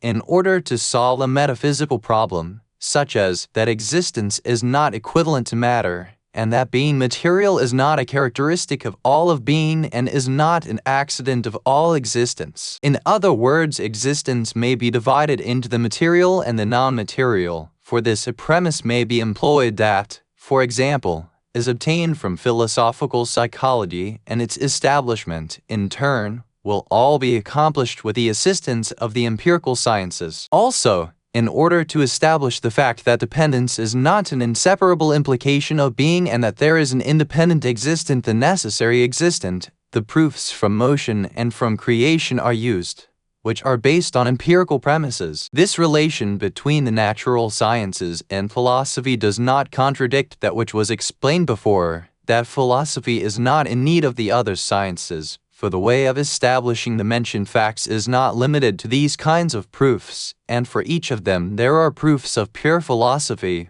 which are composed of primary self-evident premises and those given by consciousness propositions which refer to presentational knowledge, as will be explained in the appropriate place, God willing. In reality, the setting forth of proofs consisting of empirical premises is for the sake of the indulgence of those whose minds are not sufficiently trained to completely understand pure philosophical proofs, which are composed of pure rational premises which are far from the mind familiar with sensory affairs.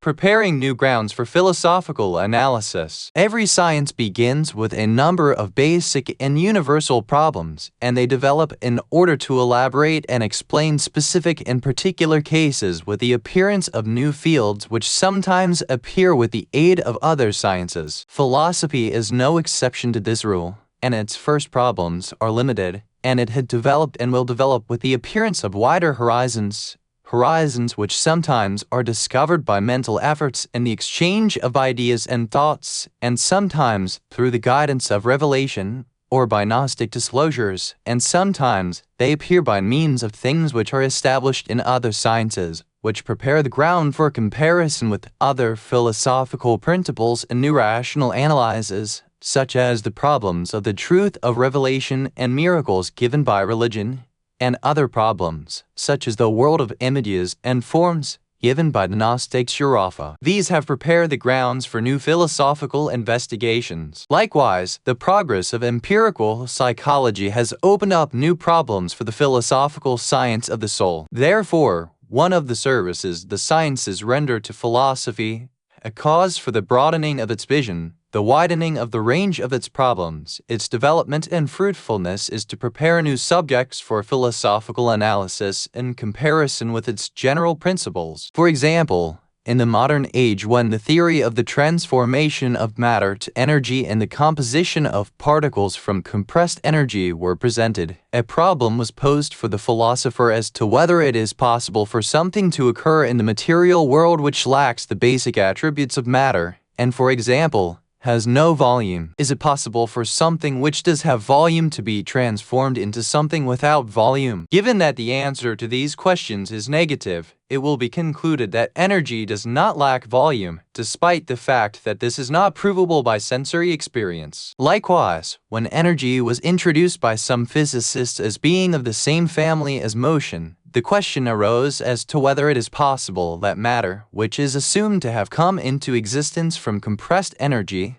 to be homogeneous ham-sync with motion. Is it possible for matter to lose its essential properties by being transformed into energy, or with the transformation of some atomic particles into fields according to some hypotheses of modern physics? Basically, is physical matter the same as the body discussed in philosophy? And what relations are there between physical matter and other concepts, such as force, energy, and field, and the concept of body in philosophy? It is clear that this service rendered by natural science to the philosophical sciences, especially metaphysics, does not mean that philosophy is in need of them, even if the range is broadened for philosophical activity and manifestation with the problems which are raised as an effect of the progress of the sciences. The relation between philosophy and gnosis Irfan. At the end of this lesson, it is good to indicate something about the relation between philosophy and Irfan, and for this purpose there is no alternative but to give a brief explanation about Irfan. Irfan literally means knowing, and in technical terms, it is applied to special perceptions which are obtained through the focusing of one's attention on the interior of the soul, not by means of sensory experience nor by rational analysis.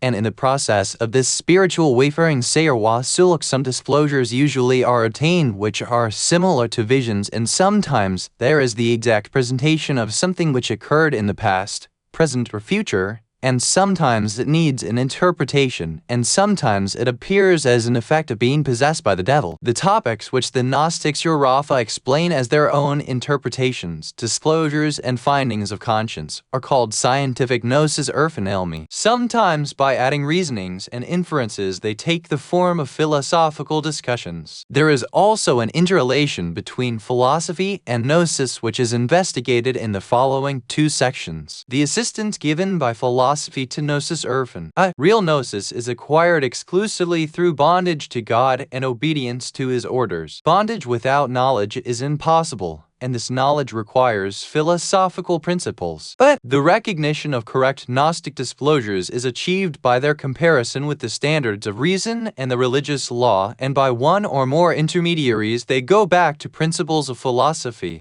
Since Gnostic visions are a sort of interior perception and are completely personal, their mental interpretations are achieved by means of concepts, and these are then transformed into others by means of terms and expressions. And in view of the fact that most Gnostic truths are beyond the level of common understanding, precise concepts and proper terminology must be the assistance given by gnosis erfan to philosophy. As was previously indicated, Gnostic disclosures and visions raise new problems for philosophical analysis which help with the broadening of vision and the development of philosophy. Where problems are solved in the philosophical sciences by means of rational proof, Gnostic visions are considered powerful corroboration, and in reality, that which is understood by the philosophy by means of reason is found by the Gnostic by means of visions of the heart. Lesson 10. The necessity of philosophy. The man of the age. The sun has newly risen from its bed of the green waters of the sea, and flashes its golden rays on the sleepy faces of the voyagers of his ship, voyagers who have just awakened from last night's slumber, and who, with minds at ease and unaware of all else, have begun eating and drinking and amusing themselves. The ship, as always, advances through the limitless ocean. Meanwhile, somebody who seems brighter than the others starts to think a bit, and then turns to his shipmates and asks, "Where are we going?" Somebody else who seems to have been roused from his sleep asks the same question of the others in wonder, and some are so intoxicated with their enjoyments and amusements that they pay no heed to him, and continue with their own affairs without thinking of answering this question. But little by little, the question spreads until it reaches the crew and the captain. They also repeat the question without having an answer for it. At last, a question mark hangs in the atmosphere of the ship, and a strange horror and embracing distress appear. Is this imaginary scene not the story of the people of the world, who have boarded the great ship of the earth, and while revolving about themselves in cosmic space, they travel through the limitless ocean of time? Are they not like cattle feeding, as it says in the Quran? They take their enjoyment and eat as cattle eat. 47:12. And it also says, they have hearts, but understand not with them. They have eyes, but perceive not with them. They have ears, but they hear not with them. They are like cattle. Nay, rather they are further astray.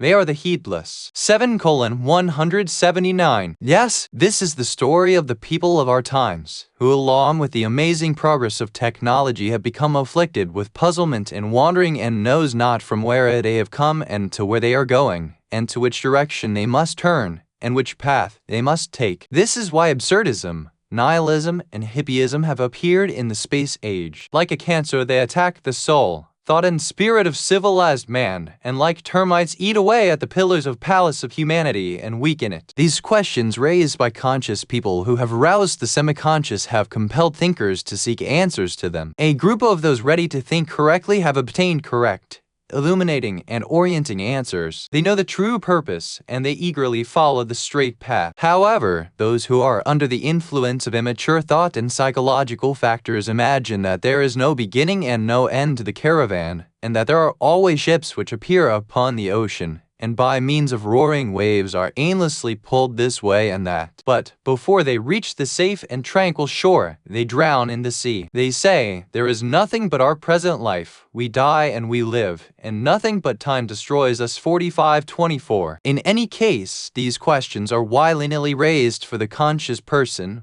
What is the beginning? What is the end? What is the right path toward the aim? It is obvious that the natural and mathematical sciences have no answer to them. So what is to be done? In what way is the correct answer to these questions to be obtained? In the previous lessons, the way to find answers to these questions has been indicated. That is, each of these three basic questions is related to a branch of philosophy and must be investigated by rational methods. All of them require metaphysics or first philosophy. Hence, we must begin with epistemology and ontology and then deal with the philosophical sciences to find correct answers to these questions and others like them. Social schools. Wandering and bewilderment which have befallen space-age man are not limited to individual and personal problems. For attendant social problems have also crystallized in various political and economic schools and systems, and although these artificial systems have failed to prove themselves worthy and complete, there are still wandering societies of people who have not given them up, and even those who have been disillusioned continue to plod along in the same deviant directions, seeking new artificial systems woven from the same cloth. Each time a new ism appears in the arena of ideology, a misled group is attracted to it, and a brawl and tussle gets underway. It does not take very long before they fall, broken and unfulfilled, until the time when they appear again under a new name, new color and scent to deceive another group. It seems that these unfortunate misled people have vowed never to listen to the call of the truth and not to listen to words of divine leaders, and they gripe, "Why are your hands empty of the silver and gold and all that glitters in this world? If you speak the truth, why are the white and red palaces not in your control?" Yes, these are the followers of those whose stories are repeatedly whispered by the noble Quran into the ears of the people of the world. But where are the ears of the listeners? Anyway, as an invitation by way of wisdom, one should say, social systems must be arranged on the basis of awareness of the nature of man and all his existential aspects with regard to the purposes of his creation, and in recognition of the factors which enable him to achieve the final goal. Finding such a complicated formula is beyond the mental capacities of ordinary humans. That which can be expected of our thought is knowledge of fundamental problems and general foundations of these systems, which should be established more firmly and steadfastly. That is, knowledge of the creator of the cosmos and man, knowledge of the purposefulness of human life, and knowledge of the way opened by the wise creator for man so that he may journey and progress toward the final goal. Then it is time for the heart to turn toward him, to head down the path and following the divine guides to take firm steps, and without doubt or wavering to fare the way and make haste. If one fails to benefit from the God-given blessing of reason, does not think of the beginning and end of being, fails to solve the basic problems of life, selfishly chooses his own way, and brings about a system and sets his own powers and those of others for its sake, then such a one will suffer the consequences of his own selfishness, foolishness, licentiousness, aberrant thinking, and perversities. Finally, one must not blame others for his lack of fulfillment and misfortunes. Yes, finding the correct ideology depends on having the correct worldview, and until the bases of the worldview are firmly established, until its fundamental problems are properly solved, and until opposing temptations are dispelled, one cannot hope to find a fair, useful and effective ideology. Until one knows what there is, one will never be able to discover what ought to be. The fundamental problems of a worldview are the same threefold questions for which the awakened consciousness innate to man seeks definite and convincing answers. It is not without reason that Islamic scholars have called them the principles of religion. Usul al-Din.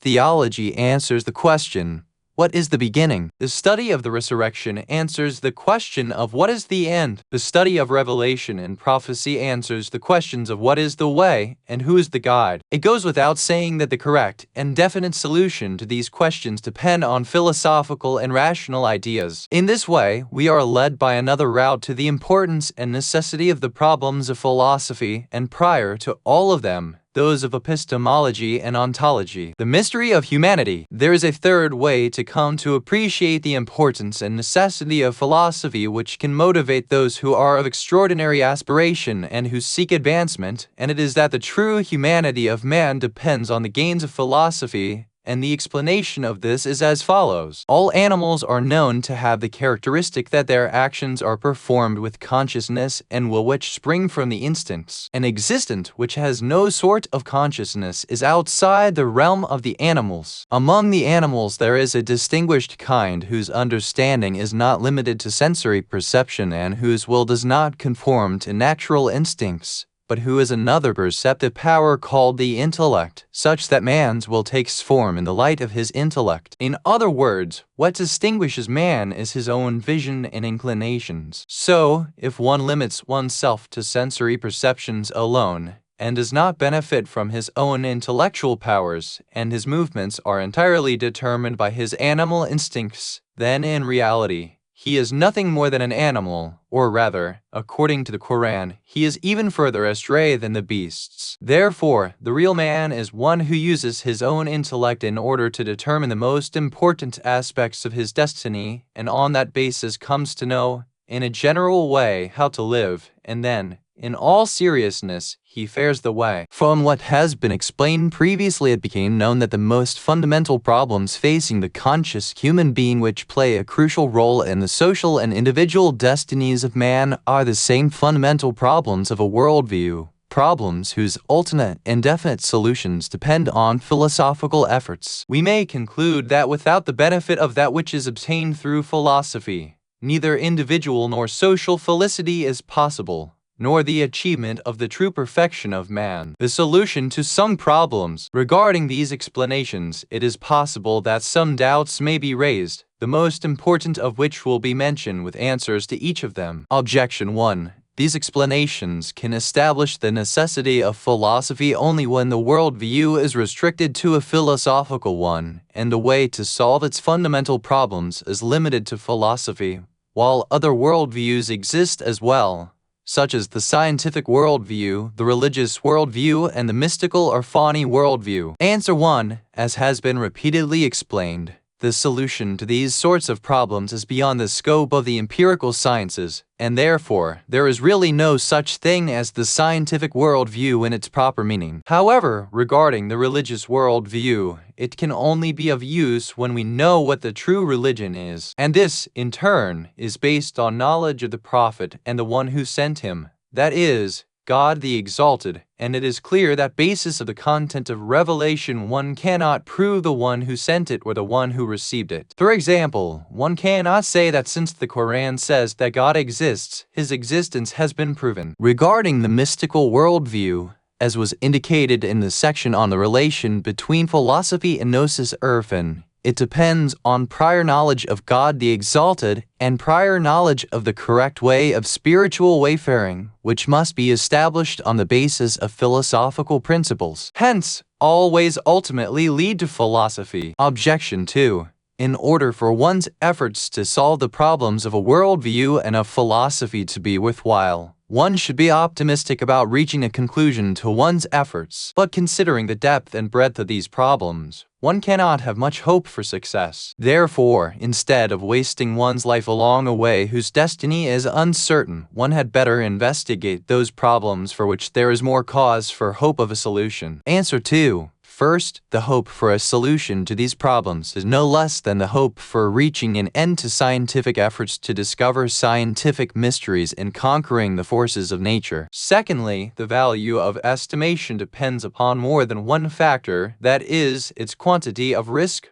Rather, another factor must be taken into consideration, and that is the value of the outcome, and it is the result of multiplying these two factors which determines the value of an estimation. Considering that the outcome here is infinite human felicity for eternity, no matter how weak the probability, the value of the estimation is more than the value of the probability of success by any other way, whose outcome is finite and limited. Objection 3. How can one be certain of the value of philosophy when many scholars have been opposed it, and there are even ahadith which find fault with it? Answer 3. Opposition to philosophy has originated from various people with various motivations. However, opposition from aware scholars and impartial Muslims really meant opposition to the set of current philosophical ideas, some of which, at least in the view of the opponents, were not compatible with Islamic doctrine. And if there are some credible ahadith in which fault is found with philosophy, it is with the above-mentioned meaning in which it is applicable. However, what we mean by philosophical efforts is the use of the intellect in order to solve those problems which can be solved only by rational methods. And the necessity of this work is emphasized in the unambiguous verses of the noble Quran and honorable Ahadith.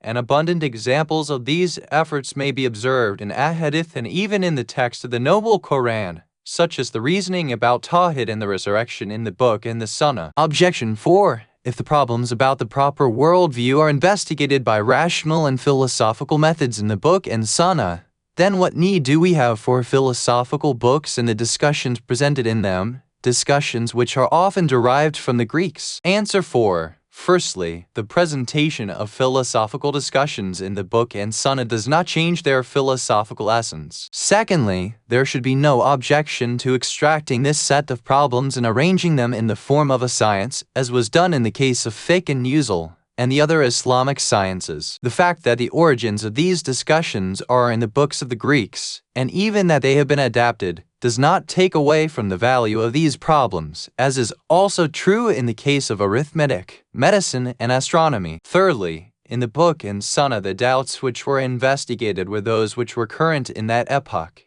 and this does not suffice to answer the objections one encounters almost every day from atheistic schools of thought. Rather, according to that which has been emphasized in the noble Quran and the words of religious leaders, rational efforts must be expanded until they suffice for the preparation for the defense of true beliefs and replies to every sort of objection raised against them. Objection 5. The best argument for the inadequacy of philosophy is the differences which exist among philosophers themselves, and attention to these differences brings about a loss of confidence in the correctness of their methods. Answer 5. Differences regarding theoretical problems is an unavoidable feature of every science. The scholars of fiqh have differences of opinion about the problems of that subject, while these sorts of differences are no reason for the invalidity of the science of fiqh or the special methods of that science. Likewise, the existence of differences between two mathematicians about a mathematical problem is no reason for the invalidity of mathematics. Attention to these differences should be a powerful motivation for devoted thinkers to increase their efforts and endeavors to persist and persevere until they discover more certain results. Objection 6. People have been observed who have made admirable studies in the philosophical sciences, but with respect both to personal and moral problems and to social and political matters they have weaknesses. So how can philosophy be considered the key to individual and social felicity? Answer 6. The emphasis on the importance and necessity of philosophy does not mean that this science is the complete cause and sufficient condition for the possession of the correct ideology and behavior which accords with it. Rather, it means that it is a necessary condition for attaining a desirable ideology,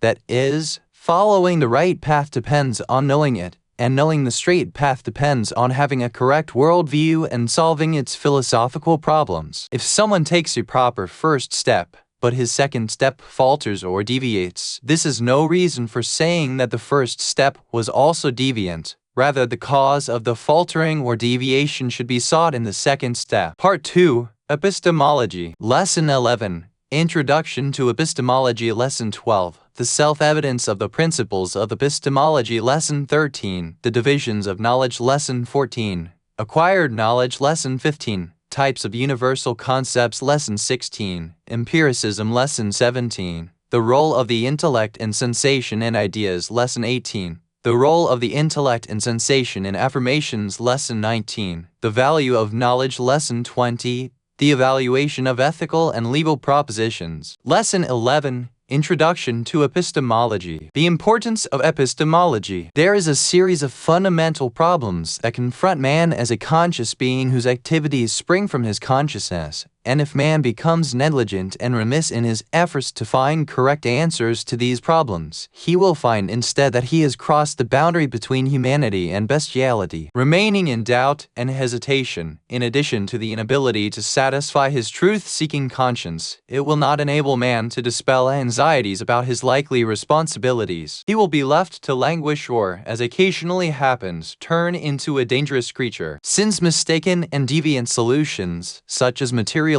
and nihilism, cannot provide psychological comfort or social well-being. One should look for the fundamental cause of individual and social corruption in aberrant views and thoughts. Hence, there is no alternative but to seek answers to these problems with firm and unflagging resolution. We may spare no effort until we establish a basis for our own human lives and in this way assist others as well, and arrest the influence in society of incorrect thoughts and the deviant teachings which are current. Now that the necessity of an intellectual and philosophical endeavor has become clear and no room has been left for doubt or uncertainty or hesitancy, it remains for us to take the first step in the mandatory and unavoidable journey upon which we have resolved by facing up to the following question: is the human intellect able to solve these problems? This query forms the nucleus about which the problems of epistemology are centered. Until we solve the problems of this branch of philosophy, we will neither be able to be arriving at solutions to the problems of ontology nor to those of the other branches of philosophy. Until the value of intellectual knowledge is determined,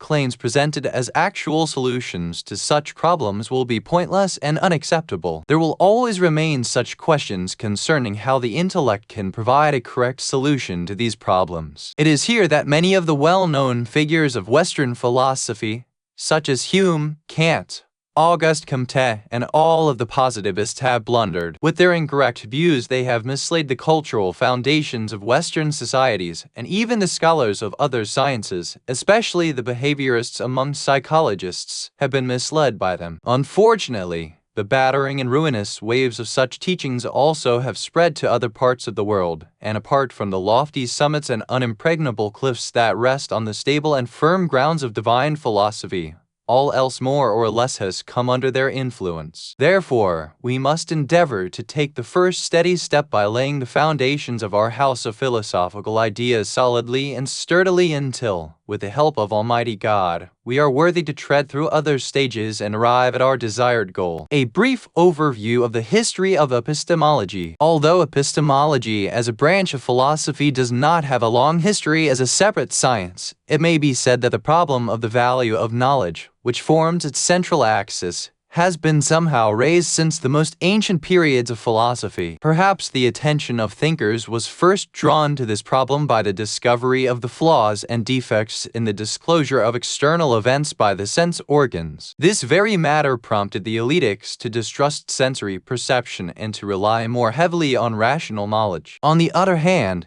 differences among thinkers pertaining to rational problems and the contradictory proofs set forth by each group to substantiate and corroborate their own ideas and views provided the sophists with the opportunity to deny the value of rational knowledge. They go so far in this way as basically to doubt and even to deny external realities. After that, the problem of knowledge was not raised seriously until Aristotle compiled the principles of logic as standards for correct thinking and for evaluating proofs. After 20-some-odd centuries, these principles are still useful. Even the Marxists, after battling for years against it, have finally accepted the human need for a part of this logic. After the centuries during which Greek philosophy flourished, oscillations appeared in the evaluation of sensory and rational knowledge. There were two other occasions when Europe was faced with the crisis of skepticism. After the period of the Renaissance and the development of the empirical sciences, empiricism gradually came to prevail. At the present, empiricism is still the dominant school of thought, although in the midst of this prominent rationalists do appear from time to time. Virtually the first systematic investigations in epistemology were performed by Leibniz on the continent of Europe, and in England by John Locke. In this way, an independent branch of philosophy took shape. Locke's investigations were followed by those of his successors, Berkeley and Hume. Their philosophy of empiricism won fame, and gradually the position of the rationalists was weakened to such an extent that Kant, a rationalist, was actually very deeply influenced by the ideas of Hume. Kant declared the evaluation of knowledge and the ability of reason to be one of the most important duties of philosophy. However, he only accepted the value of the conclusions of theoretical reason within the limits of the empirical sciences, mathematics, and areas subordinate to them. The first blow from among the rationalists was struck against metaphysics, although earlier Hume, a prominent figure amongst the empiricists, had begun a severe attack which would later be followed in a more serious form by the positivists. In this way, the precise influence of epistemology in the other fields of philosophy and the reasons underlying the decline of Western philosophy come to light. Knowledge in Islamic philosophy, in contrast to the oscillations and crises that developed for Western philosophy, especially in the field of epistemology, such that after the passage of the 25 centuries of its lifetime it not only has not acquired a firm and sturdy foundation, but rather it can be said that its support has become ever more unsteady. Islamic philosophy, to the contrary, has continually retained its strength and stability and has never become the victim of shakiness, upheaval, or crisis. Despite some contrary tendencies which have occasionally posed a challenge for Islamic philosophers, they have maintained their doctrine that the intellect is fundamental for the solution of metaphysical problems. Without underestimating the importance of the experience of the senses or denying that of the experimental method in the natural sciences, they have persisted in the application of the rational method to philosophical problems. Confrontation with those of opposing views and wrestling with critics, far from making Islamic philosophers weak, has only served to strengthen and increase their abilities. For this reason, the tree of Islamic philosophy has flourished and become more fruitful daily, and has even become resistant and immune to the attacks of its enemies. It is now completely capable of defending its rightful positions and defeating its competitors. The trends that have more or less been opposed to philosophy have had two main sources. From one quarter, there are those who have considered some current philosophical views to conflict with literal interpretations of scripture and tradition sunnah, and fearing that the propagation of philosophy would weaken religious belief among the people, have opposed such views. On the other hand, the Urafa Gnostics have emphasized the importance of the spiritual way and have feared that philosophical tendencies would lead to the neglect of the path of gnosis and lack of progress on the way of the heart. Hence, they ignored it, claiming that rationalists had wooden feet. One must realize that a true religion like the manifest religion of Islam will never be threatened by the thoughts of the philosophers, despite whatever shortcomings or deviations they may have. With philosophical development and maturity and after passage from a raw and naive phase, the verities of Islam will come to the fore and its truth will become ever more manifest. Philosophy turns out to be a worthy and an irreplaceable servant of Islam, on the one hand by explaining its lofty teachings, and on the other hand by defending it from perverse and hostile schools of thought, as it has done and shall continue to do in an ever-improved manner, God willing. Spiritual and Gnostic wayfaring is by no means in conflict with divine philosophy. Rather, it has been assisted by such philosophy and has also profited from it. It must be admitted that on the whole this sort of conflict has been useful for preventing one-sidedness and extremism,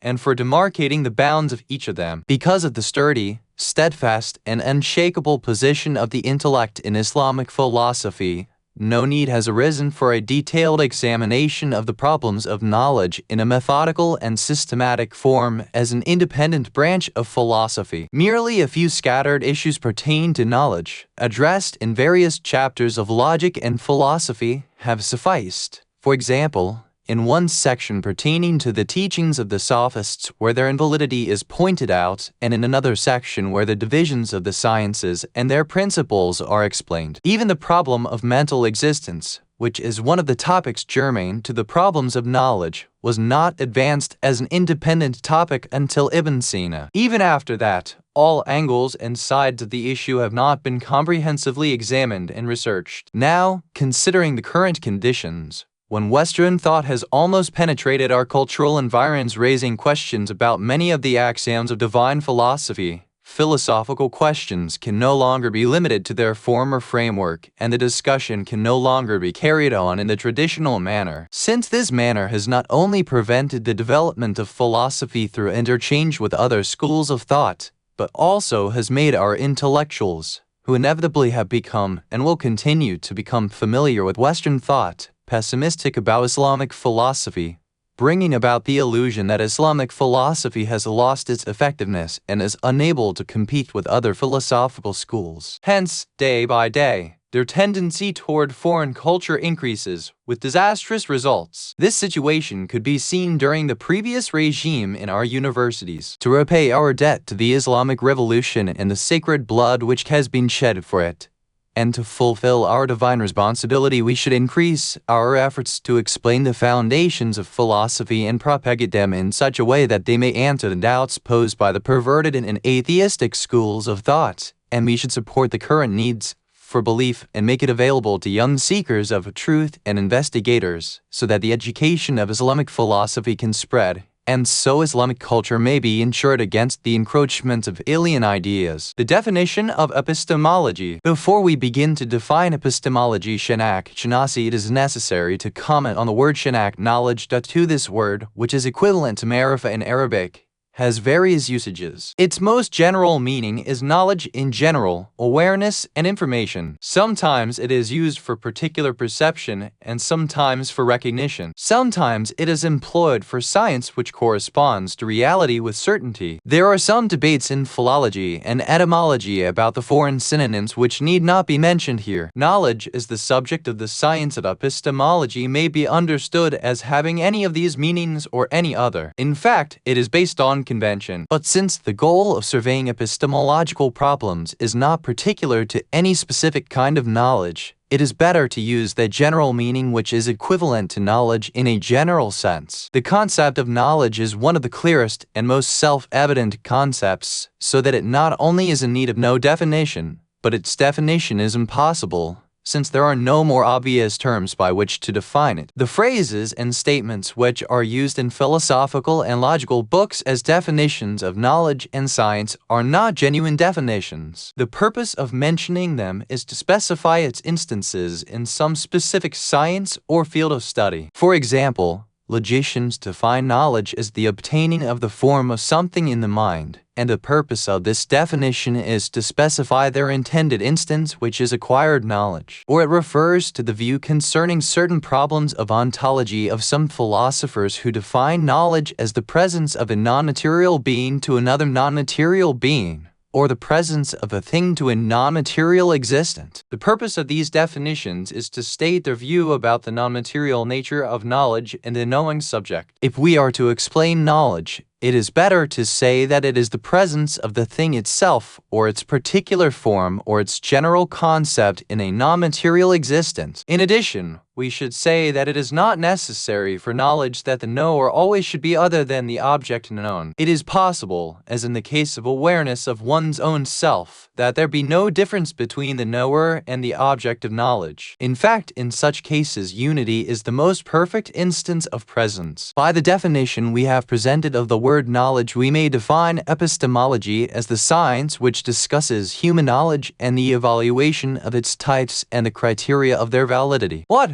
The way of the rationalists, according to the Sufis, such as Maulana Jalal al-Din Rumi 1207-1273, is artificial, like that of one who would walk with crutches, or like that of the blind man who walks with a cane. See the Mathnai, BK 1, 2128. The Farsi word used for epistemology in this text is shanasi, both halves of which are derived from the verb shanakten, which means to know in the sense of being acquainted with, as in the German kennen, as opposed to wissen. Today, the term marifat shanasi has gained wider currency in Iran.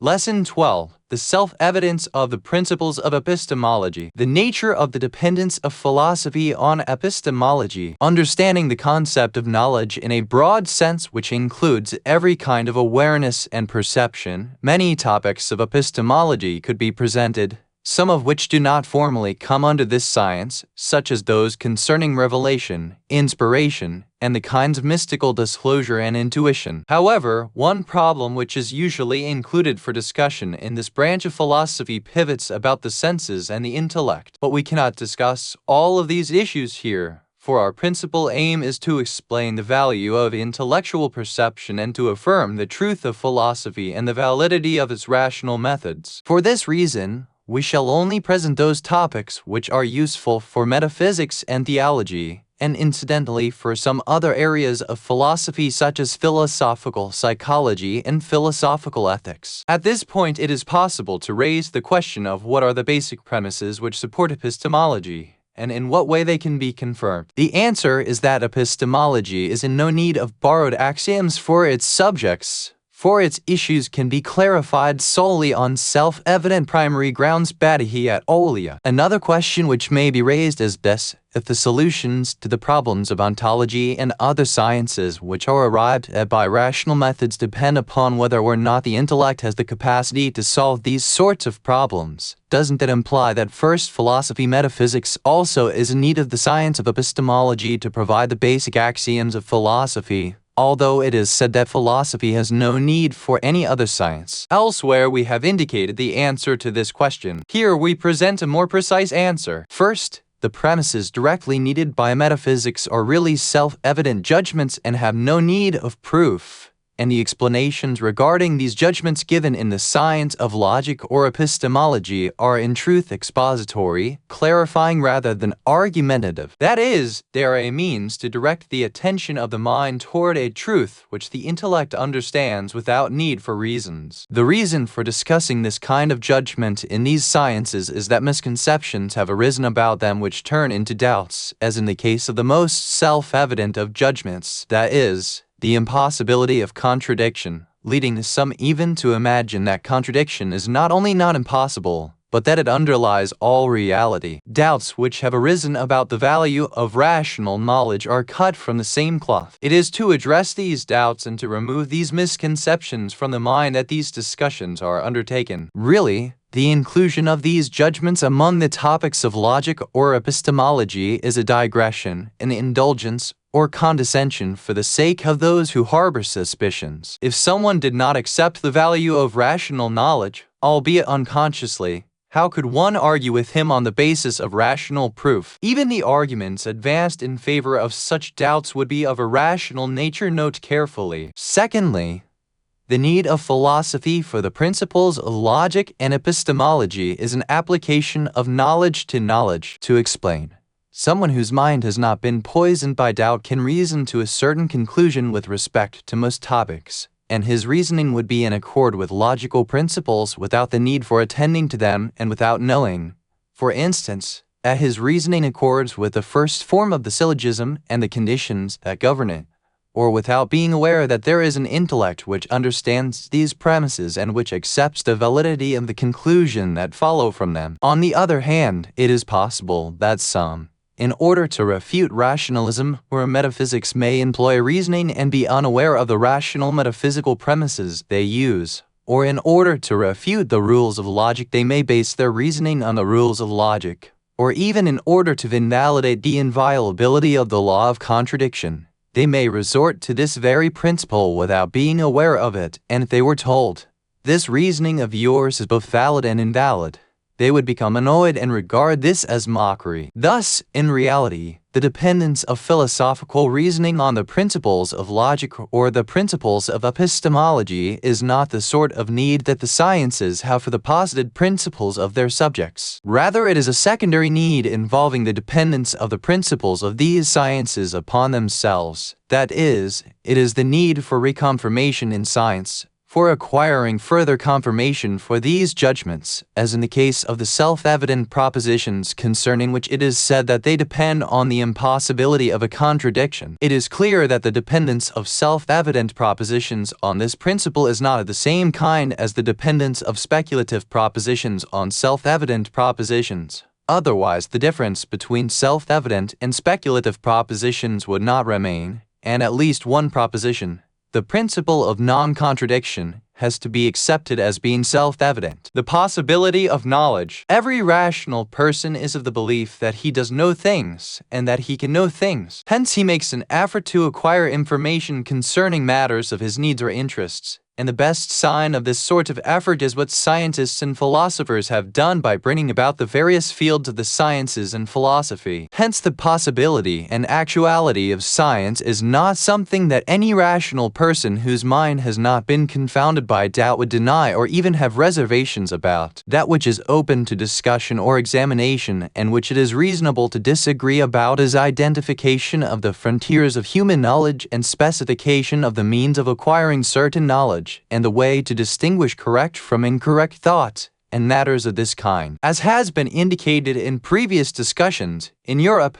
dangerous waves of skepticism have repeatedly appeared, and even great thinkers have been swallowed by it. The history of philosophy remembers schools of thought which absolutely have denied knowledge, such as Sophism, skepticism, and agnosticism. The best explanation of the absolute denial of knowledge, if this charge is correct, is that its victims were afflicted by a severe form of over-scrupulousness, a state which affects some people with regard to various other matters as well. Actually, it should be considered a kind of mental illness. In any event, without going into a historical investigation concerning the existence of such people and inquiring into the motivation behind such views or the verity of their ascription to those who are claimed to have held them, we take them as doubts or questions that require an answer suitable to philosophical discussion, leaving the subject of historical fact to be decided by historical research. A survey of the claims of the skeptics, that which has been reported of the statements of the sophists and the skeptics, may be divided from one angle into two parts, one having to do with what they have said about existence and being, and the other concerning what they have expressed about science and knowledge. That is, their statements have two aspects. One aspect concerns the subject of ontology, while the other pertains to epistemology. For example, the remark is attributed to one of the most extreme of the sophists, Gorgias.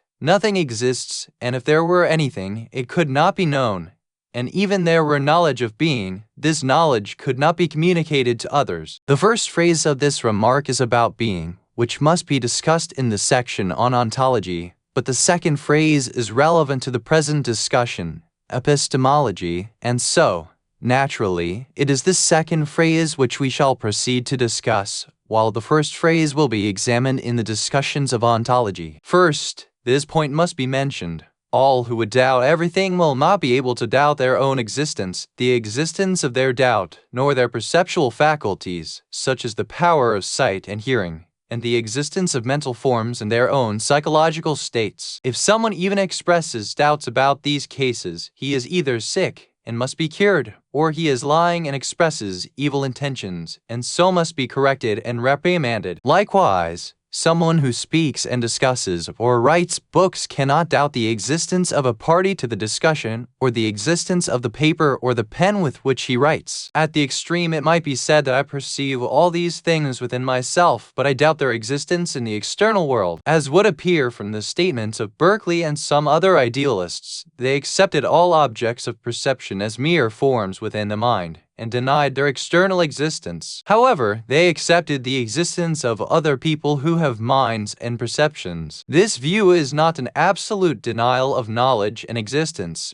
but a denial of material existence, and their doubt amounts to one in relation to some of the objects of knowledge. Now, if someone claims that no certain knowledge is possible, the question will be put to him as to whether he knows this, or whether he also has some doubt about it. If he says that he knows it, then at least one thing that is certainly known has been admitted, and his own claim has been violated. If he says that he does not know it, this means that it is possible that he grants the likelihood of certain knowledge. In other words, his own speech has been shown to be invalid. However, if someone says that he has doubts about the possibility of knowledge and definite knowledge claims, it will be asked of him whether he knows that he has such doubts or not. If he answers that he knows that he has such doubts, and then not only a possibility but the actuality of knowledge has been admitted. If, however, he says that he also has doubts about his very own doubts, this very speech is either caused by illness or bad intention, and requires a non-theoretical response. In response to those who advocate the relativity of all knowledge, who claim that no proposition is valid absolutely, universally, and eternally,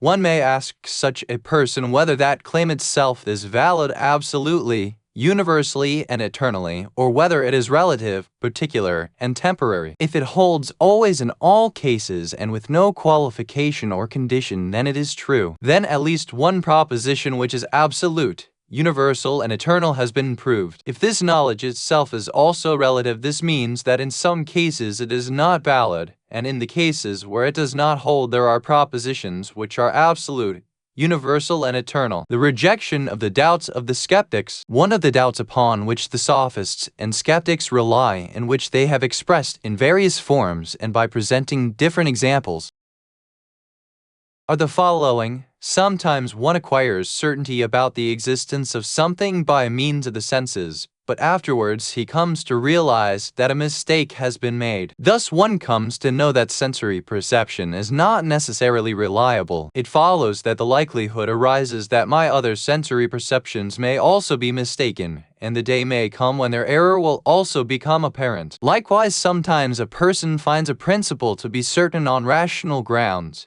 but afterwards he finds that his reasoning was incorrect, and his certainty is transformed into doubt. Thus it becomes known that intellectual reasoning is also not necessarily reliable. In the same way, the probability of error infects other intellectual perceptions. The conclusion is that neither sensation nor reasons are reliable. Nothing remains for man but doubt. The response would be as follows. What? The purpose of this argument is to arrive at the validity of skepticism and the knowledge of its truth through reasoning, and at least to get the other party to the discussion to accept your point. That is, you expect that he will attain knowledge of the validity of your claims, while you maintain that the attainment of knowledge is absolutely impossible. The discovery of error in sensory and intellectual perceptions implies the knowledge that these perceptions do not conform to reality. This necessarily implies that we accept the existence of knowledge of the error of perception. 3. Another implication is that we know that there is a reality with which our mistaken perception does not accord. Otherwise, there would be no concept of the error of perception. 4. Another implication is that it must be known to us that the mistaken perception itself and its mental form are contrary to actuality. 5. Finally, the existence of the one who errs, as well as his senses and intellect, must be accepted. 6. This reasoning itself is a rational argument, however fallacious, and to rely upon it is to consider the intellect and its perceptions to be reliable. 7. In addition to this, other knowledge is assumed here, and that is that mistaken perceptions, being in error, cannot be true. So, the skeptic's argument itself implies the acceptance of several instances of knowledge, and so how can one deny the possibility of knowledge absolutely, or even doubt it? All of these answers refute the argument of the skeptics. In analyzing it and exposing its fallacy, we prove the validity and error of sensory perception by the help of reasoning. However, as has also been said, it is not true that the discovery of error in intellectual perceptions also infects all other intellectual perceptions, because the possibility of error may only enter speculative or other than self-evident perceptions. But the self-evident propositions of the intellect, which are the basis of philosophical proofs, do not admit of error at all, and the explanation of their infallibility will be presented in chapter Lesson 19. Lesson 13. The divisions of knowledge. In search of the cornerstone of knowledge. It was mentioned in the previous lesson that some knowledge and perceptions are completely indubitable. Furthermore, the reasons given by the skeptics to justify their perverted views based on their absolute denial of knowledge embody and necessitate several instances of knowledge. On the other hand, we know that not all our knowledge and beliefs are true or correspond to reality, and furthermore, in many cases we ourselves notice some falsehoods. In view of these 2 points, the questions arise as to the differences among the varieties of human perceptions, such that some of them are infallible and indubitable while others are fallible and doubtable, and how we might distinguish between them. It is a well-known matter that Descartes tried to found an unshakable philosophy in order to combat skepticism, and he used the indubitability of doubt itself as the cornerstone of his philosophy. Furthermore, the existence of the ego of the doubter and thinker is a corollary based on that foundation. He introduced clarity and distinctness as the criterion of indubitability, which he made a standard for distinguishing correct from incorrect ideas. He also attempted to employ a mathematical approach to philosophy, and in fact sought to introduce a new logic. We are not presently in a position to evaluate Descartes' philosophy or to examine the degree to which he was successful at the task he set for himself. We shall only mention a point that to begin with doubt as a starting point for arguing with the skeptics is reasonable, as was seen in the previous lesson. However, if someone were to imagine that nothing is quite so clear and certain, and that even the existence of the doubter must be inferred from the doubt, this would not be valid. Rather, the existence of the aware and thinking ego is at least as clear and indubitable as the existence of the doubt itself, which is one of its states. Likewise, clarity and distinctness cannot be considered the major criterion for distinguishing correct from incorrect ideas, for this criterion by itself is not sufficiently clear and distinct and free from ambiguity, and is not a serious and crucial measure, and consequently cannot divulge the secret of the infallibility of certain kinds of perceptions. To be sure, other views of Descartes could be argued at great length, but such an examination would be outside the scope of the present study. The first division of science, the first division of knowledge to be considered is that between 1 the knowledge which is known directly of the essence d hat 1 of the known object, in which the real and genuine existence of the object of knowledge is disclosed to the knowing subject or the percipient, and 2 the knowledge in which the external existence of an object is not observed and witnessed by the knower. Rather, he becomes aware of it by the mediation of something which represents it, which is termed its form spirit or mental concept mathemdani. The first kind is called presentational knowledge or knowledge by presence ilm hujuri, and the second kind is called acquired knowledge ilm husuli, that is, knowledge acquired by conceptual representation. The division of knowledge into these 2 kinds is rational, comprehensive and exclusive, and in this regard no third state can be supposed besides these 2. That is, there is no knowledge other than knowledge which is of these 2 kinds. Either there is an intermediary between the person who knows and the essence of the known object, by means of which the awareness is obtained, in which case the knowledge is called acquired, or such an intermediary does not exist, or in that case there will be knowledge by presence. However, the existence of these 2 kinds of knowledge in man needs to be explained. Knowledge by presence, the knowledge and awareness that everyone has of himself as a perceiving existent, is a knowledge which cannot be denied. Even the sophists, who considered man to be the measure of all things, did not deny the existence of man himself and the knowledge man has of himself. Of course, this means that man himself, his very ego, is a perceiver, a thinker, who by internal witnessing shuhud is aware of himself, neither by means of sensation or experience nor by forms or mental concepts. In other words, he himself is the knowledge, and in this knowledge and awareness there is no plurality or otherness between knowledge, the knower, and the known object. As was previously mentioned, the unity of the knower and the known is the most perfect instance of the presence of the known object to the knower. However, awareness of man by color, shape, and other characteristics of the body are not like this, but is acquired through sight, touch, and the other senses, and by means of mental forms. Within the body there are numerous internal organs of which we are not aware, unless we come to know of them by means of their signs and effects, or we become aware of them by learning anatomy, physiology, and other biological sciences. Likewise, this means that such knowledge is simple and unanalyzable, not such as the propositions I am or I exist, which are composed of several concepts. Thus, the meaning of self-knowledge is this very intuitive, simple, and direct awareness of our own souls. This knowledge and awareness is an essential characteristic of this self-knowledge. This is proved in its own appropriate place in this book, that the soul is immaterial and that every non-material substance is aware of itself. These topics are related to ontology and philosophical psychology. Consequently, this is not the place to discuss them. Our awareness of our psychological states, sentiments, and passions are cases of direct presentational knowledge. When we become frightened, we become directly aware of the psychological state without any intermediary, without the mediation of any form or mental concept. When we are affectionate towards someone or something, we find this inclination within ourselves. When we make a decision to do something, we are aware of our decision and will. To be afraid of something,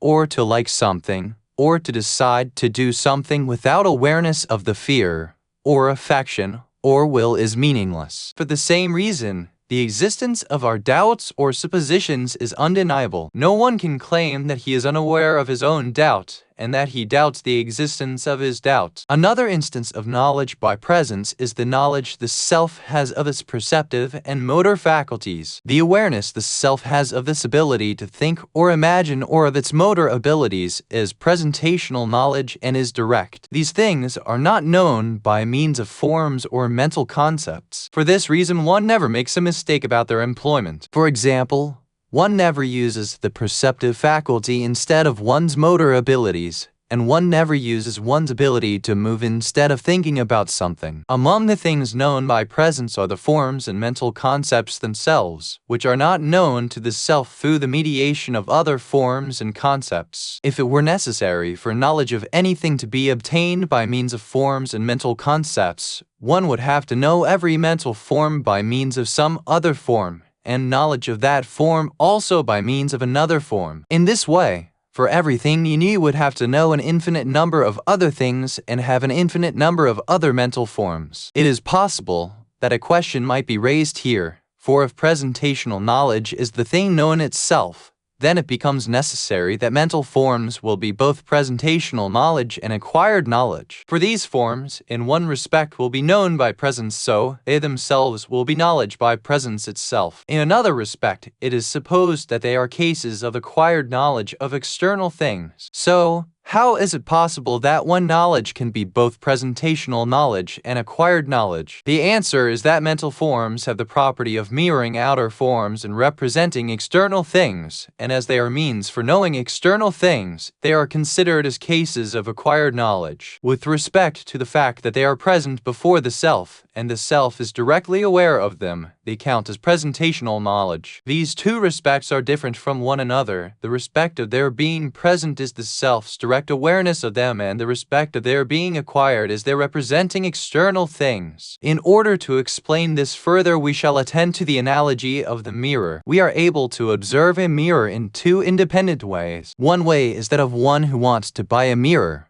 which looks at both sides of it to see that it is not broken or defective. The other way is that of one who uses the mirror, as when we look at the mirror to see our face, and although we look at the mirror, our attention is to our own face, not to the mirror. Mental forms can also be independently attended to by the self, and in this case we say that they are perceived by presentational knowledge. They can also be a means by which external things or persons may be known, and in this case we say that they are cases of acquired knowledge. It should be noted that the point of this explanation is not to distinguish the two cases temporally. Rather, the point is to distinguish two respects, without entailing that a mental concept, in so far as it is a case of acquired knowledge of an external object, should not also be known by the self or lack the respective presence to the self. The reason behind the infallibility of presentational knowledge, by attending to the explanation given about presentational knowledge and acquired knowledge and the difference between them, it becomes known why the knowledge of the self and knowledge of the states of the self and likewise other cases of knowledge by presence are fundamentally infallible. For in these cases it is the reality itself which is observed. To the contrary, in cases of acquired knowledge, forms and mental concepts play an intermediate role, and possibly there may not be complete correspondence with external things and persons. In other words, error in perception is imaginable when there is an intermediary between the perceiving person and the perceived entity, and knowledge is realized by means of it. In this case, the question arises as to whether this form or concept which mediates between the perceiving subject and the perceived object and plays the role of reflecting the perceived object represents the perceived object precisely and corresponds to it perfectly or not. Unless it is proved that this form and concept corresponds precisely to the perceived object, certainty will not be acquired with respect to the validity of the perception. However, in the case that the thing or person perceived is present before the perceiver without any intermediary with its own very existence, or is united with it, no error can be supposed, and one cannot ask whether the knowledge corresponds with what is known or not, for in this case the knowledge is the known itself. Furthermore, The meaning of truth and error in perception now become clear. Truth is the perception which corresponds to reality and completely reveals it. Error is the belief which does not correspond to reality. The concomitance of acquired knowledge with presentational knowledge. Here we should mention an important point, namely that the mind always takes a picture of what is present to it like an automatic machine. From these it gets specific forms and concepts and then analyzes and interprets them. For example, when one becomes afraid, his mind takes a photo of the state of fear which it can remember after the state has left. Furthermore, it apprehends its universal concept and by appending other concepts projects as a proposition such as I am afraid, or I have fear, or fear exists in me. It interprets the appearance of this psychological state with a marvelous alacrity on the basis of its previous knowledge and identifies its cause. This entire mental process, which is accomplished so quickly, is distinct from the state of fear and its presentational knowledge. However, simultaneity with knowledge by presence is often the source of a mistake.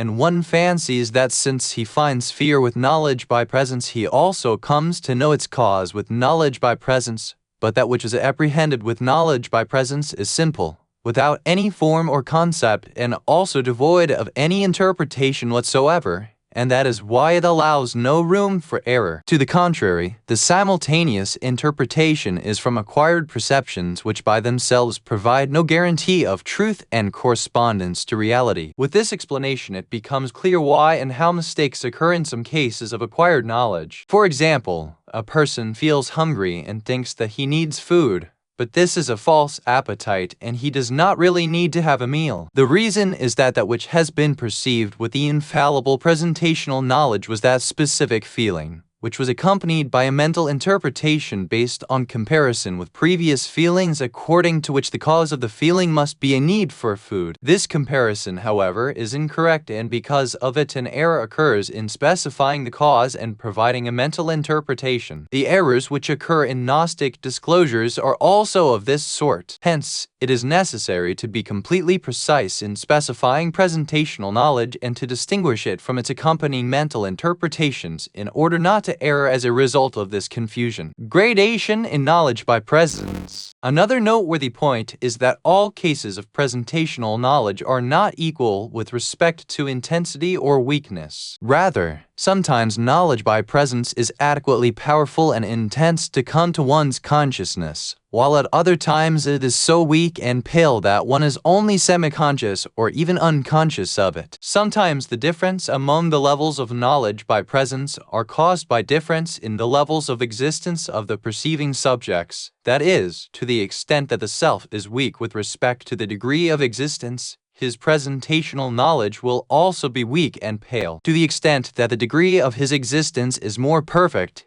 his knowledge by presence will be more perfect and more conscious. This explanation depends on explanation of the gradation of existence and of the degrees of perfection of the self, which are to be proved in another area of philosophy. But here we can accept that on the basis of these two principles it is possible for presentational knowledge to be intense or weak. Knowledge by presence of psychological states also can have other forms of intensity and weakness. For example, when a sick person who is suffering from pain and who perceives this pain with knowledge by presence sees a close friend and turns his attention to him, he no longer perceives the pain. To the contrary, in times of solitude, and especially in the dark of night in which there is nothing else to which he can pay attention, he feels the pain more intensely, and the cause of this is the intensity of his attention. Differences in the degrees of presentational knowledge may affect the mental interpretations associated with the degrees of intensity and weakness. For example, although a self at the lowest levels has presentational knowledge of itself, it is possible that due to the weakness of this knowledge it may imagine that the relation between the self and the body is the relation of identity, concluding that the reality of the self is this very material body where the phenomena are related to it. But when a more perfect degree of knowledge by presence is achieved, and in other words, when the substance of the self is perfected, such a mistake will no longer occur. Likewise, in its proper place it is proved that man has presentational knowledge of his Creator, but due to weakness of the degree of existence and also due to the attention given to the body and material things, this knowledge becomes unconscious. However, with the perfection of the self and decrease in attention to the body and material things and the strengthening of attention of the heart to God, the exalted, this same knowledge will reach the stage of clarity and consciousness until one says, "Is there any manifestation of something other than you and not of you?" What by essence D had is meant the thing itself, the reality of the thing. This is to be distinguished from the whatness or quiddity, which is the descriptive answer to the Aristotelian question, what is it? These words are commonly attributed to Imam Hussein and are included in standard printings of his supplication of the day of Arafah. Although Muhammad Baqir Majlisi 1037/1628 1110/1699 expresses doubts about the authenticity of this part of the supplication and opines that it is the work of a Sufi sheikh. C. William Chittick, A Shadowy Presence in Shiite Islam, Sophia Perenice Vol. 1, Spring 1970, pp. 97-100, where it is pointed out that the section is from the Munajat attributed to Ibn Atayla d. 709-1309, included in the translation by Victor Danner, Sufi Aphorisms Lahore, Suhail Academy, 1985, p. 66, paragraph 19, lesson 14. Acquired knowledge. The necessity for the survey of acquired knowledge. We saw that knowledge by presence is the finding of reality itself, and that therefore there is no way to have doubt or scruple about it. But we know that the range of presentational knowledge is limited, and by itself it cannot provide a solution to the problems of epistemology. If there were no way to ascertain facts by means of acquired knowledge, we would not logically be able to accept definite theories in any science, and even self-evident first principles would lose their definiteness and necessity, and only the name of self-evidence and necessity would remain with them. Therefore, it is necessary that we continue our endeavor to evaluate acquired knowledge and to obtain a criterion of truth for it. For the sake of this, we shall survey the various kinds of acquired knowledge. Idea and affirmation. Logicians divide knowledge into two parts, idea tasawwur and affirmation tasdik. In fact, they have limited the common concept of knowledge to acquired knowledge, and on the other hand, they have extended it to include simple ideas. The literal meaning of tasawwur is to form an image and to acquire a form, and in the terminology of the logicians it means a simple mental appearance which has the property of disclosing something beyond itself, such as the idea of Mount Damavand and the concept of mountain. The literal meaning of tasdik is to consider true and to acknowledge, and in the terminology of logicians and philosophers it is used with two similar meanings, and in this respect it is considered to be ambiguous. Illogical proposition, which in simple form includes the subject, predicate, and judgment of unity. Brahman 2. The judgment itself, which is a simple matter and shows one's belief in the unity of the subject and predicate. Some modern Western logicians imagine that affirmation tasdik means the transference of the mind from one idea to another on the basis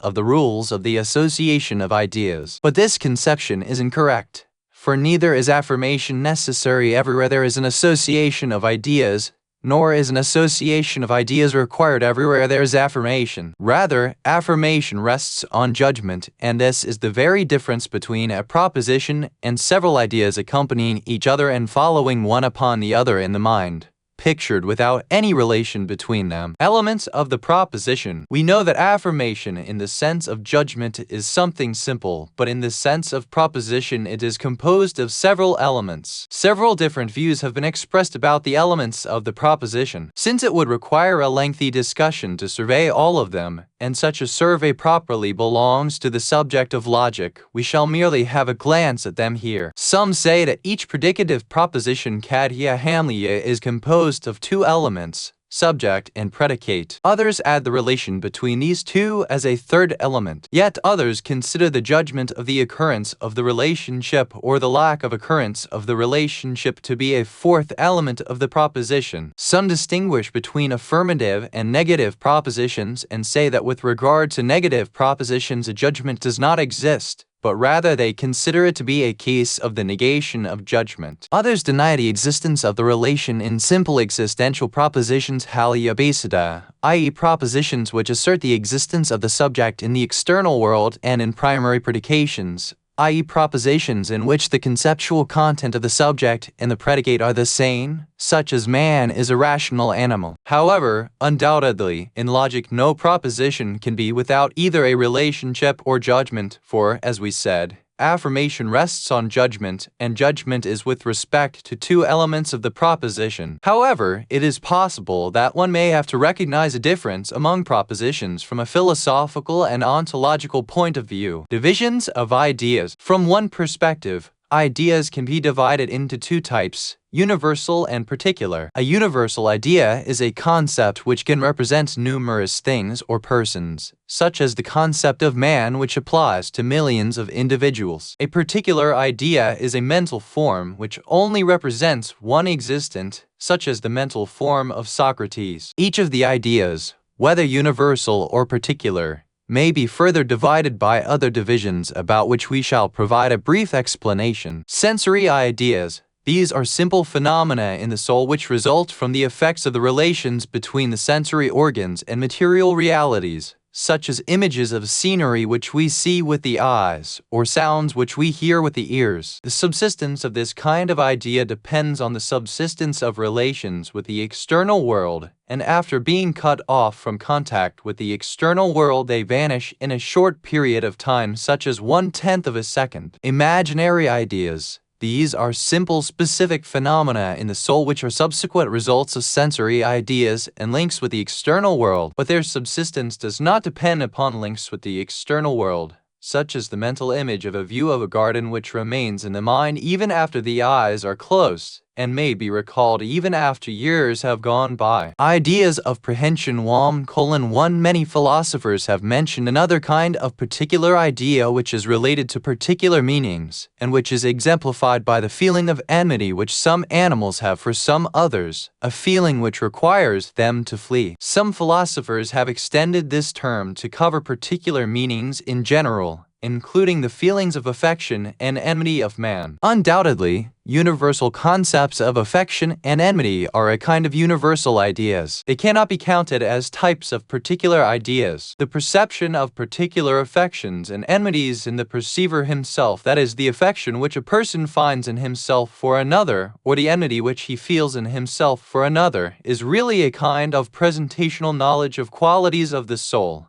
and we cannot count them as kinds of acquired knowledge. Our feeling of another person's enmity, in fact, is not a direct feeling without intermediary, but it is a comparison between a state which a man has found within himself and attributed to another person in a similar condition. But judgments about the perceptions of animals require another discussion which we do not have the opportunity to pursue further here. What can be accepted as a kind of specific idea is an idea which results from states of the soul, and is apt to be recalled, and which are like imaginary ideas with relation to sensory ideas, such as remembering a specific fear that appeared at a certain moment, or a specific affection which existed at a specific moment. It is necessary to mention that sometimes ideas of WAM are spoken of as ideas that do not correspond to any reality and are sometimes referred to as fantasy. Universal ideas. We saw that in one respect ideas may be divided into two parts, universal and particular. The types of ideas which we have discussed until now have all been particular ideas. Universal ideas, which are called concepts of the intellect or intelligibles, are the focus of important philosophical debates, and since long ago have been the subject of discussion. From ancient times there have existed views according to which basically there are no universal concepts. The terms which are used to denote universal concepts are in reality like equivocal terms which denote various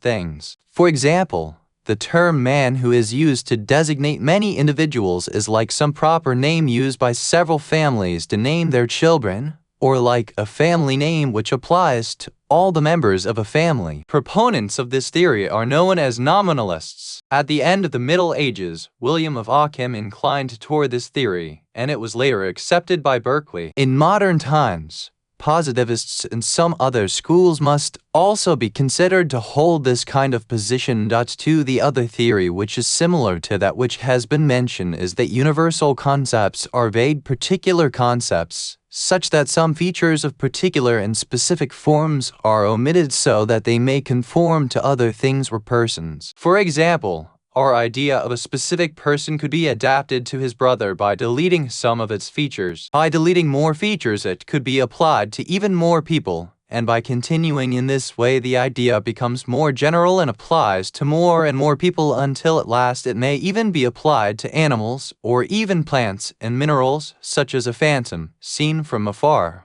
which because of its vagueness may conform to the idea of a stone, tree, animal, or a man. This is why at first glance we doubt whether it is human or something else. The closer we get and the clearer we see it, the more restricted are the limits of probability, until finally we determine a specific person or thing. Hume had this sort of belief about universal concepts, and many others also have thought this way about universals. On the other hand, some ancient philosophers, such as Plato, insisted on the reality of universal concepts and even considered them to have a kind of reality of their own outside the bounds of space and time. The knowledge of universals is likened to a kind of observation of non-material entities and intellectual archetypes, Platonic ideas. This theory has been interpreted in various ways, and many theories have branched off from it. 3. Thus some have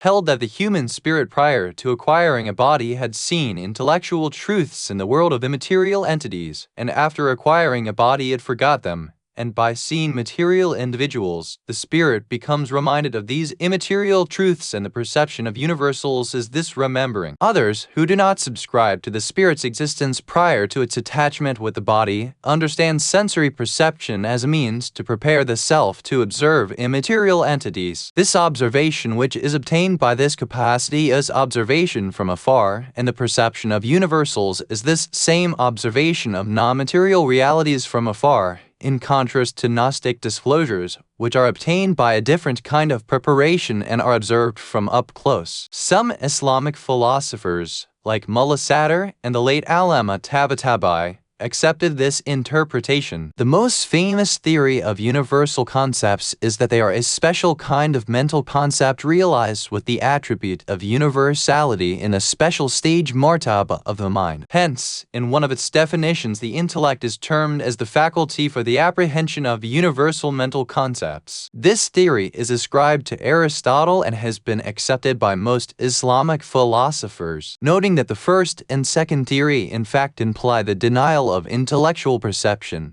which is a rallying point for the destruction of metaphysics and its depreciation to philological discussion and linguistic analysis. It is necessary to delve further on this issue in order to find a firm foundation for our future discussions. A study of universal concepts, as has been pointed out, the nominalists held that general terms involve a kind of equivocation or something similar so that they may refer to numerous individuals. For this reason, in order to provide a decisive answer to them, it is necessary to explain ambiguity, wherein a common expression is used for different things mushtarak lafzi and common meanings mushtarak manawi. Ambiguity mushtarak lafzi occurs when a word is given several designations or is used to designate different meanings through multiple conventions, for as spring is used for a coil, a season, a fountain, and a leap. However, common meaning mushtarak manawi occurs when an expression by a single convention designates a common aspect of numerous cases, and with a single meaning corresponds to all of them. The most important differences between ambiguity and common meaning are as follows. 1. Ambiguity requires numerous initial conventions,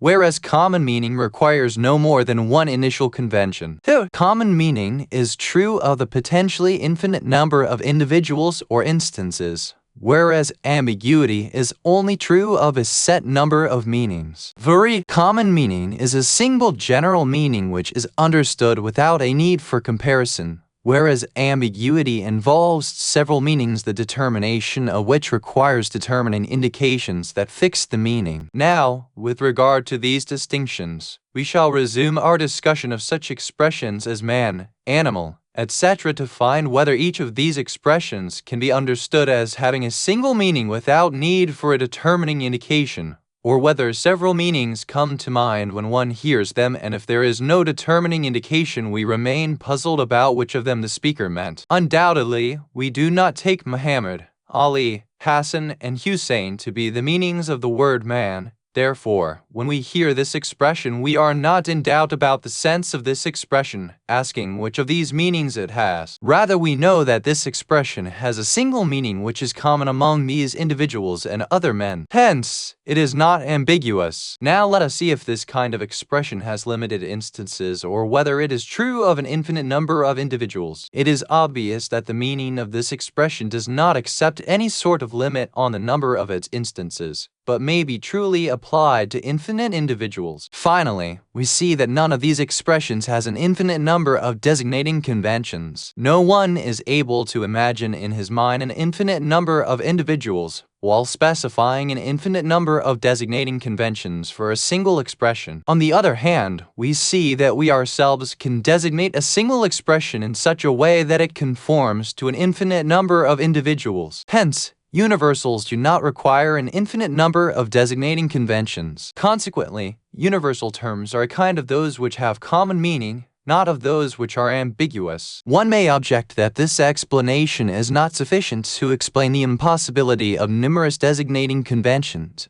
for it is possible that the one who designates may imagine one instance and not an infinity of instances in his mind, and designate an expression for all similar individuals. We know that this person must imagine the meanings of all an individual and similar in order to make such a convention. Hence the question returns to how these expressions are designated. How can they be applied to an infinite number of cases? We have no choice but to posit that the mind has the ability to conceive concepts which apply to an unlimited number of cases. Hence, it is not possible for such concepts to be designated one at a time for an infinite number of instances, for this is not feasible for any human. A response to a doubt. Nominalists, in order to deny the reality of universal concepts, have raised the following doubt. Every concept which occurs in a mind is a particular and specific concept which differs from concepts of the same kind which occur in other minds. Even if a person conceives the same concept at another time, it will be another concept. So, how can it be said that universal concepts occur in a mind with the attributes of universality and unity? This doubt originates from confusion between the respect of conception and the respect of existence. In other words, confusion between the principles of logic and the principles of philosophy. We have no doubt that each concept, insofar as it exists, is particular. In philosophical language, existence is equivalent to particularity. When it is imagined again, it will have another existence, but its conceptual universality and singularity are not due to its existence, but owing to its conceptual respect. That is, the same representative aspect in relation to various people and instances. In other words, when our minds look at a concept from the point of view of its instrumental, mirroring capacity and not independently, and examine its capacity for correspondence in various instances, the property of universality is abstracted from it. To the contrary, when its existence is considered in the mind, it is a case of particularity. A survey of other views. Those who imagine that a universal concept is a particular vague idea, and that general terms designate these same vague and pale forms as though the particularity had been bleached out of them, will not be able to find the truth about universals. The best way to make clear their error is to draw attention to concepts which either do not have any real instances in the external world at all, such as non-existent or impossible, or which do not have material or sensible instances, such as the concepts of God, angel, and the spirit, or which are conformable to both material and non-material instances, such as the concepts of cause and effect. For with regard to these concepts, it cannot be said that these are particular pale forms. Also, concerning concepts which are true of opposite things, such as the concept of color, which applies both to black and to white, it cannot be said that the color white have become so vague that it takes the absolute form of color and so is also true of black, or that the color black have become so weak and pale that it may also be truly applied to white. 5. Platonists also have such difficulties, for most universal concepts, such as the concept of the non-existent and the impossible, do not have intelligible archetypes, so they cannot hold that the perception of universals is the observation of such intellectual and non-material truths. Therefore, the correct position is that held by most of the Islamic philosophers and the rationalists, that man possesses a special cognitive faculty called the intellect, whose function is intellection of universal mental concepts, whether they have sensible instances or not. What? See Parvez Morwaj, The Metaphysica of Avicenna Ibn Sina, London, Routledge and Keegan Paul, 1973, p. 321f. 2. In fact, while nominalism has attracted some positivists and their students, the official position of such logical positivists as Rudolf Carnap was that the entire debate about the existence of universals is meaningless. This claim was subsequently shown to be based on an inadequate theory of meaning. 3. The phenomenology of Edmund Husserl should be considered as being derived from this theory. 4. Convention is used here in much the same way that Kripke uses initial baptism for the social agreement by which a word is applied to a given kind of object. 5. The idea seems to be that particular vague ideas should group together things that are similar within the limits of the vagueness, as the concept of gray may be vague enough to allow for various shades. But concepts which apply to opposites do not function in this way. For black and white are not shades of color analogous to the shades of gray. Black and white are opposites, and not similar within some vague limits. Lesson 15. Types of universal concepts. Types of intelligibles. Universal concepts which are employed in the intellectual sciences are divided into 3 groups. 1. Whatish concepts or first intelligibles, such as the concept of man and the concept of whiteness. 2. Philosophical concepts or secondary philosophical intelligibles, such as the concept of cause and the concept of effect. And 3. Logical concepts or secondary logical intelligibles, such as conversion ax mustawi and contraposition ax naki. We should remember that there are other types of universal concepts which are used in ethics and law, and later we shall refer to them. This tripartite division, which was originated by Islamic philosophers, has many uses with which we shall become familiar in future discussions. Lack of precision in recognizing and distinguishing them from one another causes confusion and many difficulties in philosophical discussions. Most of the lapses of Western philosophers are due to confusing these concepts, examples of which can be found in the words of Hegel and Kant. Therefore, it's necessary to provide some explanations about them. Universal concepts are either predicable of any things, in which case, in technical terms, it is said that they have external characterization. It is afkardi, as the concept of man which is predicated of Hassan, Hussein, and so on, and it is said Hassan is a man, or they are not predicable of things but only to concepts and mental forms, in which case they are technically said to have mental characterization. It is afdini, such as the concepts universal and particular in logical terms, the first of which is an attribute of the concept man and the second of which is an attribute of the mental form of Hassan. The concepts of the second group, which are applied only to mental things, are called logical concepts or secondary logical intelligibles. Concepts which are predicated of external things are divided into 2 groups. One group is of those concepts which the mind acquires automatically from specific cases, that is to say, when one or several individual perceptions are obtained by means of the external senses or internal intuitions, immediately the intellect acquires a universal concept of them, such as the universal concept of whiteness, which is acquired after seeing one or several white things, or the universal concept of fear,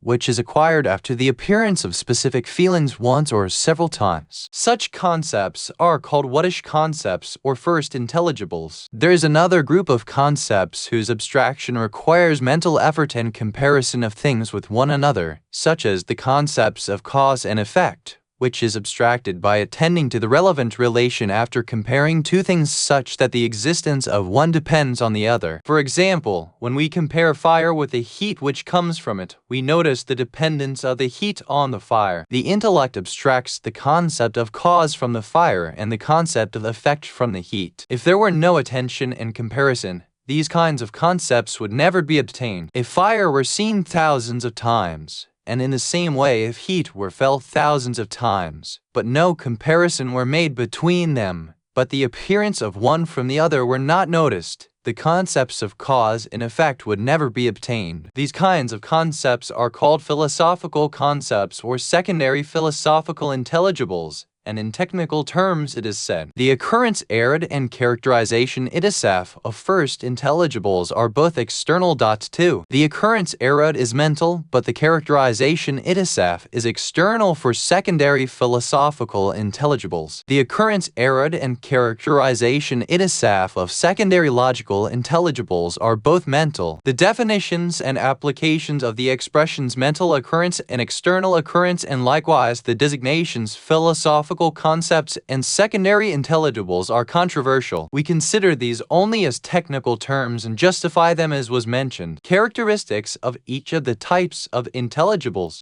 The characteristic of logical concepts is that they apply only to mental concepts and forms, and consequently they are completely recognized with a little attention. All the basic concepts of logic are of this group. The characteristic of whatish concepts is that they describe the whatnesses of things and specify the limits of their existence and are like empty frameworks for existence, and therefore they may be defined as conceptual frameworks. These concepts are employed in various true sciences. The characteristic of philosophical concepts is that they are not obtained without comparison and intellectual analysis. When they are applied to existence, they describe types of existence, not their whatish limits, such as the concept of cause, which corresponds to fire but never specifies its specific essence, but describes the kind of relation it has with fire, which is the relation of having an effect, a relation which also exists among other things. Sometimes this characteristic is interpreted in such a way that philosophical concepts have no identified reference, or their occurrence is mental,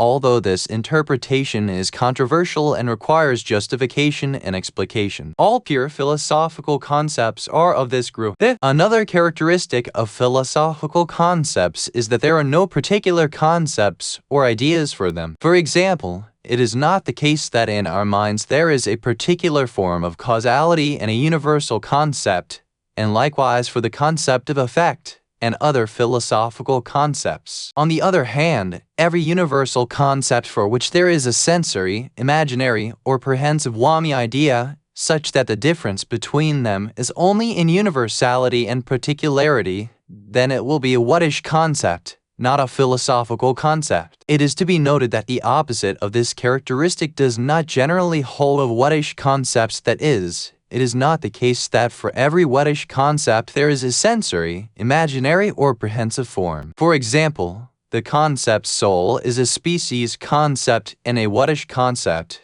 There is no particular mental form of it, and its instance can only be intuited by presentational knowledge. Respectival idibari concepts. The term idibari respectival, which frequently encountered in philosophical discussions, is employed with various meanings and is really equivocal. One must take care to distinguish among its meanings so as not to confuse them or make mistakes. In one sense, all secondary intelligibles, whether logical or philosophical, are called idibari, and even the concept of existence is counted as idibari. This term is used extensively by Sheikh al-Ishraq, and in various books of his he uses intellectual idibari with this meaning. Another sense of idibari is specified for legal and ethical concepts, which in the language of recent scholars are called value concepts. In a third sense, only concepts which have no external or mental instances and which are constructed with the help of the faculty of imagination are called idibari, such as the concept of a ghoul. These concepts are also called fantastic. Idibari also has another sense to be contrasted with fundamentality azalat, which is employed in discussions of the fundamentality of existence azalat wujud or fundamentality of whatness azalat mahuwiyat, and which will be mentioned in its proper place. Here it is appropriate to explain idibari in the sense of value, although detailed discussion of the subject must be sought in the philosophy of ethics or the philosophy of law. We shall provide here only a brief explanation as is appropriate. Ethical and legal concepts. Every ethical or legal topic which we consider consists of concepts such as ought and ought not, is required and is prohibited, and the like, which may be the predicates of propositions. Likewise, other concepts, such as justice and injustice, trustworthiness and treachery, can be the subjects of propositions. When we consider these concepts, we see that they are not whattish concepts, for they have no intified any instances, hence they are called idibari. For example, the concepts of thief or usurper happen to be attributes of people, but not because they pertain to the quiddity of a person, but because the person has taken someone's property. When we consider the concept of property, we see that even if it is applied to gold and silver, it is not because they are metals of a specific kind, but because they are desired by people and they can be a means for meeting their needs. From another perspective, the acquisition of property by a person is the sign of another concept called possession, which also has no external instance. That is, to credit a tibar someone with the title possessor and to credit the gold with the title possession does not change the essence of the person nor the essence of the gold. In conclusion, expressions of this kind have special features which must be discussed from several different perspectives. One of these perspectives is linguistic and literary, that is, for what meaning was the term originally coined, and how has the meaning changed to have acquired its present form? Is the application of this meaning literal or figurative? Likewise, one may discuss prescriptive and descriptive terms, and what the purport of prescription is, and whether ethical and legal terms refer to prescriptions or descriptions. Discussions of this kind are related to branches of linguistics and literature, and scholars of the science of the principles of Islamic jurisprudence usul al-fiqh also have made a great many researches and investigations into these matters. Another aspect of discussions about these concepts is related to the ways in which these concepts are perceived, and the mechanism of transference of the mind from one concept to another, which must be examined in the psychology of mind. Finally, another aspect of discussions about these concepts is related to their relations with objective realities, and whether these concepts have been invented by the mind and have no relation to external realities. For example, are ought and ought not and other value concepts completely independent of other kinds of concepts which are constructed by means of a special mental power, or are they merely descriptive of individual or social desires and inclinations, or are these concepts related to objective realities or somehow abstracted from them? Are ethical and legal propositions descriptive? Do they have truth values? Can they be correct or in error? Are they prescriptive so that correctness and incorrectness are meaningless for them? In the case that truth values are imagined of them, what would be the criteria for truth and falsehood? By what standards may their truth and error be recognized? This part of the discussion is related to epistemology, and this is the area in which it must be explained. Here we shall provide a brief explanation of the simple concepts of ethics and law, and in the final portion of the discussion of epistemology we shall deal with the evaluation of value propositions, and at the same time we shall indicate the difference between ethical and legal propositions. Ought and ought not. The words ought and ought not, which are used for cases of commands and prohibitions, in some languages are expressed by a single particle, as in Arabic, in which the letter lam indicates the command form and the word la indicates prohibition. In every language about which we have information, we may replace the command and prohibition forms, such as you ought to say it replaces say it, and you ought not to say it replaces do not say it. However, sometimes they are used in the form of independent concepts with the meaning of obligation and prohibition, as when we employ the descriptive sentence, it is obligatory for you to say it instead of the prescriptive expression, say it. These rhetorical devices exist in many languages, but they cannot be considered as the key to solving philosophical problems. One cannot define legal expressions as those which are prescriptive, for, as has been mentioned, in place of prescriptive statements one may use descriptive sentences. The expression ought, whether expressed as a particle or as an independent noun, and also equivalent expressions, such as obligatory and necessary, which are sometimes used in propositions which by no means express values, such as when a teacher in a laboratory says to a student, "You ought to mix sodium with chlorine to make salt," or when a physician tells a patient, "You ought to take this medicine until you become well." Undoubtedly, the purport of such expressions is nothing but the exhibition of the relation between the production of a chemical substance and the action and reaction, or cause and effect, during the combining of two elements, or between taking some medicine and recovering. In philosophical terms, the ought in these cases expresses the deductive necessity between the reason and its result or cause and effect, that is to say, if a specific event cause does not occur, its result effect will not occur. When these expressions are used as legal or ethical terms, they gain an evaluative aspect. Here, various views are presented about them, one of which is that the purport of such terms is to express individual or social desires and their objects regarding an action. If it is expressed in the form of a descriptive sentence, it will have no other meaning than desirability. The correct view is this, that such terms do not directly indicate the object of desire, but rather the value and the object of desire of an action is understood by a conditional indication. The main purport is the very expression of the relation of causality which exists between the action and the goal of ethics or law. For example, when a lawyer says, "The criminal must be punished,"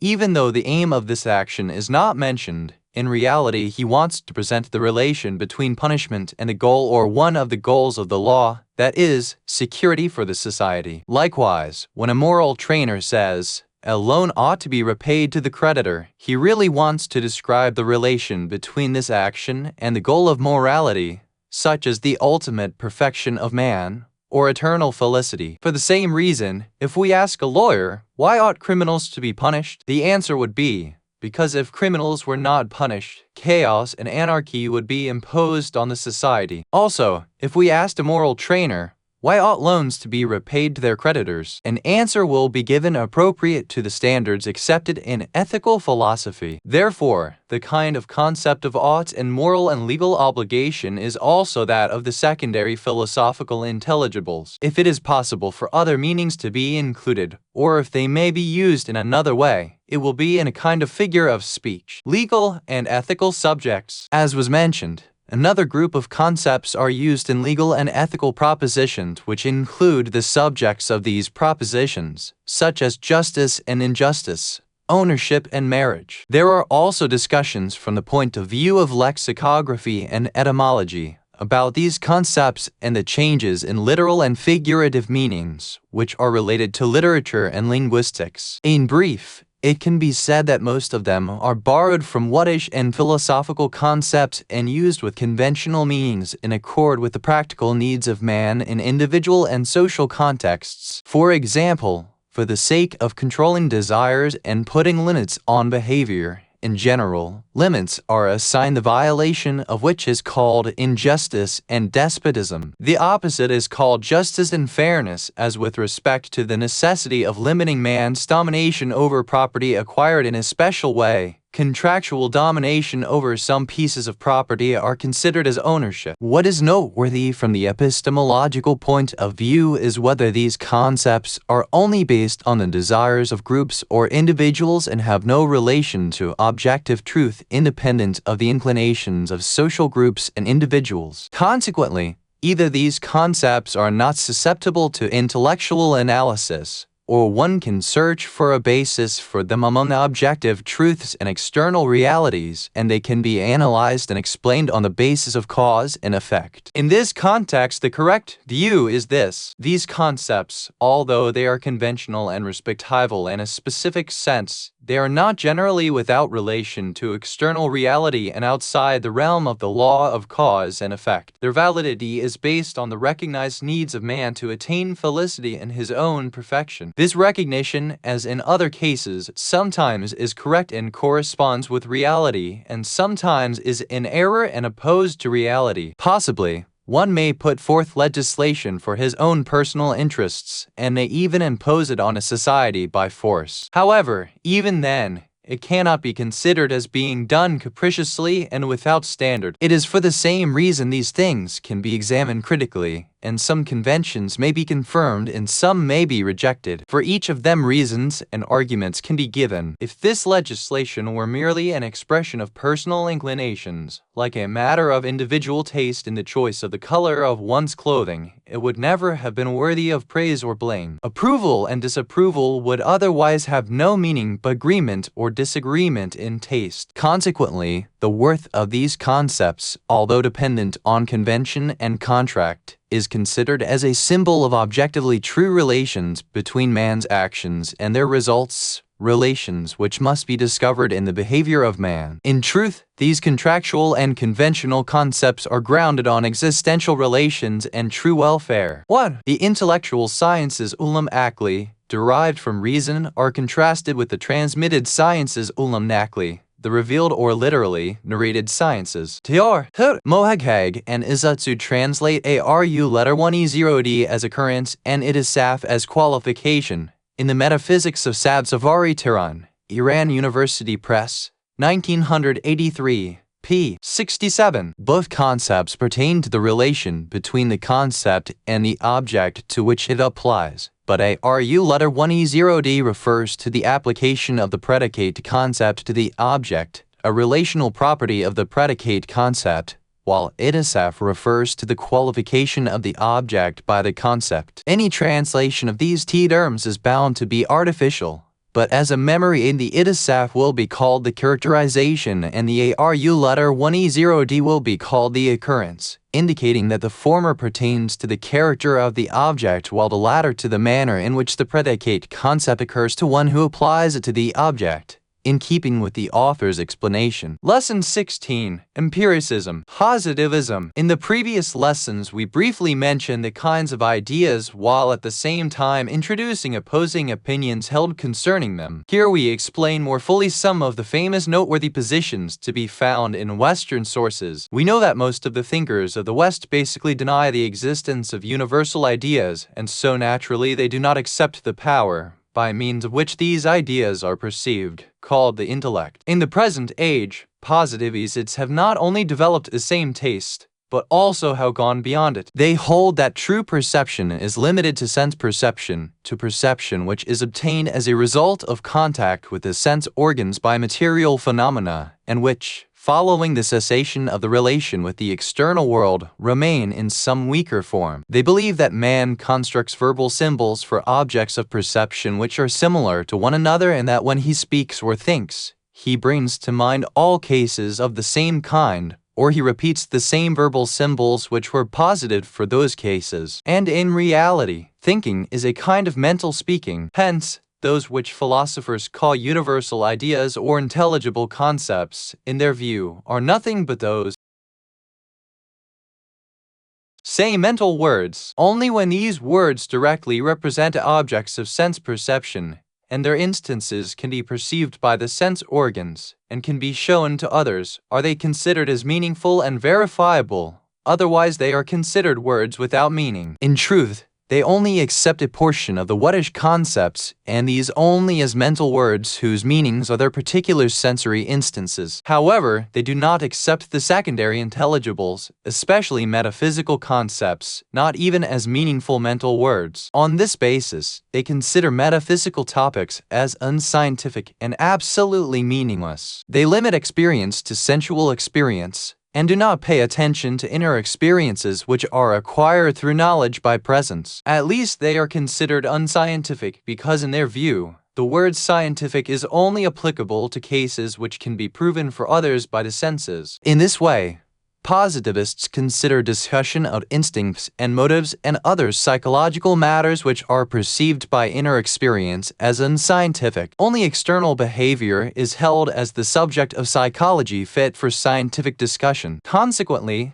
they void psychology of its content. According to this philosophy, which can be called empiricism or extreme empiricism, There is no place for scientific discussion and research which could result in certainty about metaphysical topics. They consider all philosophical topics to be nonsense and worthless. Perhaps philosophy has never faced such a hard-headed enemy. Therefore, we had better discuss it more fully. A critique of positivism. Positivism, which is truly one of the basest tendencies of human thought in all history, has numerous failures, the most important of which will be indicated below. What? With this tendency, the most firm foundations of knowledge, that is, knowledge by presence and propositions evident by reason akal, are lost. With this loss, no intellectual explanation can be presented for the correctness of knowledge and its correspondence to reality. Positivists have tried to define true knowledge in another way. Truth is held to be knowledge which is accepted by others, which can be proved by sensory experience. Obviously, the change in terminology does not solve the problem of the value of knowledge. The agreement and acceptance of those who do not attend to this difficulty cannot create any value and worth. Positivists rely on sense perception, which is the most unstable and dubious basis for knowledge. Sensory knowledge, more than any other type of knowledge, is exposed to error. Noting the point that sensory knowledge, in reality, occurs inside of man, they have closed off the way to logical proof of the external world. There is no way for them to answer the doubts of the idealists. 3. The difficulties which we mention with regard to the nominalists also apply to the positivists. 4. To claim that metaphysical concepts are meaningless is absurd and obviously invalid.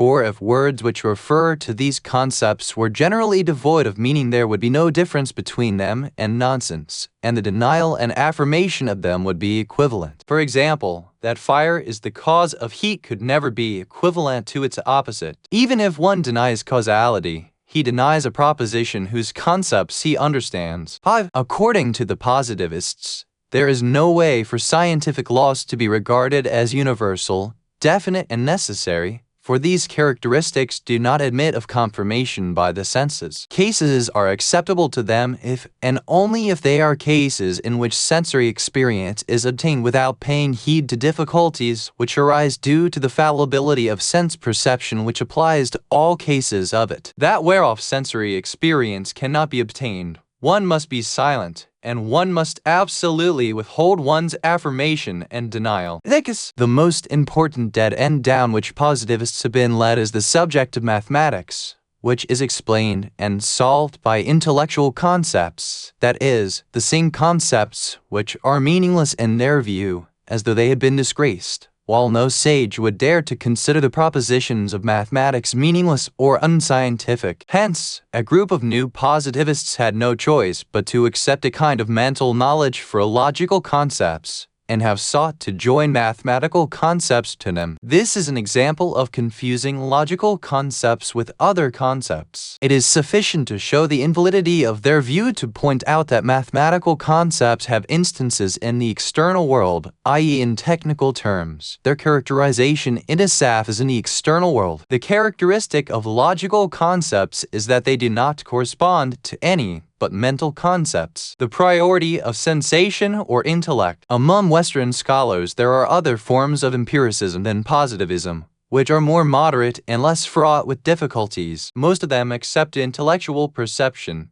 but they still believe in some kind of priority for sense perception. Opposing them, there are other groups which believe in the priority of intellectual perception. The subjects which are presented under the heading of the priority of sensation or intellect are divided into two groups. One group is related to the evaluation of sensory and intellectual knowledge, and the preference of one over the other, and must be discussed in the lesson on the value of knowledge. The other group relates to their relative dependence or independence from one another. Are sensation and intellect separate and independent? Or is intellectual perception integrally related to sensation? The second group of subjects may also be divided into two parts. One is related to ideas and the other to affirmations. The first subject which is discussed here is the priority of sensation or intellect with respect to ideas. In our view, after accepting the specific form of concepts, called universals, and accepting a special conceptual power called the intellect akal, this question presents itself.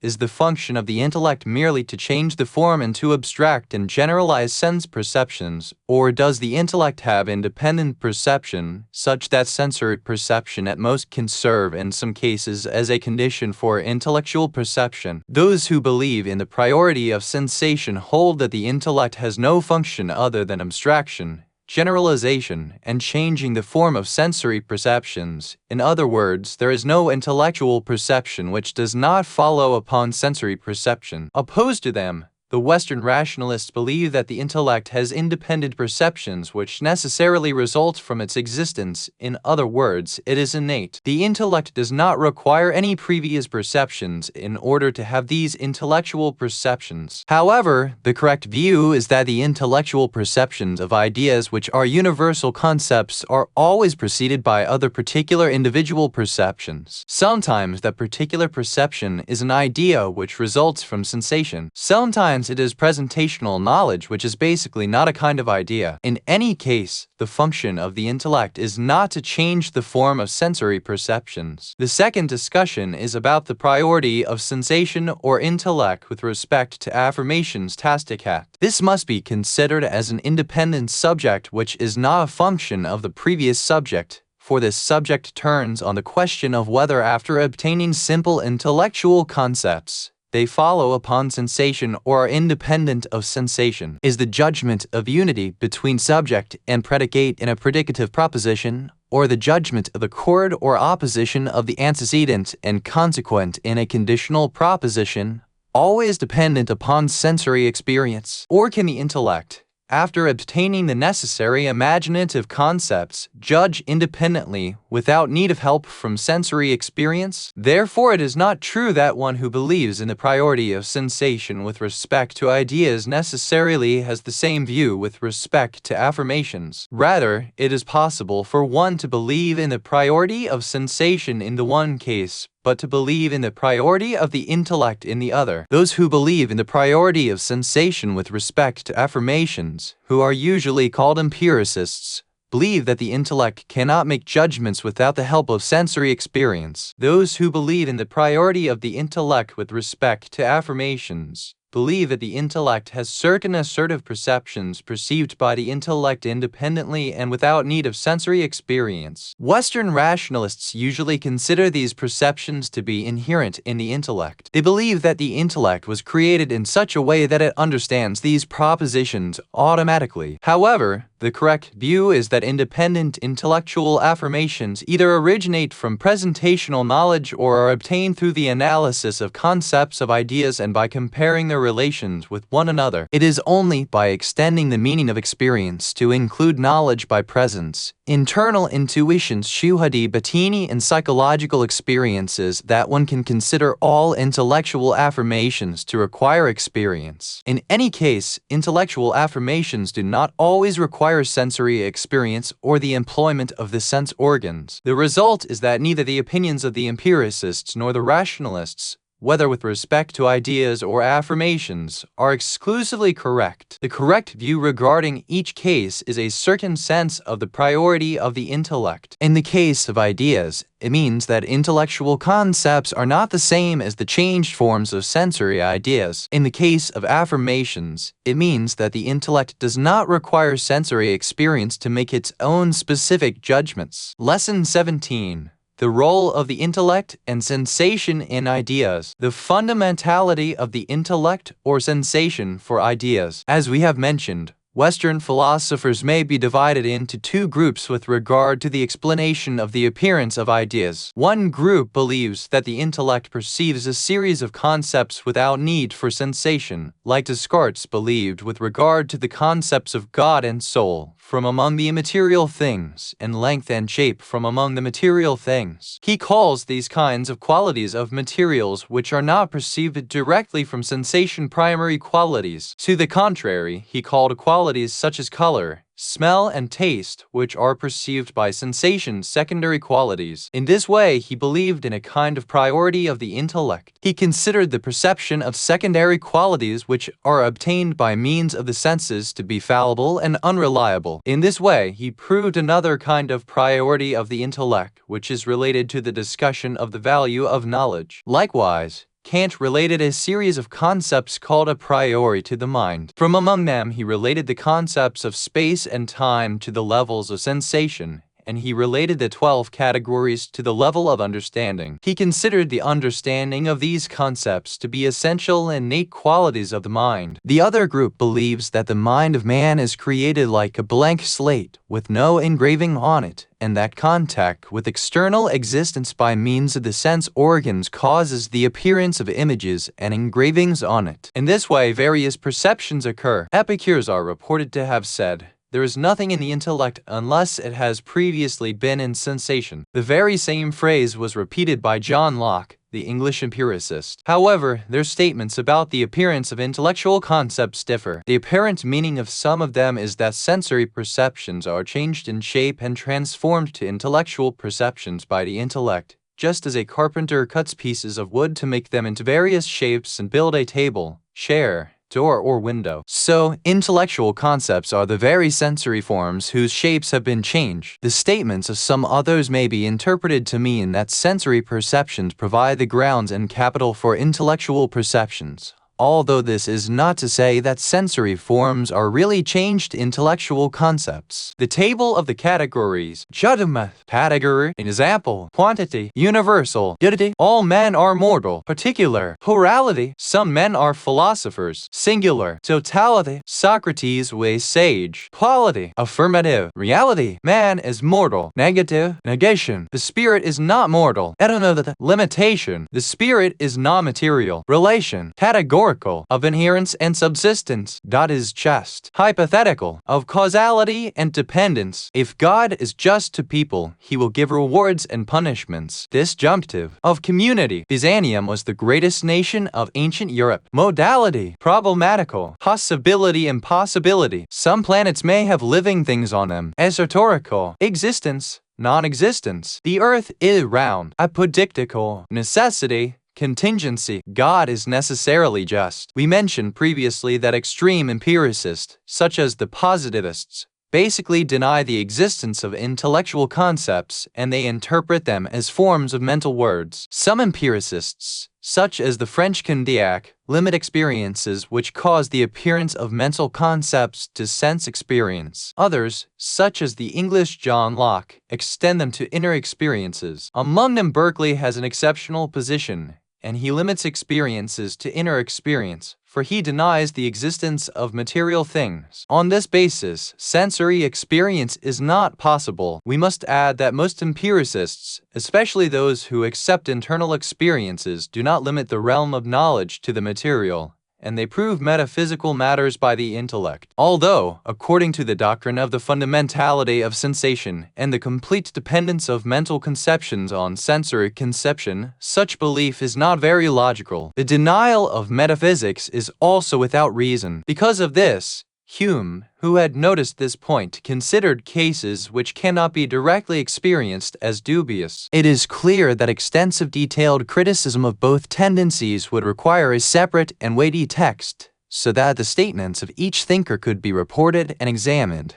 But this work is not appropriate in this book. Hence, it suffices to briefly criticize their basic ideas without regard to the particular features of each position. It is not acceptable to assume that from the beginning of its existence the intellect has specific concepts, and that it is mixed with them, or that after a while it understands them automatically and without the effect of any other factor. The conscience of every aware human being denies this, whether the assumed concepts are related to the material or related to the abstract, or whether it accords with both areas. Supposing that a series of concepts are necessary for the nature and constitution of the intellect, it cannot be proved that they represent reality, and at most it can be said that a certain subject is accepted by the nature of the intellect, and it is probable that if the intellect had been created in another form, it would have perceived objects in other ways. To compensate for this deficiency, Descartes grasped hold of divine wisdom. He said that if God had placed these concepts in the nature of the intellect, contrary to reality and truth, he necessarily would have been a deceiver. However, it is clear that the attributes of Almighty God and his lack of deception must be proved by intellectual reasons. But if intellectual perceptions are not correct, the basis of this argument collapses. The guarantee of its correctness through this argument is circular. 3. Suppose that intellectual concepts came from a change in sensory forms. This would require that a form which changes and is transformed into an intellectual concept would not retain its original form. However, with the appearance of universal concepts in the mind, concomitantly and simultaneously we see that sensory and imaginary forms retain their own states. Moreover, it is only material existence which are apt to change, while perceptual forms are abstract, as will be proved in its proper place. 4. Most of the intellectual concepts, such as the concept of cause and effect, do not have sensory or imaginary forms at all, so they cannot be said to come from changes in sensory forms. 5. Suppose that sensory forms provide the stock and ground for intellectual concepts, and that they do not really change into them. Although this is less problematic and closer to the truth than the previous supposition, and is acceptable with respect to some whattish concepts, nevertheless, it is not proper to limit the grounds of intellectual concepts to sensory perceptions. For example, it cannot be said that philosophical concepts are obtained from abstraction and generalization of sensory perceptions, because, as has already been pointed out, there does not exist any sensory or imaginal perceptions equivalent to them. Inquiry into a problem. In order to become clear about the role of sense and intellect in ideas, we shall take a glance at the types of concepts and the way in which they appear. When we open our eyes to the beautiful scenery of a garden, the different colors of the flowers and leaves attract our attention. Various perceptual forms are pictured in our minds. When we close our eyes, we no longer see the beautiful dazzling colors, and this is the same sensory perception which vanishes when the relation to the external world is cut. However, we can imagine the same flowers in our mind and remember that beautiful scenery. This is imaginary perception. In addition to sensory and imaginary forms which represent specific things, we also perceive a series of universal concepts which do not describe specific things, such as the concepts of green, red, yellow, purple, indigo, etc. Likewise, the concept of color itself, which can be applied to various different colors, cannot be considered as the faded and vague form of one of them. Obviously, if we had not seen the color of the leaves of trees and things of the same color, we could envisage neither imaginary forms nor intellectual concepts of them. So, one who is blind cannot imagine colors, and one who has no sense of smell has no concept of the various fragrances. Because of this, it is said, he who lacks a sense lacks a knowledge. That is, someone who lacks a sense is deprived of a kind of concept and awareness. So undoubtedly, the appearance of this kind of universal concept depends on the occurrence of particular perceptions. But this does not mean that sensory perceptions are transformed into intellectual perceptions like wood into a chair, or material to energy, or like a specific kind of energy is transformed into another kind.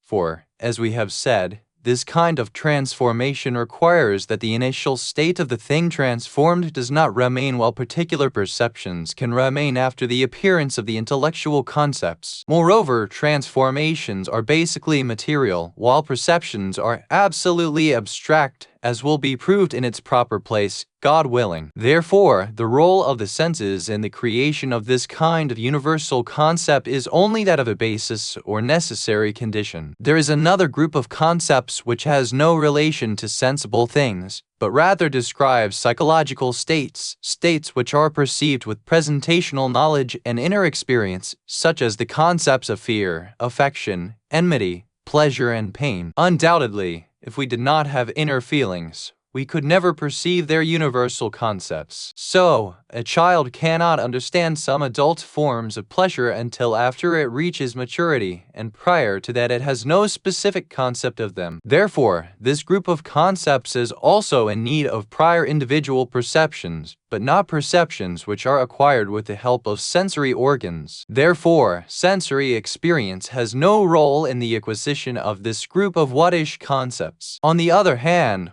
we have a series of concepts which have no instances in the external world and only have instances in the mind, such as the concept universal, which corresponds to other mental concepts, and there is nothing outside of the mind which can be called universal with the meaning of a concept applicable to numerous individuals. It is clear that this kind of concept is not obtained by abstraction and generalization from sensory perceptions, although a kind of mental experience is needed. That is, until a series of intellectual concepts is acquired by the mind, we cannot discuss whether they are applicable to numerous individuals or not. This is the very mental experience which we have indicated. That is, the mind of man has the power to be aware of concepts within itself and to recognize them just as he does the objects of the external world, and has the power to abstract specific concepts from them. The instances of these abstracted concepts are the same as the primary concepts. This is why these kinds of concepts which are used in logic are called secondary logical intelligibles. Finally, we arrive at another chain of intellectual concepts which are used in philosophy, from which primary self-evident propositions are formed, and hence, these concepts have great importance. Various opinions have been presented with regard to the formation of these concepts, discussion of which would take too much time, but in the discussion of ontology we shall speak of the conditions for the formation of each of these relevant concepts. Here we shall only present as much as is necessary. It is to be noted that these concepts, since they are applied to things in the external world, or in technical terms, their characterization itself is external. They are like whatish concepts,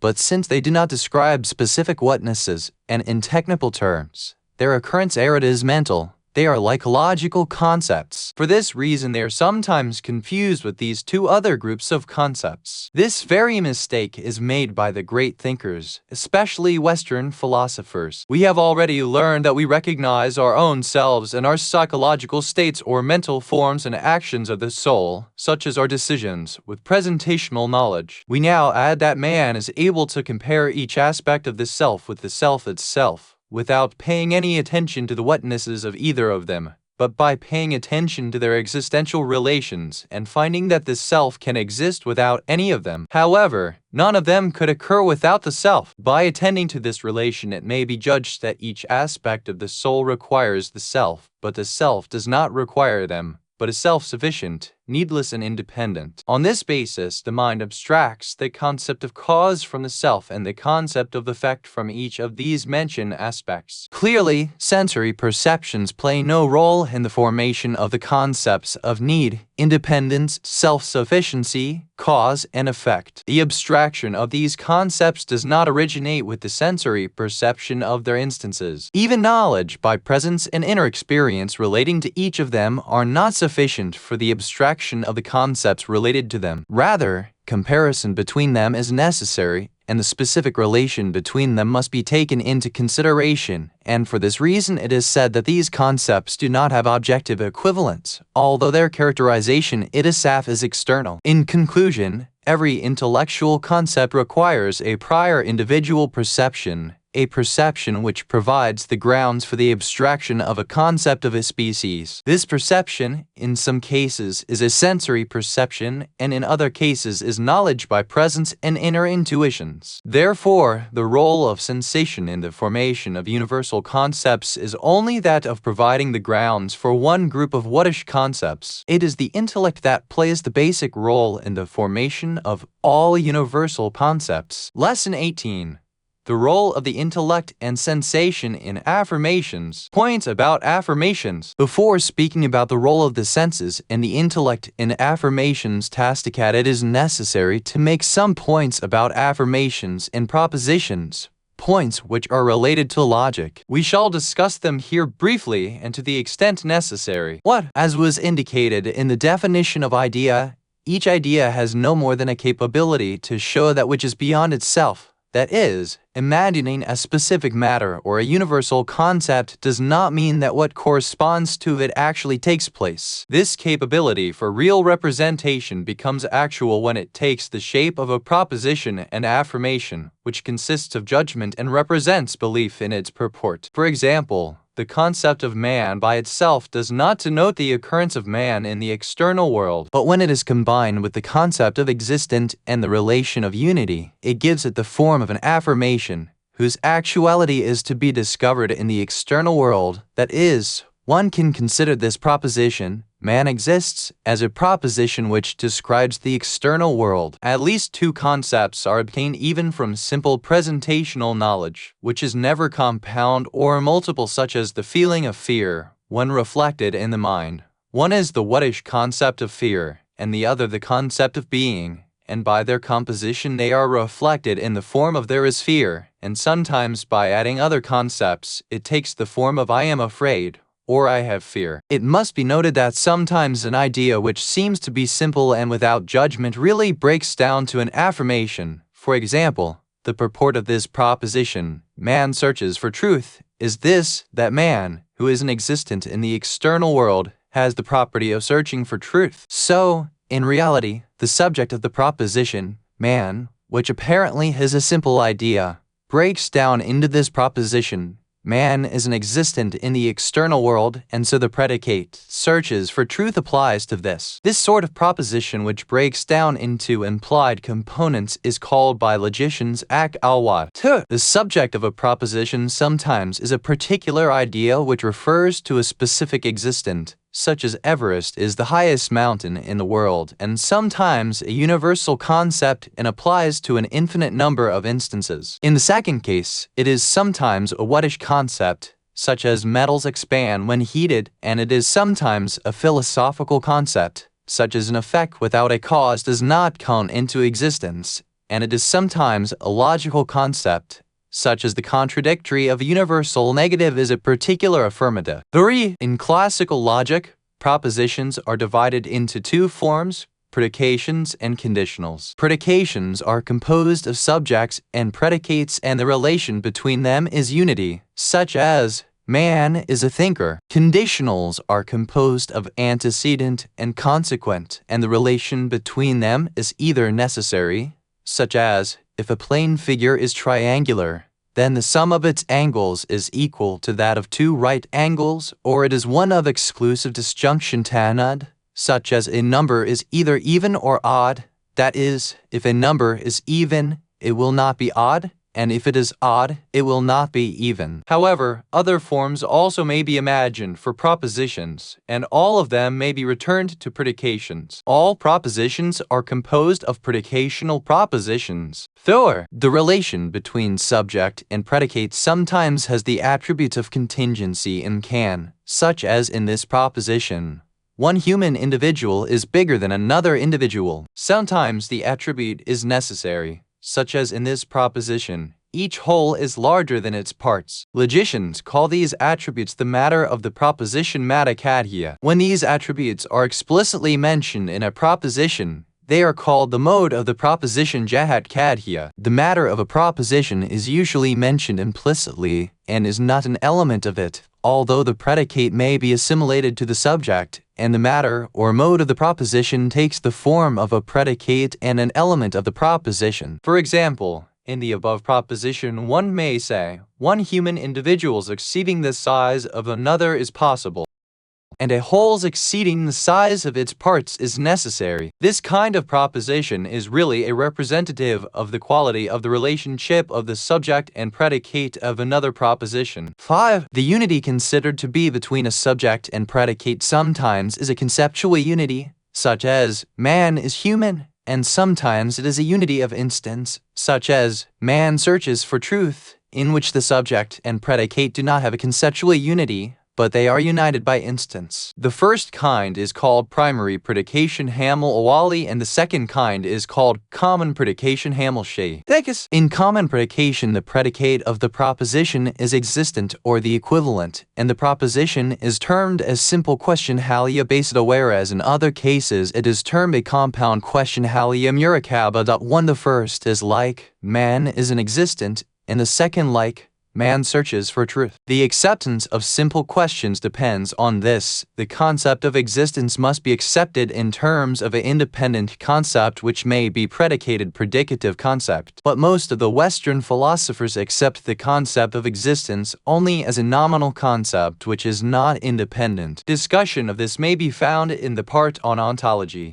In compound questions, if the concept of the predicate is obtained through analysis of the concept of the subject, the proposition is called analytic, and otherwise it is called synthetic. For example, the proposition, all children have fathers, is analytic, for when the concept of child is analyzed, the concept of father is obtained from it. But the proposition, metals expand when heated, is synthetic, for from the analysis of the meaning of metal we cannot obtain the concept of expansion. In the same way, the proposition, all men have fathers, is synthetic, for from the analysis of the meaning of man the concept of having a father is not attained. Also, every effect requires a cause is analytic, and all existence require a cause is synthetic. It must be noted that Kant has divided the synthetic propositions into two kinds, a priori and a posteriori, and considers mathematical propositions to belong to the former. However, some positivists attempt to reduce them to analytic propositions.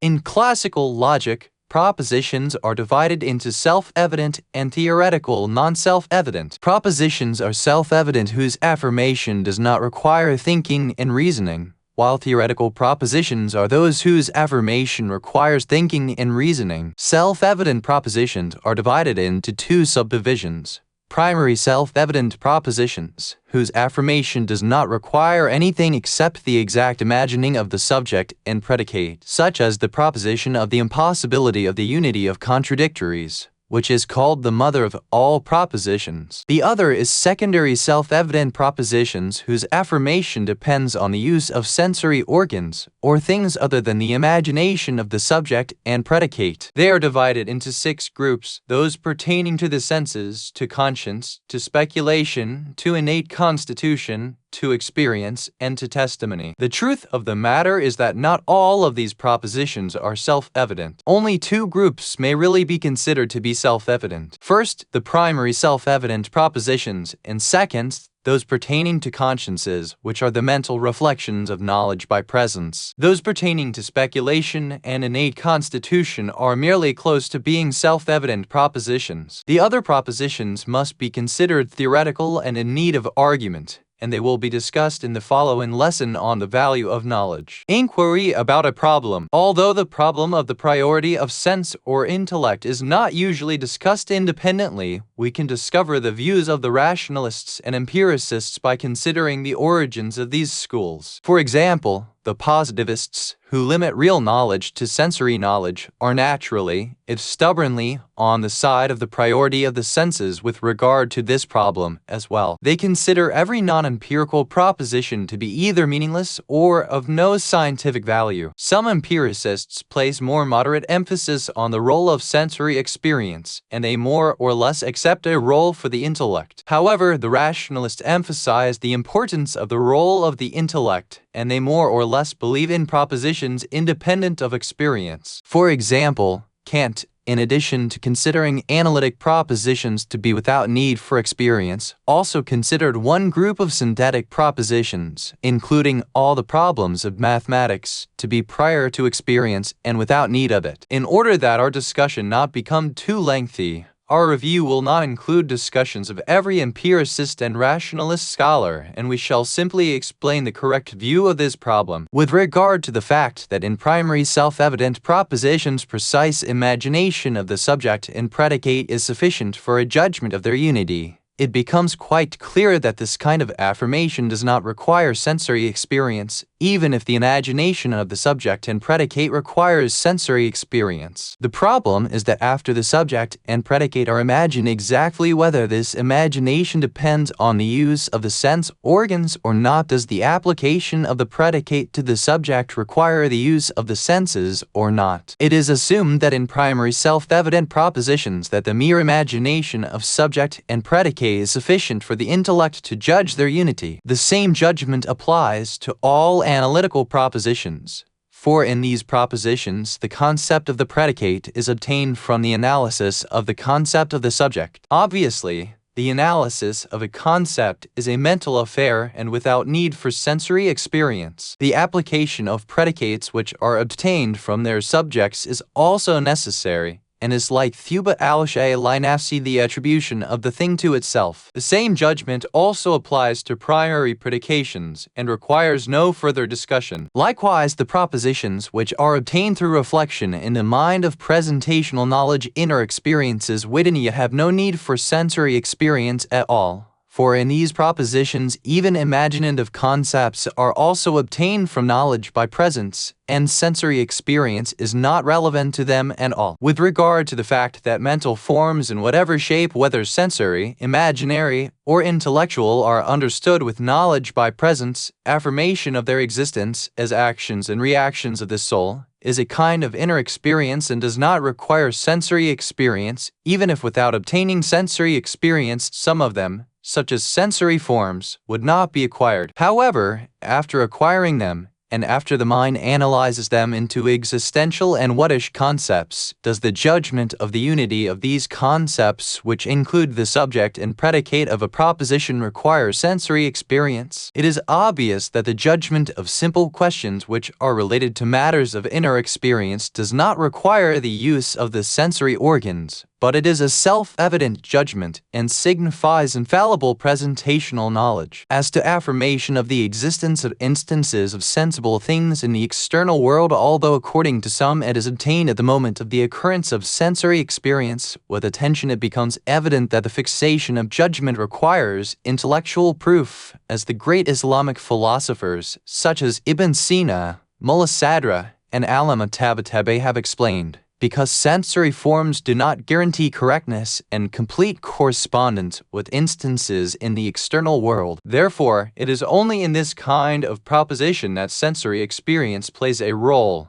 but not a complete and definitive role, but rather an indirect and preparatory role. Likewise, in universal sensory propositions, which in the terminology of logicians are called experiences or experienced things, in addition to requiring the mentioned intellectual judgment for affirming their external instances, there is another requirement for an intellectual proof of the generalization and proof of their universality, as was mentioned in Lesson 9. The reconfirming of knowledge in every proposition and science, due to the necessity of its purport and the impossibility of its contradictory, requires the mother of propositions al-kadhaya, that is, the proposition of the impossibility of bringing two contradictories together adam and nakating. In conclusion, no certain affirmation is obtained merely by sensory experience, but there are numerous certain propositions which do not need sensory experience. By attending to this truth, the poverty of the thought of the positivists becomes quite clear. 1. The term question here does not indicate an interrogative. Simple and compound questions are merely two kinds of propositions. Simple questions are propositions that posit the existence of something, as in A exists or A is. Compound questions are statements in which one thing is affirmed of another, e.g. It'll be Dr. Lesson 19. The value of knowledge. Return to the original problem. We know that the original problem of epistemology is whether man is able to discover the truth and obtain information about reality. If so, how? What is the criterion by which one can recognize the truth from incorrect thoughts which are contrary to reality? In other words, the main fundamental discussions of epistemology include the problem of the value of knowledge, and other problems are considered to be introductory or supplementary. Since there are several kinds of knowledge, it is natural that the problem of the value of knowledge should also have different dimensions. But what is of special importance for philosophy is the evaluation of intellectual knowledge and the proof of the ability of the intellect to solve the problems of epistemology and other branches of philosophy. We first explained the general types of knowledge, and we came to the conclusion that a sort of human knowledge is without intermediary and is knowledge by presence. In other words, it is finding reality itself. In this kind of knowledge, knowledge error is impossible. But with regard to the fact that this knowledge by itself does not meet the scientific needs of man, we discussed acquired knowledge and its types. We also made clear the role of the senses and the intellect in them. Now it is time to return to the original problem and explain the value of acquired knowledge. As acquired knowledge, in the sense of the actual discovery of reality, is the same as affirmations and propositions,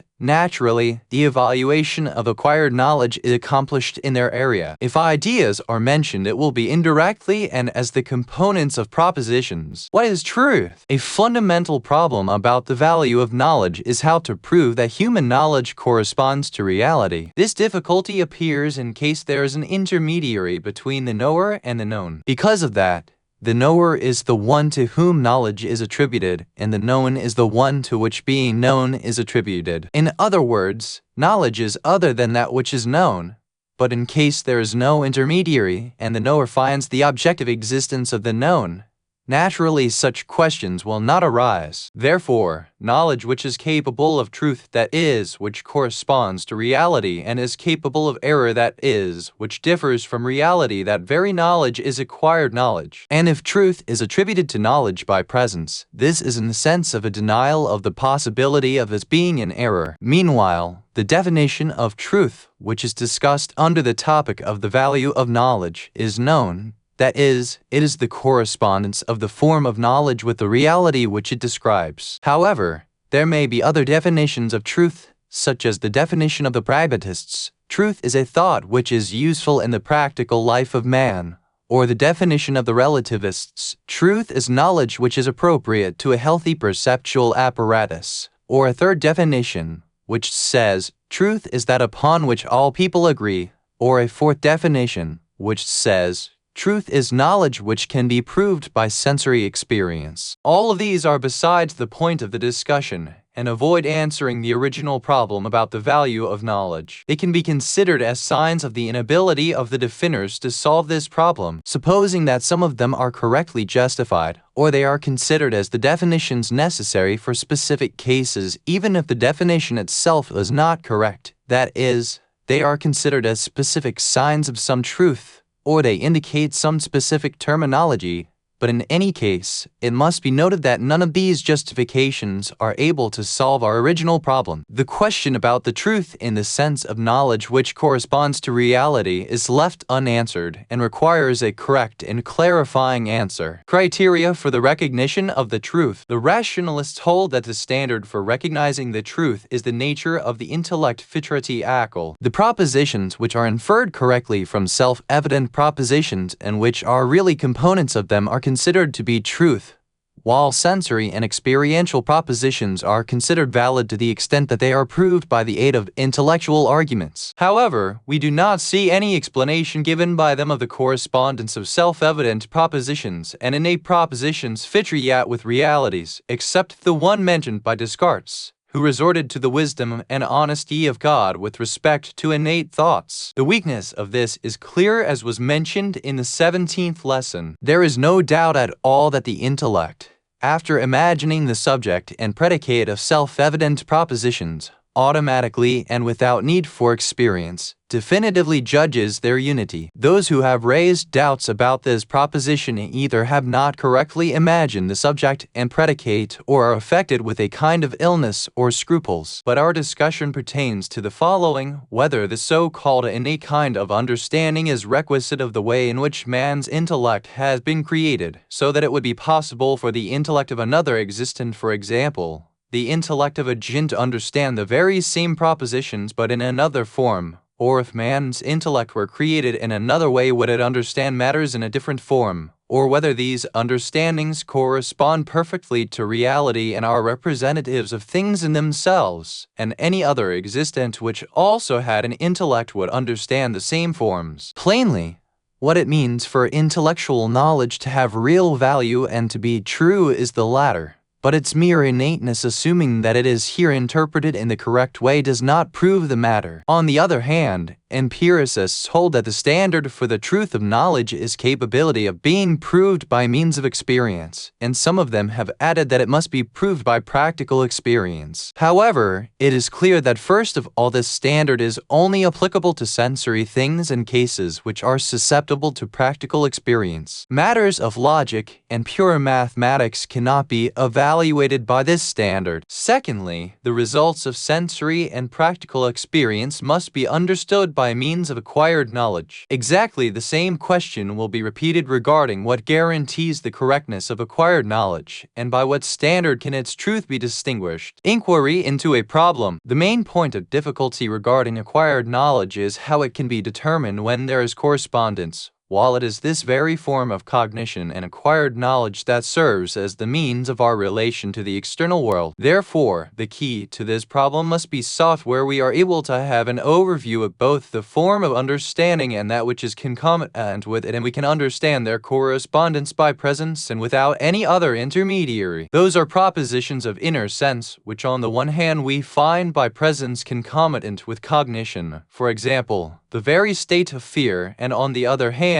we perceive the mental form related to it directly. Therefore, the propositions I am, or I am afraid, or I doubt, are completely indubitable. So, these propositions of inner sense are the first propositions whose value is 100% proven, and there is no way for them to be in error. To be sure, we must take care that these propositions are not mixed with mental interpretations, as was mentioned in Lesson 13. We find such an overview in the propositions of logic, which describe other mental forms and concepts. For although both the description and the object described are found in two levels of the mind, both levels are present to the self, i.e. the I who understands. For example, this proposition, the concept of man is a universal concept, is a proposition which describes the features of the concept of man, a concept which is present in the mind. We are able to distinguish these features by mental experience, that is, without using sensory organs or the intermediary of any other perceptual form. We understand that this concept does not describe a specific individual,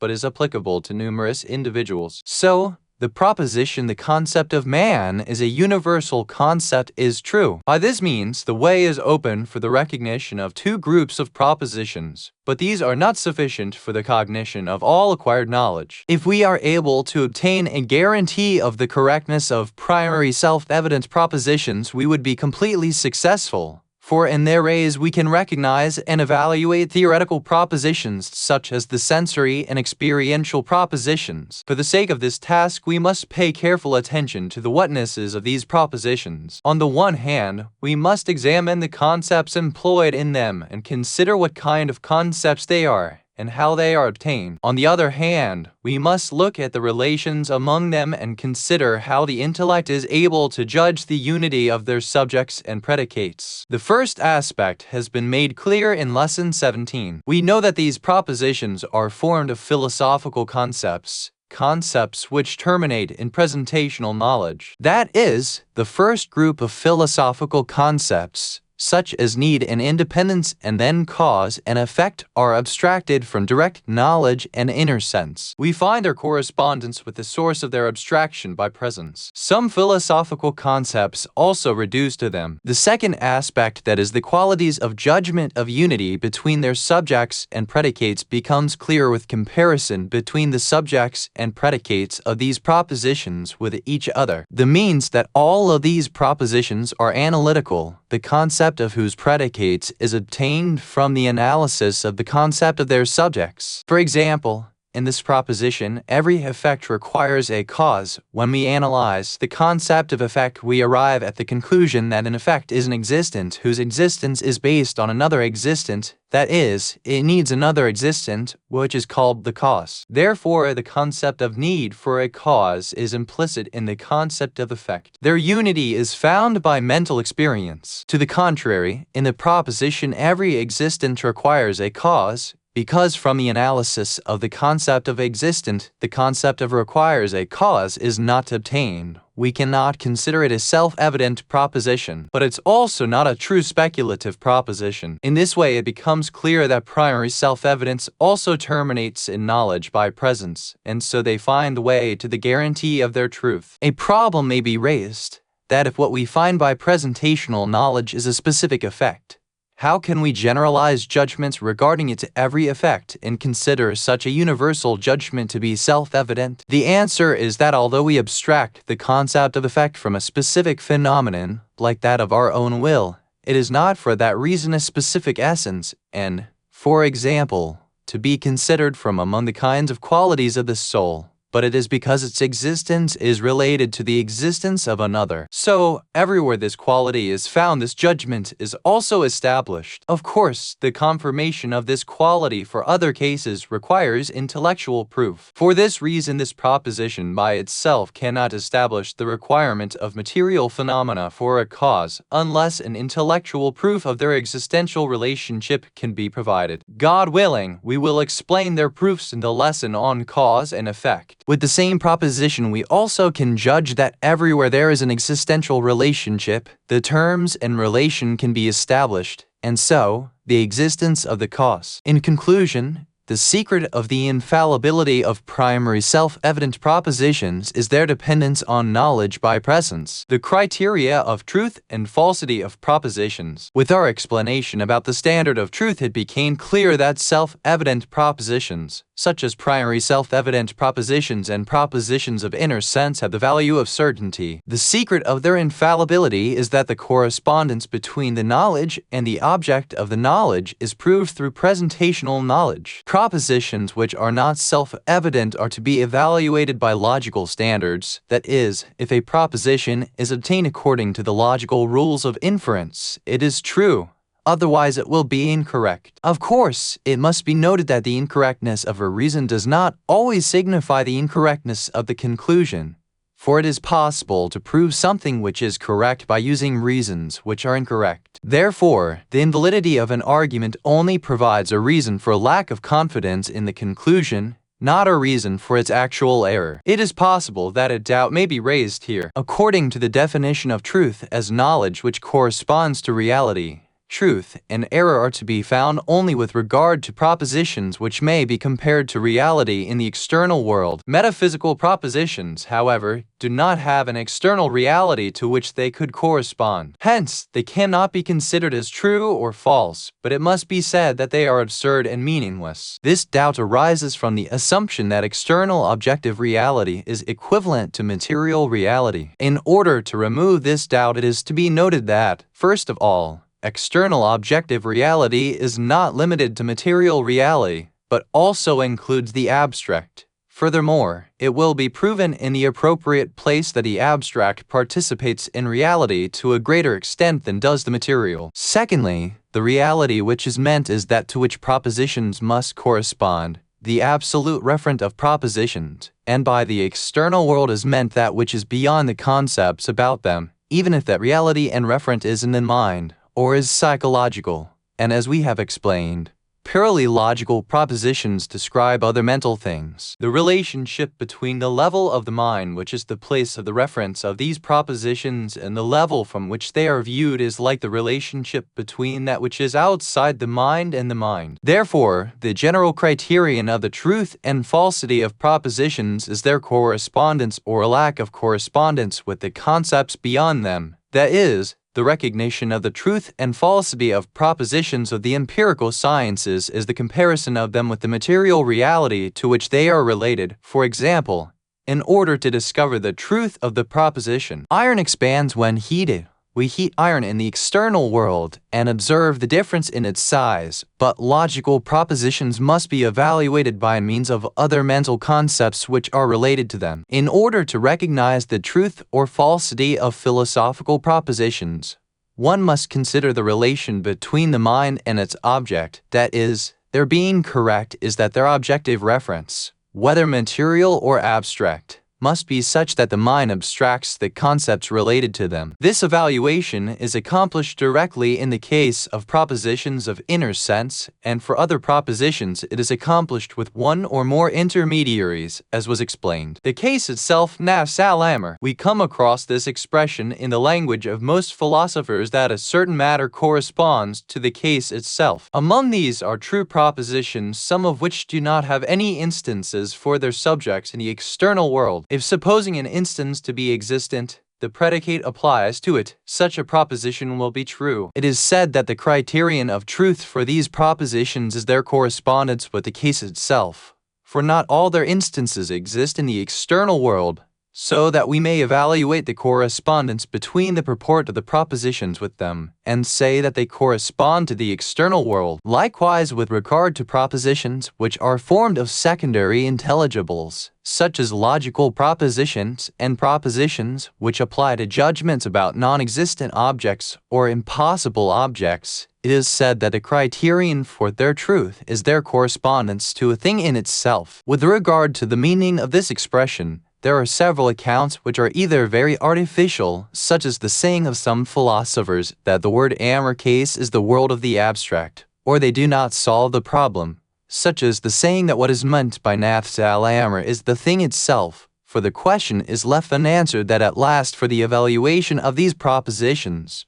with what are they to be evaluated? With the explanation of the truth and falsity of propositions, it became clear that the meaning of nafs al-amr is something other than external reality. Rather, it is a container for the intellectual demonstration of reference which differs in various cases. In some cases, it is a specific level of the mind, such as with regard to logical propositions. In other cases, it is the assumption of an external demonstration, such as the reference to the proposition of the impossibility of the unity of contradictories. In cases in which there is an accidental relation in the external world, such as when it is said, the cause of the absence of the effect is the absence of the cause, it is established that the relation of causality in truth is between the existence of the cause and the existence of the effect, and accidentally it is also related to their absence. Lesson 20. The evaluation of ethical and legal propositions. Features of ethical and legal knowledge. Knowledge of ethics and law, sometimes called evaluative knowledge, has features which can be divided into two general groups. One group of features is related to specific imaginative concepts from which legal and ethical terms are formed. This was discussed in Lesson 15. The other group of features concerned the shape and form of evaluative terms. Legal and ethical knowledge may thus be explained in two ways.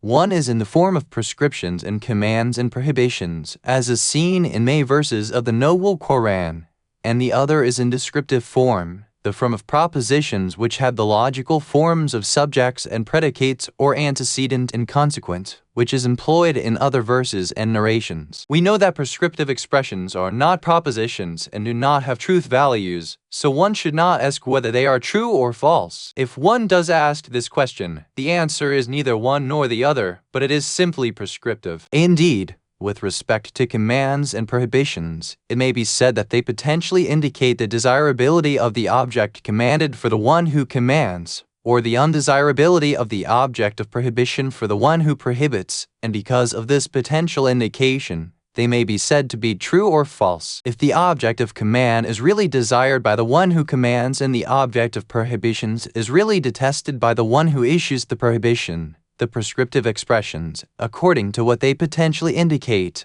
are true, and otherwise they are false. Some Western thinkers have imagined that the consistency of ethical and legal rules is based on command, prohibition, obligation, and warning. In other words, that their essence is prescriptive. Therefore, ethical and legal knowledge is not considered to have truth value. Naturally, they believe that there is no standard for their truth or falsity, and that no criterion for recognizing their truth or error can be produced. This idea is wrong. Without a doubt, ethical and legal rules can be expressed in the form of descriptive expressions and logical propositions without prescriptive meaning. In reality, to try to fit ethical and legal knowledge into the framework of prescriptive expressions is either to consider them to be a sort of mental diversion or to be solely for the sake of meeting certain educational goals. The criterion for the truth and falsity of evaluative propositions. Ethical and legal propositions are explained in two ways. The first way is by describing the application of specific rules in a certain system. For example,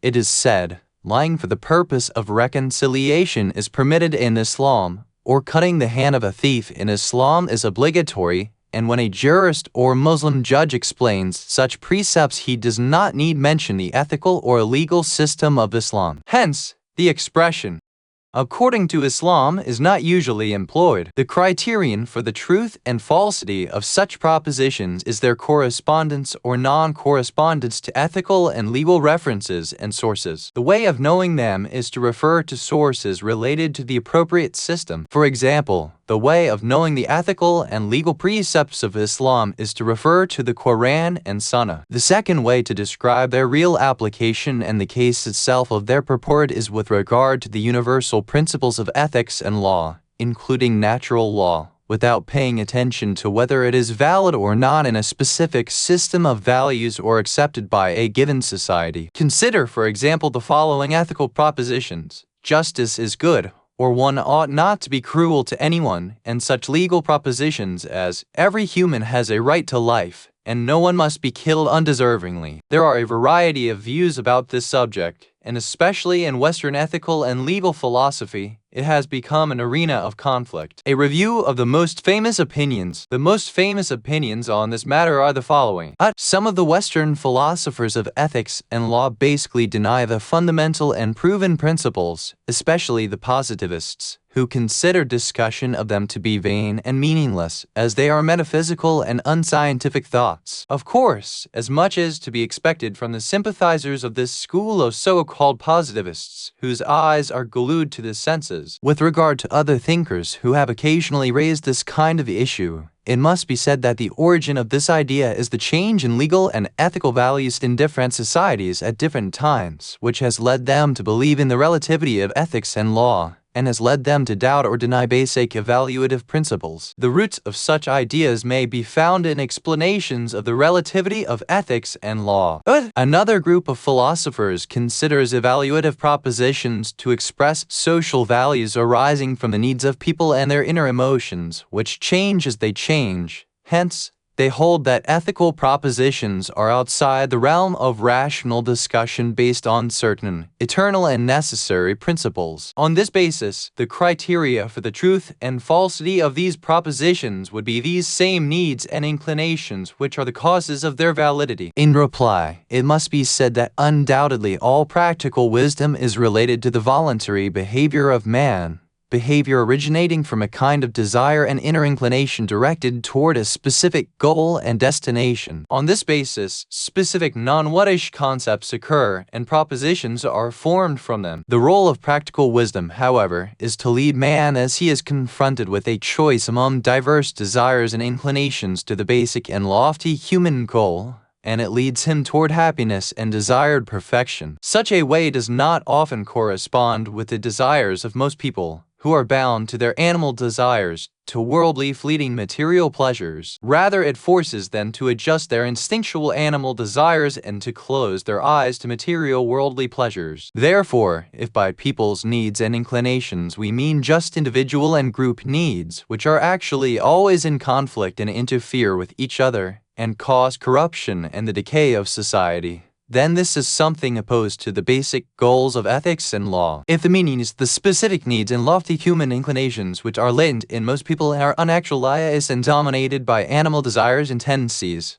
this is not incompatible with constancy, eternity, universality, and necessity. These kinds of propositions need not be dispelled from the realm of demonstrative knowledge, as the evaluative concepts, which are usually subjects of this kind of proposition, implicitly contain a sort of figure of speech. This does not mean that they are without any intellectual basis, as was shown in Lesson 15. The third view is that the principles of ethics and law stem from self-evident propositions of practical reason, and like the self-evident propositions of theoretical reason, they arise from the nature of the intellect, and are without need of proof or argument. The criterion for their truth and falsity is agreement and opposition to human conscience. The roots of this view lie in the thoughts of the ancient Greek philosophers, and most Eastern and Western philosophers have accepted it. Among them, Kant has emphasized it. Of all the views, it is the most dignified one and the one closest to the truth. But at the same time, it is open to subtle objections, some of which will be indicated. 1. On the surface, this view asserts the multiplicity of intellects and the separation of their percepts, which may be denied. 2. The difficulty which is related to innateness of percepts of the theoretical intellect also applies to this view. 3. The principles of ethics and law are imagined in this view to be without need of reasoning and justification. Even the most universal of them, the good of justice and the evil of injustice, are in need of proof, as will be indicated. Inquiry about a problem. In order to make the truth clear regarding this question,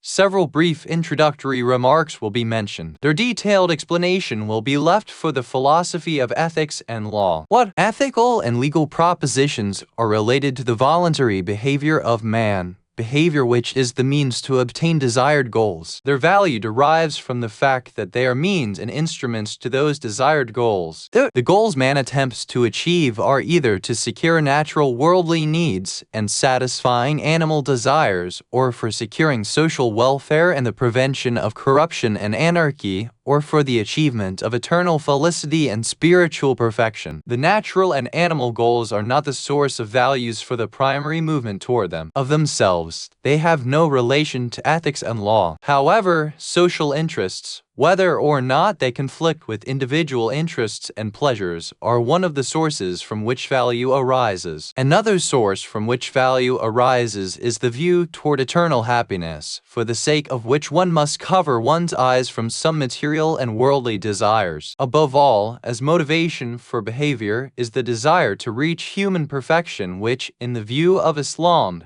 is to be close to God the Most High. Therefore, it can be said that value in all cases arises from putting aside one's desires for the sake of reaching higher desires. 3. Regarding the law, different goals have been presented, the most universal and most inclusive of which is securing social interests, which has various branches. On the other hand, different ideals have been mentioned for ethics. Above all of them is the extreme perfection of being in the shadow of those close to God the Most High. If this goal is the motivation of man's behavior, either individually or socially, it will have ethical value. Therefore, behavior regarding the law can also be included under the umbrella of ethics, on the condition that the motivation is ethical. 4. The mentioned goals have two aspects. One is their desirability for man such that it causes man to close his eyes to base desires. On this view, these goals are related to the innate desires of man to achieve happiness and perfection. This aspect is psychological. It is subordinate to scientific and perceptual principles and knowledge. The other aspect is ontological taqi, which is completely objective and independent of individual inclinations, desires, recognition, and knowledge. If an action is considered in relation to its desired goal from the point of view of its desirability, the concept of value may be abstracted from it. If it is considered with respect to its ontological relation, with the consequences which result from it, the concepts of obligation and permissibility are obtained from it. In philosophical language, such obligation is interpreted as relative necessity darat bil qiyas. Now, with regard to this introduction, we can come to the conclusion that the criterion of truth and falsity and correctness and error in ethical and legal propositions is their effect in achieving the desired goals. The effect which is not subordinate to one's inclinations, desires, tastes, and opinion. Like other causal relations, it arises from the reality of the case itself. Of course, in recognizing the ultimate goal and the intermediate goals, it is possible to make mistakes, so that, for example, someone on the basis of his materialistic outlook will limit man's goal to worldly luxuries. Likewise, it is possible to make mistakes in recognition of the ways in which a man achieves real goals. But none of these mistakes are harmful to the causal relation between voluntary actions and their results, nor do they cause their exclusion from the realm of intellectual discussions and rational arguments. The errors of philosophers do not imply a denial of intellectual realities independent from opinion and thought. thought. Controversies among scientists about the rules of experimental knowledge do not mean that there is no such knowledge to be gained. In conclusion,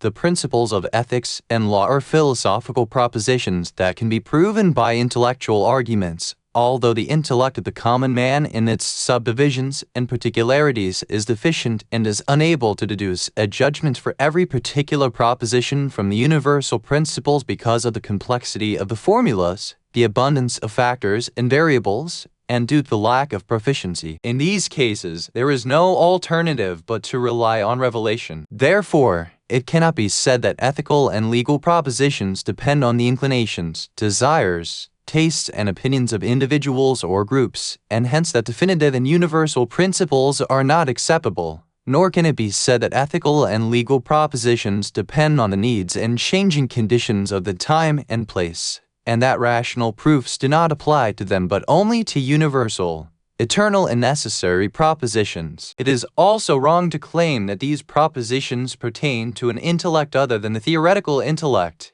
and that therefore reasoning about them with philosophical premises related to the theoretical intellect is incorrect. Answer to an objection. An objection may be raised here on the grounds that this view contradicts the opinion of all the logicians, an opinion which is also accepted by the Islamic philosophers. In logic, it is mentioned that a dialectical argument jadal is composed of indemonstrable and indisputable premises, but on the contrary, a proof bahan is composed of certain premises, and an example of an indemonstrable premise is, truth is good, which is an ethical proposition. In response, it must be stated that the greatest logicians of Islam, Ibn Sina and Khwaja Nasr al-Din Tusi, have suggested that these propositions in this universal and absolute form are considered indemonstrable and may only be employed in dialectical arguments, not in proofs. They have hidden and special restrictions which are obtained from the relation between an action and its desired result. Hence, it is not correct to tell the truth when it leads to someone's murder. Therefore, if this kind of proposition in this absolute and universal form is applied in a syllogism on the basis of its general acceptance, the proposition will be dialectical. However, it is possible that this same proposition may be transformed into a certain proposition by taking into account rational standards, subtle relations, and hidden restrictions. For such propositions, proofs may be constructed, and their conclusions may be used in other proofs. Relativism in ethics and law. As was mentioned,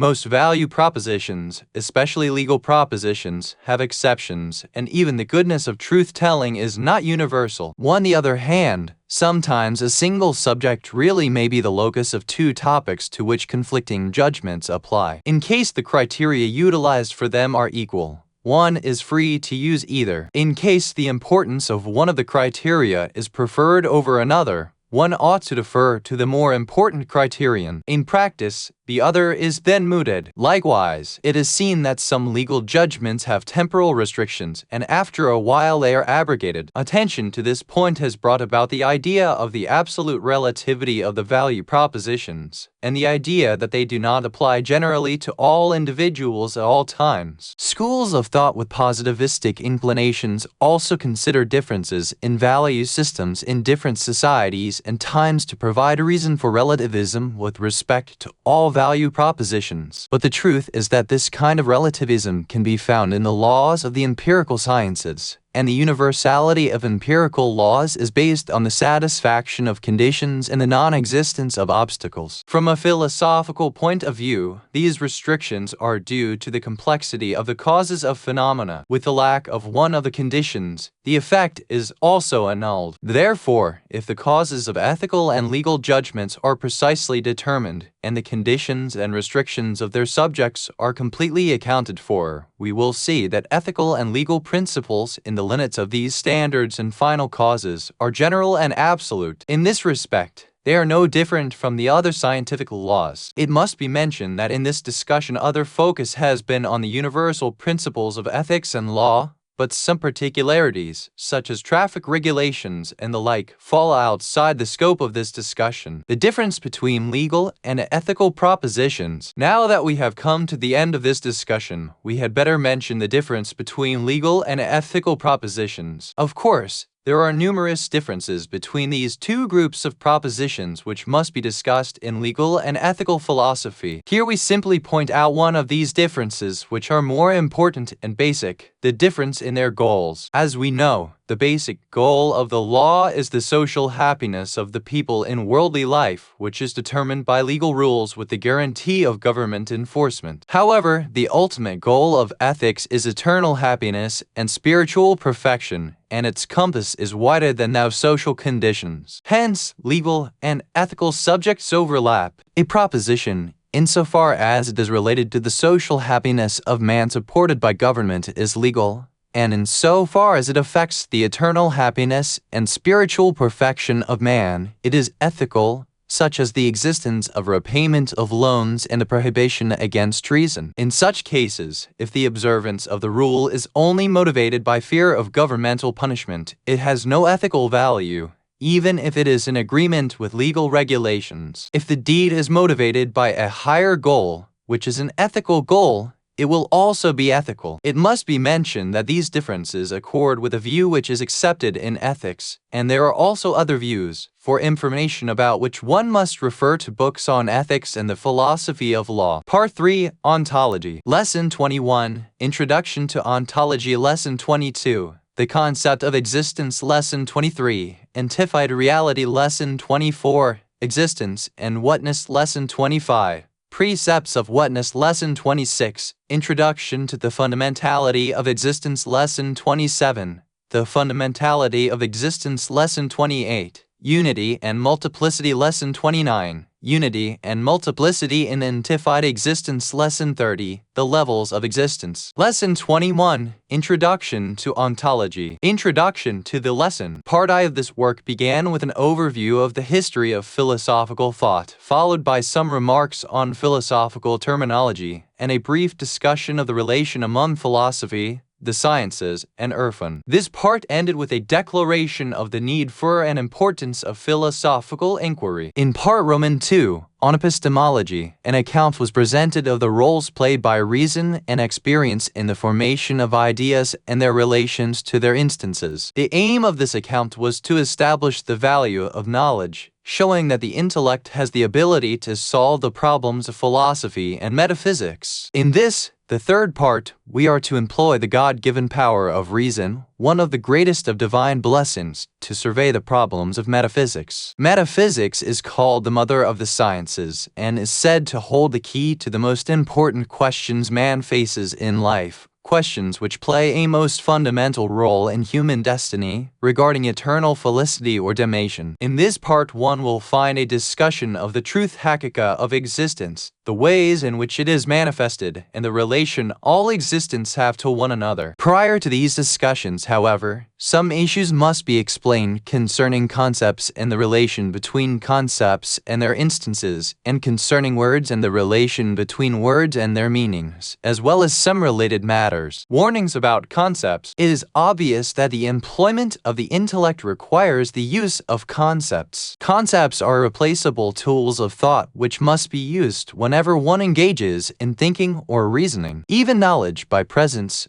when it is to be used in thinking or reasoning, must be used by means of mental concepts which are attained from it. When we indicate antified existence in the external world, and the attention of the mind is turned to that which lies beyond it, we use antified and objective concepts, which play the role of mirrors or symbols and signs for the antified realities haqqaiq. All uses of concepts in thought and reasoning are not equal. The variation in the uses of concepts stems from the essential differences among the concepts themselves. For example, there exist differences among wadish, philosophical and logical concepts, and each of these types must be further specified in a particular branch of the sciences, for these differences in the concepts pertain to the different characteristics of their employment and the ways in which the mind attends to them. For example, the concept universal cannot be understood as a mirror or sign for something objective and antified, for objective things are always existents in the form of individuals. It is impossible to apply the property of universality to an objective existent. It is with respect to this point that it is said, existence is equivalent to individuality. Thus, The inapplicability of the concept of universality as a mirror or sign for something objective is due to the essential characteristics of this concept itself, which, like other logical concepts, can only be used for other mental concepts. Philosophical and whattish concepts, on the other hand, may be used to describe objective things. In our discussions of epistemology, we divided concepts into two kinds, universal and particular. Each particular concept is a looking glass for a particular individual, and is unable to describe anything but its own individual instance. To the contrary, universal concepts have the ability to act as mirrors for countless individuals. This bifurcation is related to the mirror-like referential and conceptual capacities of the concepts. Universal concepts themselves, however, have other aspects pertaining to their existential aspects in the mind. In this respect, things such as the existence of particular concepts and such as existences outside the mind are considered as cases of individuality, as was said in Lesson 14. The group of universal concepts which have objective instances, which in technical terms are said to have objective characterization itisaf khariji, may also be further subdivided into two groups. Whattish concepts, which group together equivalent cases and specify their whattish limits, and philosophical concepts, which refer to fundamental being and existential relations, as well as to deficiency and nothingness, but which do not represent specific whatnesses. The concepts of the first group naturally refer to common whatnesses among individuals, or, in other words, they refer to equivalent limits among existence. The members of the second group, however, are not applied to things in this way, for their abstraction depends upon a specific intellectual point of view. In technical terms, the occurrence unit of philosophical concepts is mental, and their application to numerous different cases shows the unity of the point of view which the intellect takes toward them, however different these cases are with respect to their whatnesses and the limits of their existence, as, for example, in the case of cause, which may be applied both to material and abstract instances despite their whattish differences. Of course, the abstraction of the concept cause from various different instances is not meaningless, but the unity of the concept does not provide reason in support of the unity of the reality hakika of its instances. It is enough that all of the instances have a certain aspect in common, that other existence depend upon them, an aspect which is determined with the effort of the intellect. For this reason, this kind of intellectual aspect must not be confused with objective aspects and existential limits. It would be better to use the expression existential manners and aspects instead of existential limits regarding the philosophical concepts. For example, we should say, the unity of the concept of causation indicates the participation in a manner of existence, or the participation of several existents in a single aspect, that is, they are all participants in the respect that other existents are their effects, or that other existents depend upon them. Likewise, the multiplicity of philosophical concepts, or the number of philosophical and whattish concepts which apply in a given case, does not indicate a multiplicity of the objective aspects of the case, just as it is known to us that there is but a single simple subject of our various states of consciousness and of presentational knowledge. The mind attains numerous concepts,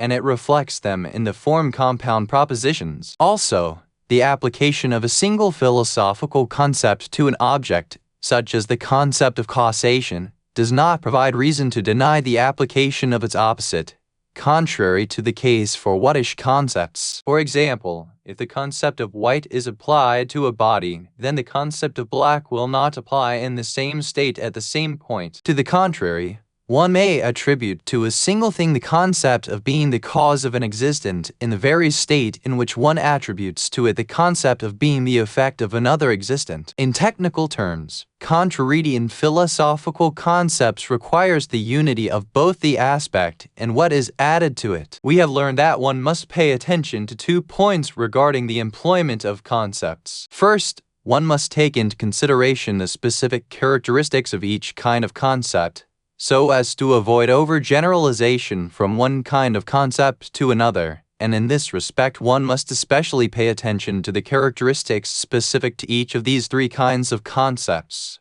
whattish, philosophical and logical, for many philosophical difficulties are the effect of confusion about them. The other point is that one must not fall into the trap of the fallacy of confusing concepts with their instances, either by attributing the characteristics of concepts to their instances, or the reverse, attributing the characteristics of the instances to the concepts which apply to them. Warnings about language. We know that the fundamental instruments of thought and reasoning are concepts and the intelligibles. However, the communication of our thoughts and understanding is by means of words. In the same way that concepts play the role of mirrors for the objects of the external world, words also play the same role in relation to concepts. There exists such a strong relationship between concepts and words that often when one thinks it is words which convey concepts to the mind, and on this basis, words are said to be the verbal existence of things, just as concepts are considered to be their mental existence. Some have exaggerated this point to such an extent that they would reduce thinking to a kind of mental speaking.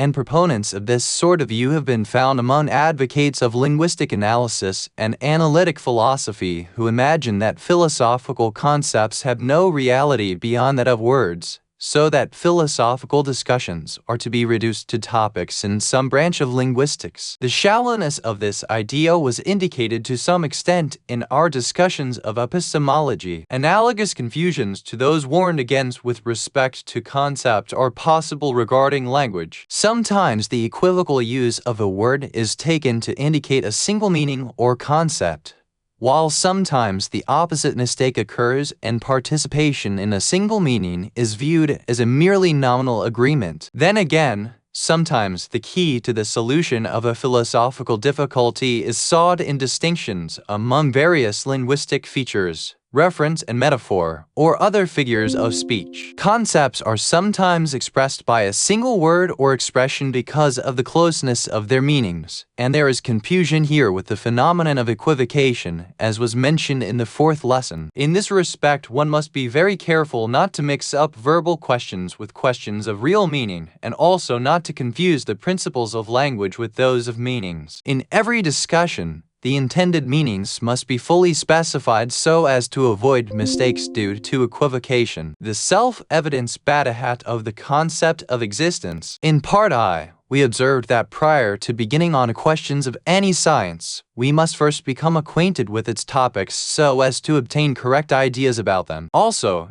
in every true science, i.e. science which is not simply conventional, we must become aware of the true existence of its subjects, for otherwise the discussions which pivot on this axis will be without basis or foundation and so will be unable to get anywhere. In case the existence of the subject is not evident badahi, it must be proven by means of one of the confirming sources of science, which is usually the function of another science which requires philosophical discussion. We must now see how the subject of philosophy itself fares with respect to idea and assertion. According to the basic definition of first philosophy or metaphysics, the subject of this science is the absolute existent or being qua being. However, the concept of existent is one of the most self-evident concepts abstracted by the mind from all existence. A definition of it is neither needed nor is it possible, for just as it was said that no concept can be found which is any clearer than the concept of knowledge ilm,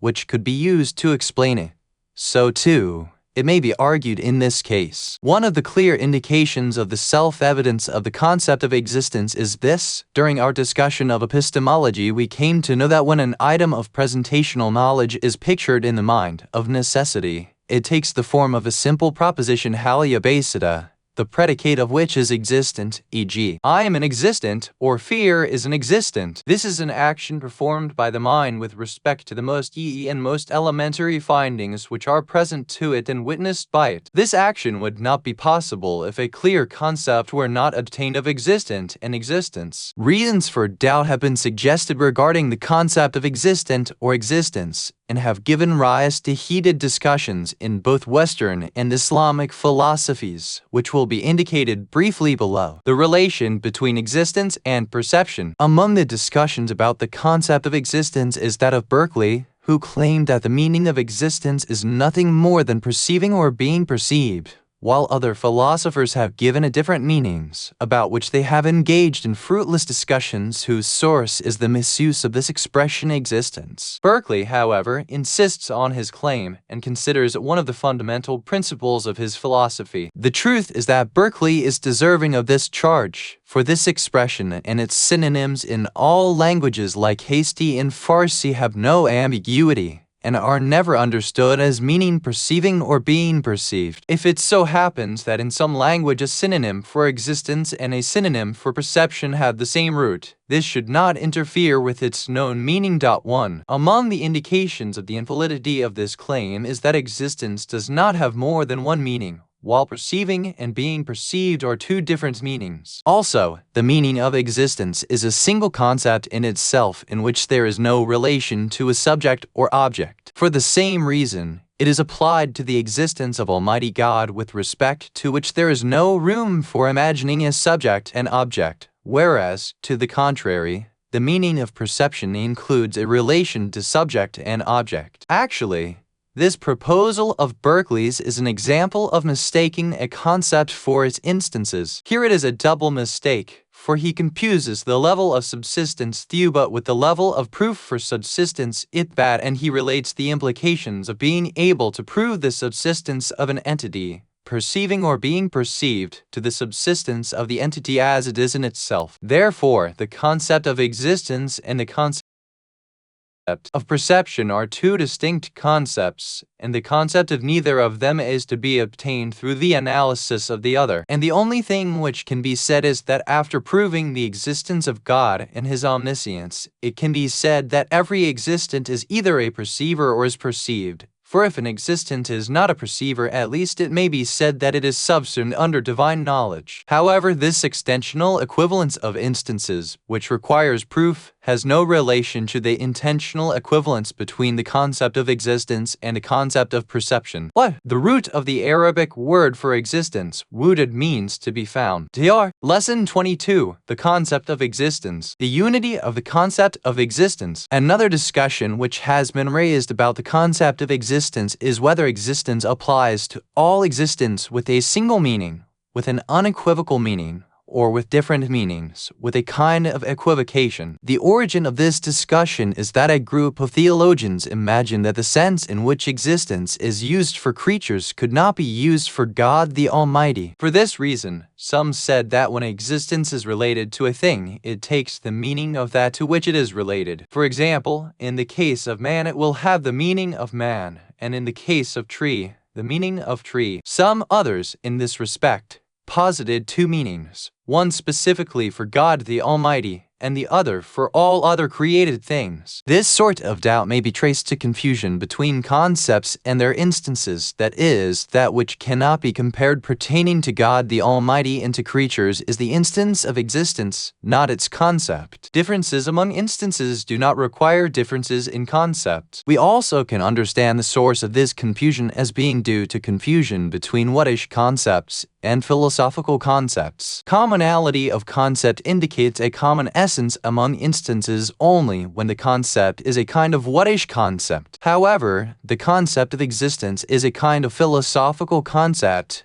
and its unity only indicates an aspectival unity, which the intellect considers in order to abstract the concept of existence, and that aspect is that of the lack of nothingness. In their refutation of the first position, Islamic philosophers have made several claims, including the following. If existence had the same meaning as every subject to which it is applied, this would require that in simple propositions the predication, which is a kind of common predication, should be turned into a primary predication and be self-evident. Also, knowledge of their subject and predicate would be equivalent, so that if one did not understand the meaning of the subject, he would not understand the meaning of the predicate either. For the refutation of the second position, there is an explanation which amounts to this. If the meaning of existence with respect to God the Almighty were anything other than its meaning with respect to contingent things, this would necessitate that the contradictory meaning of each would correspond to the other, because there is nothing of which one of two contradictories is not true. For example,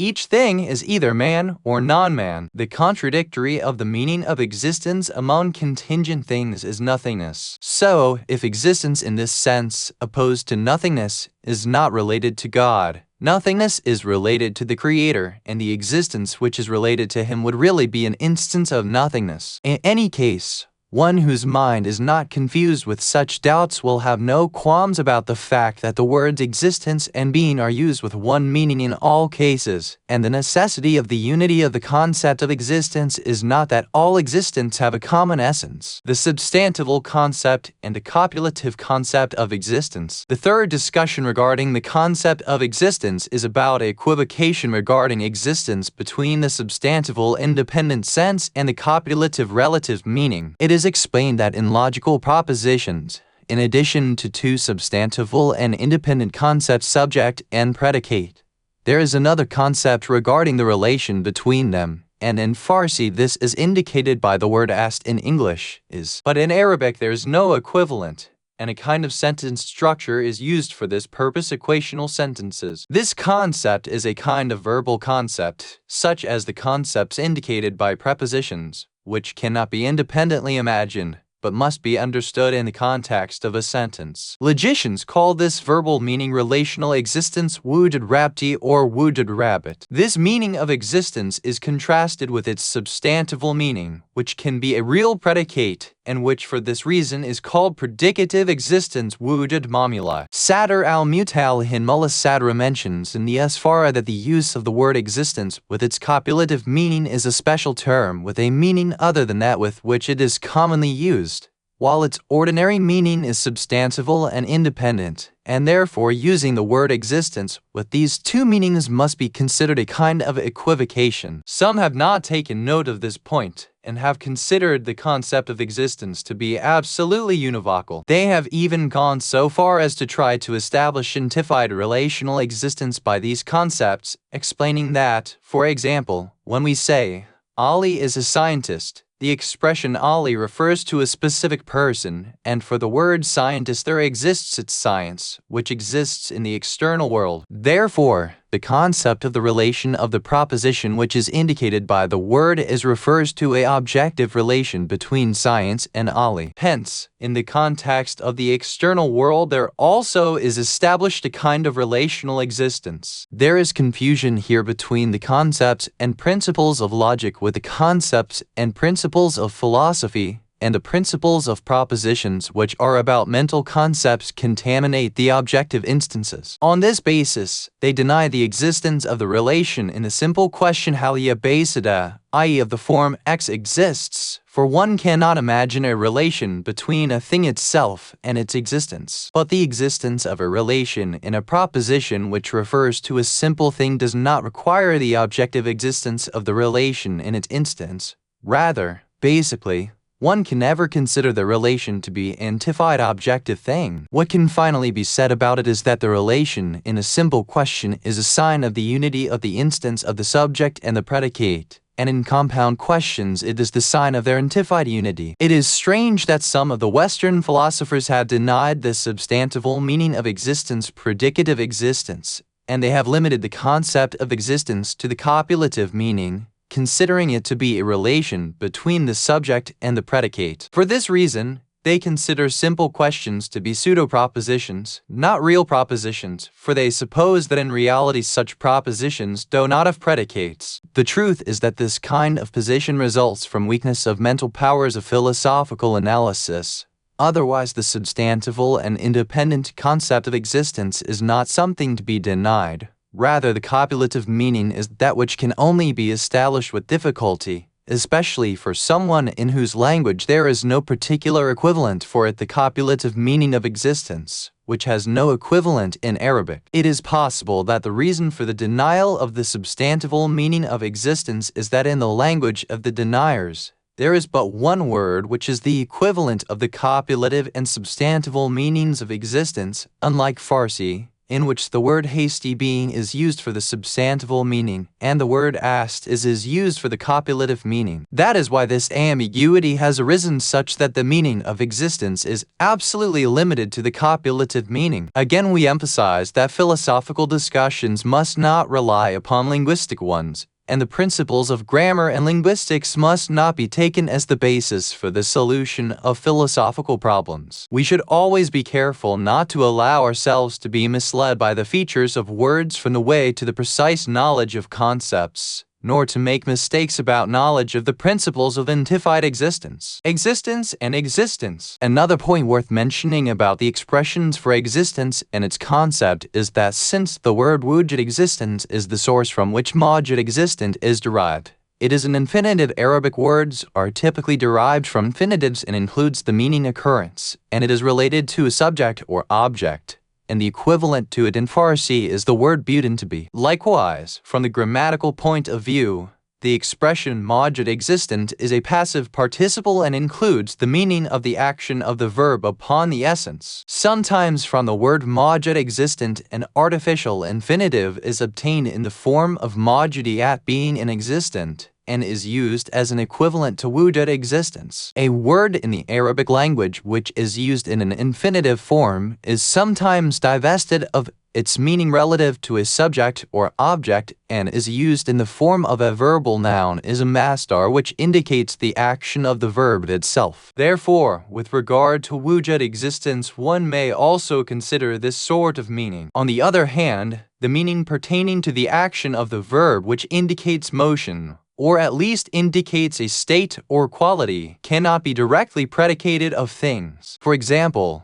one cannot predicate raften to go, which is an infinitive, or rafter going, which is a verbal noun, to a thing or person. Rather, either a derivation must be obtained from it. For example, the word ravende goer may be a predicate for it, or another word which includes a derived meaning should be added to it. For example, sahibi rafter one who is going. The first type is technically called who it predication, and the second type is called who possessor of it predication. For instance, the predication of animal to man is who predication, while the predication of life to it is called who predication. This discussion, as has been observed, is basically related to grammars, whose rules are conventional and differ from one language to another. Some languages are richer than others with regard to vocabulary and rules of grammar, while others are more limited. However, since it is possible that the relations between words and meanings may lead to mistakes in philosophical discussions, it is necessary to mention that in the usage of the expressions wujud existence and mawjud existent in philosophical discussions, we must not merely attend to linguistic features, but rather, basically attention to them distracts the mind from discerning the intended meanings. In philosophy, when the word wujud existence is used, the intended meaning is not that of an infinitive or the action of neither a verb, nor, when the word mawjud existent is used, is the intended meaning the respectival one of the passive participle. For example, when it is said of God, the exalted, that he is sheer existence, is this to be interpreted in terms of the action of a verb or the relation to a subject and object, or as meaning a quality or state and its relation to the essence? Are we to quibble over how the word wujud existence is to be applied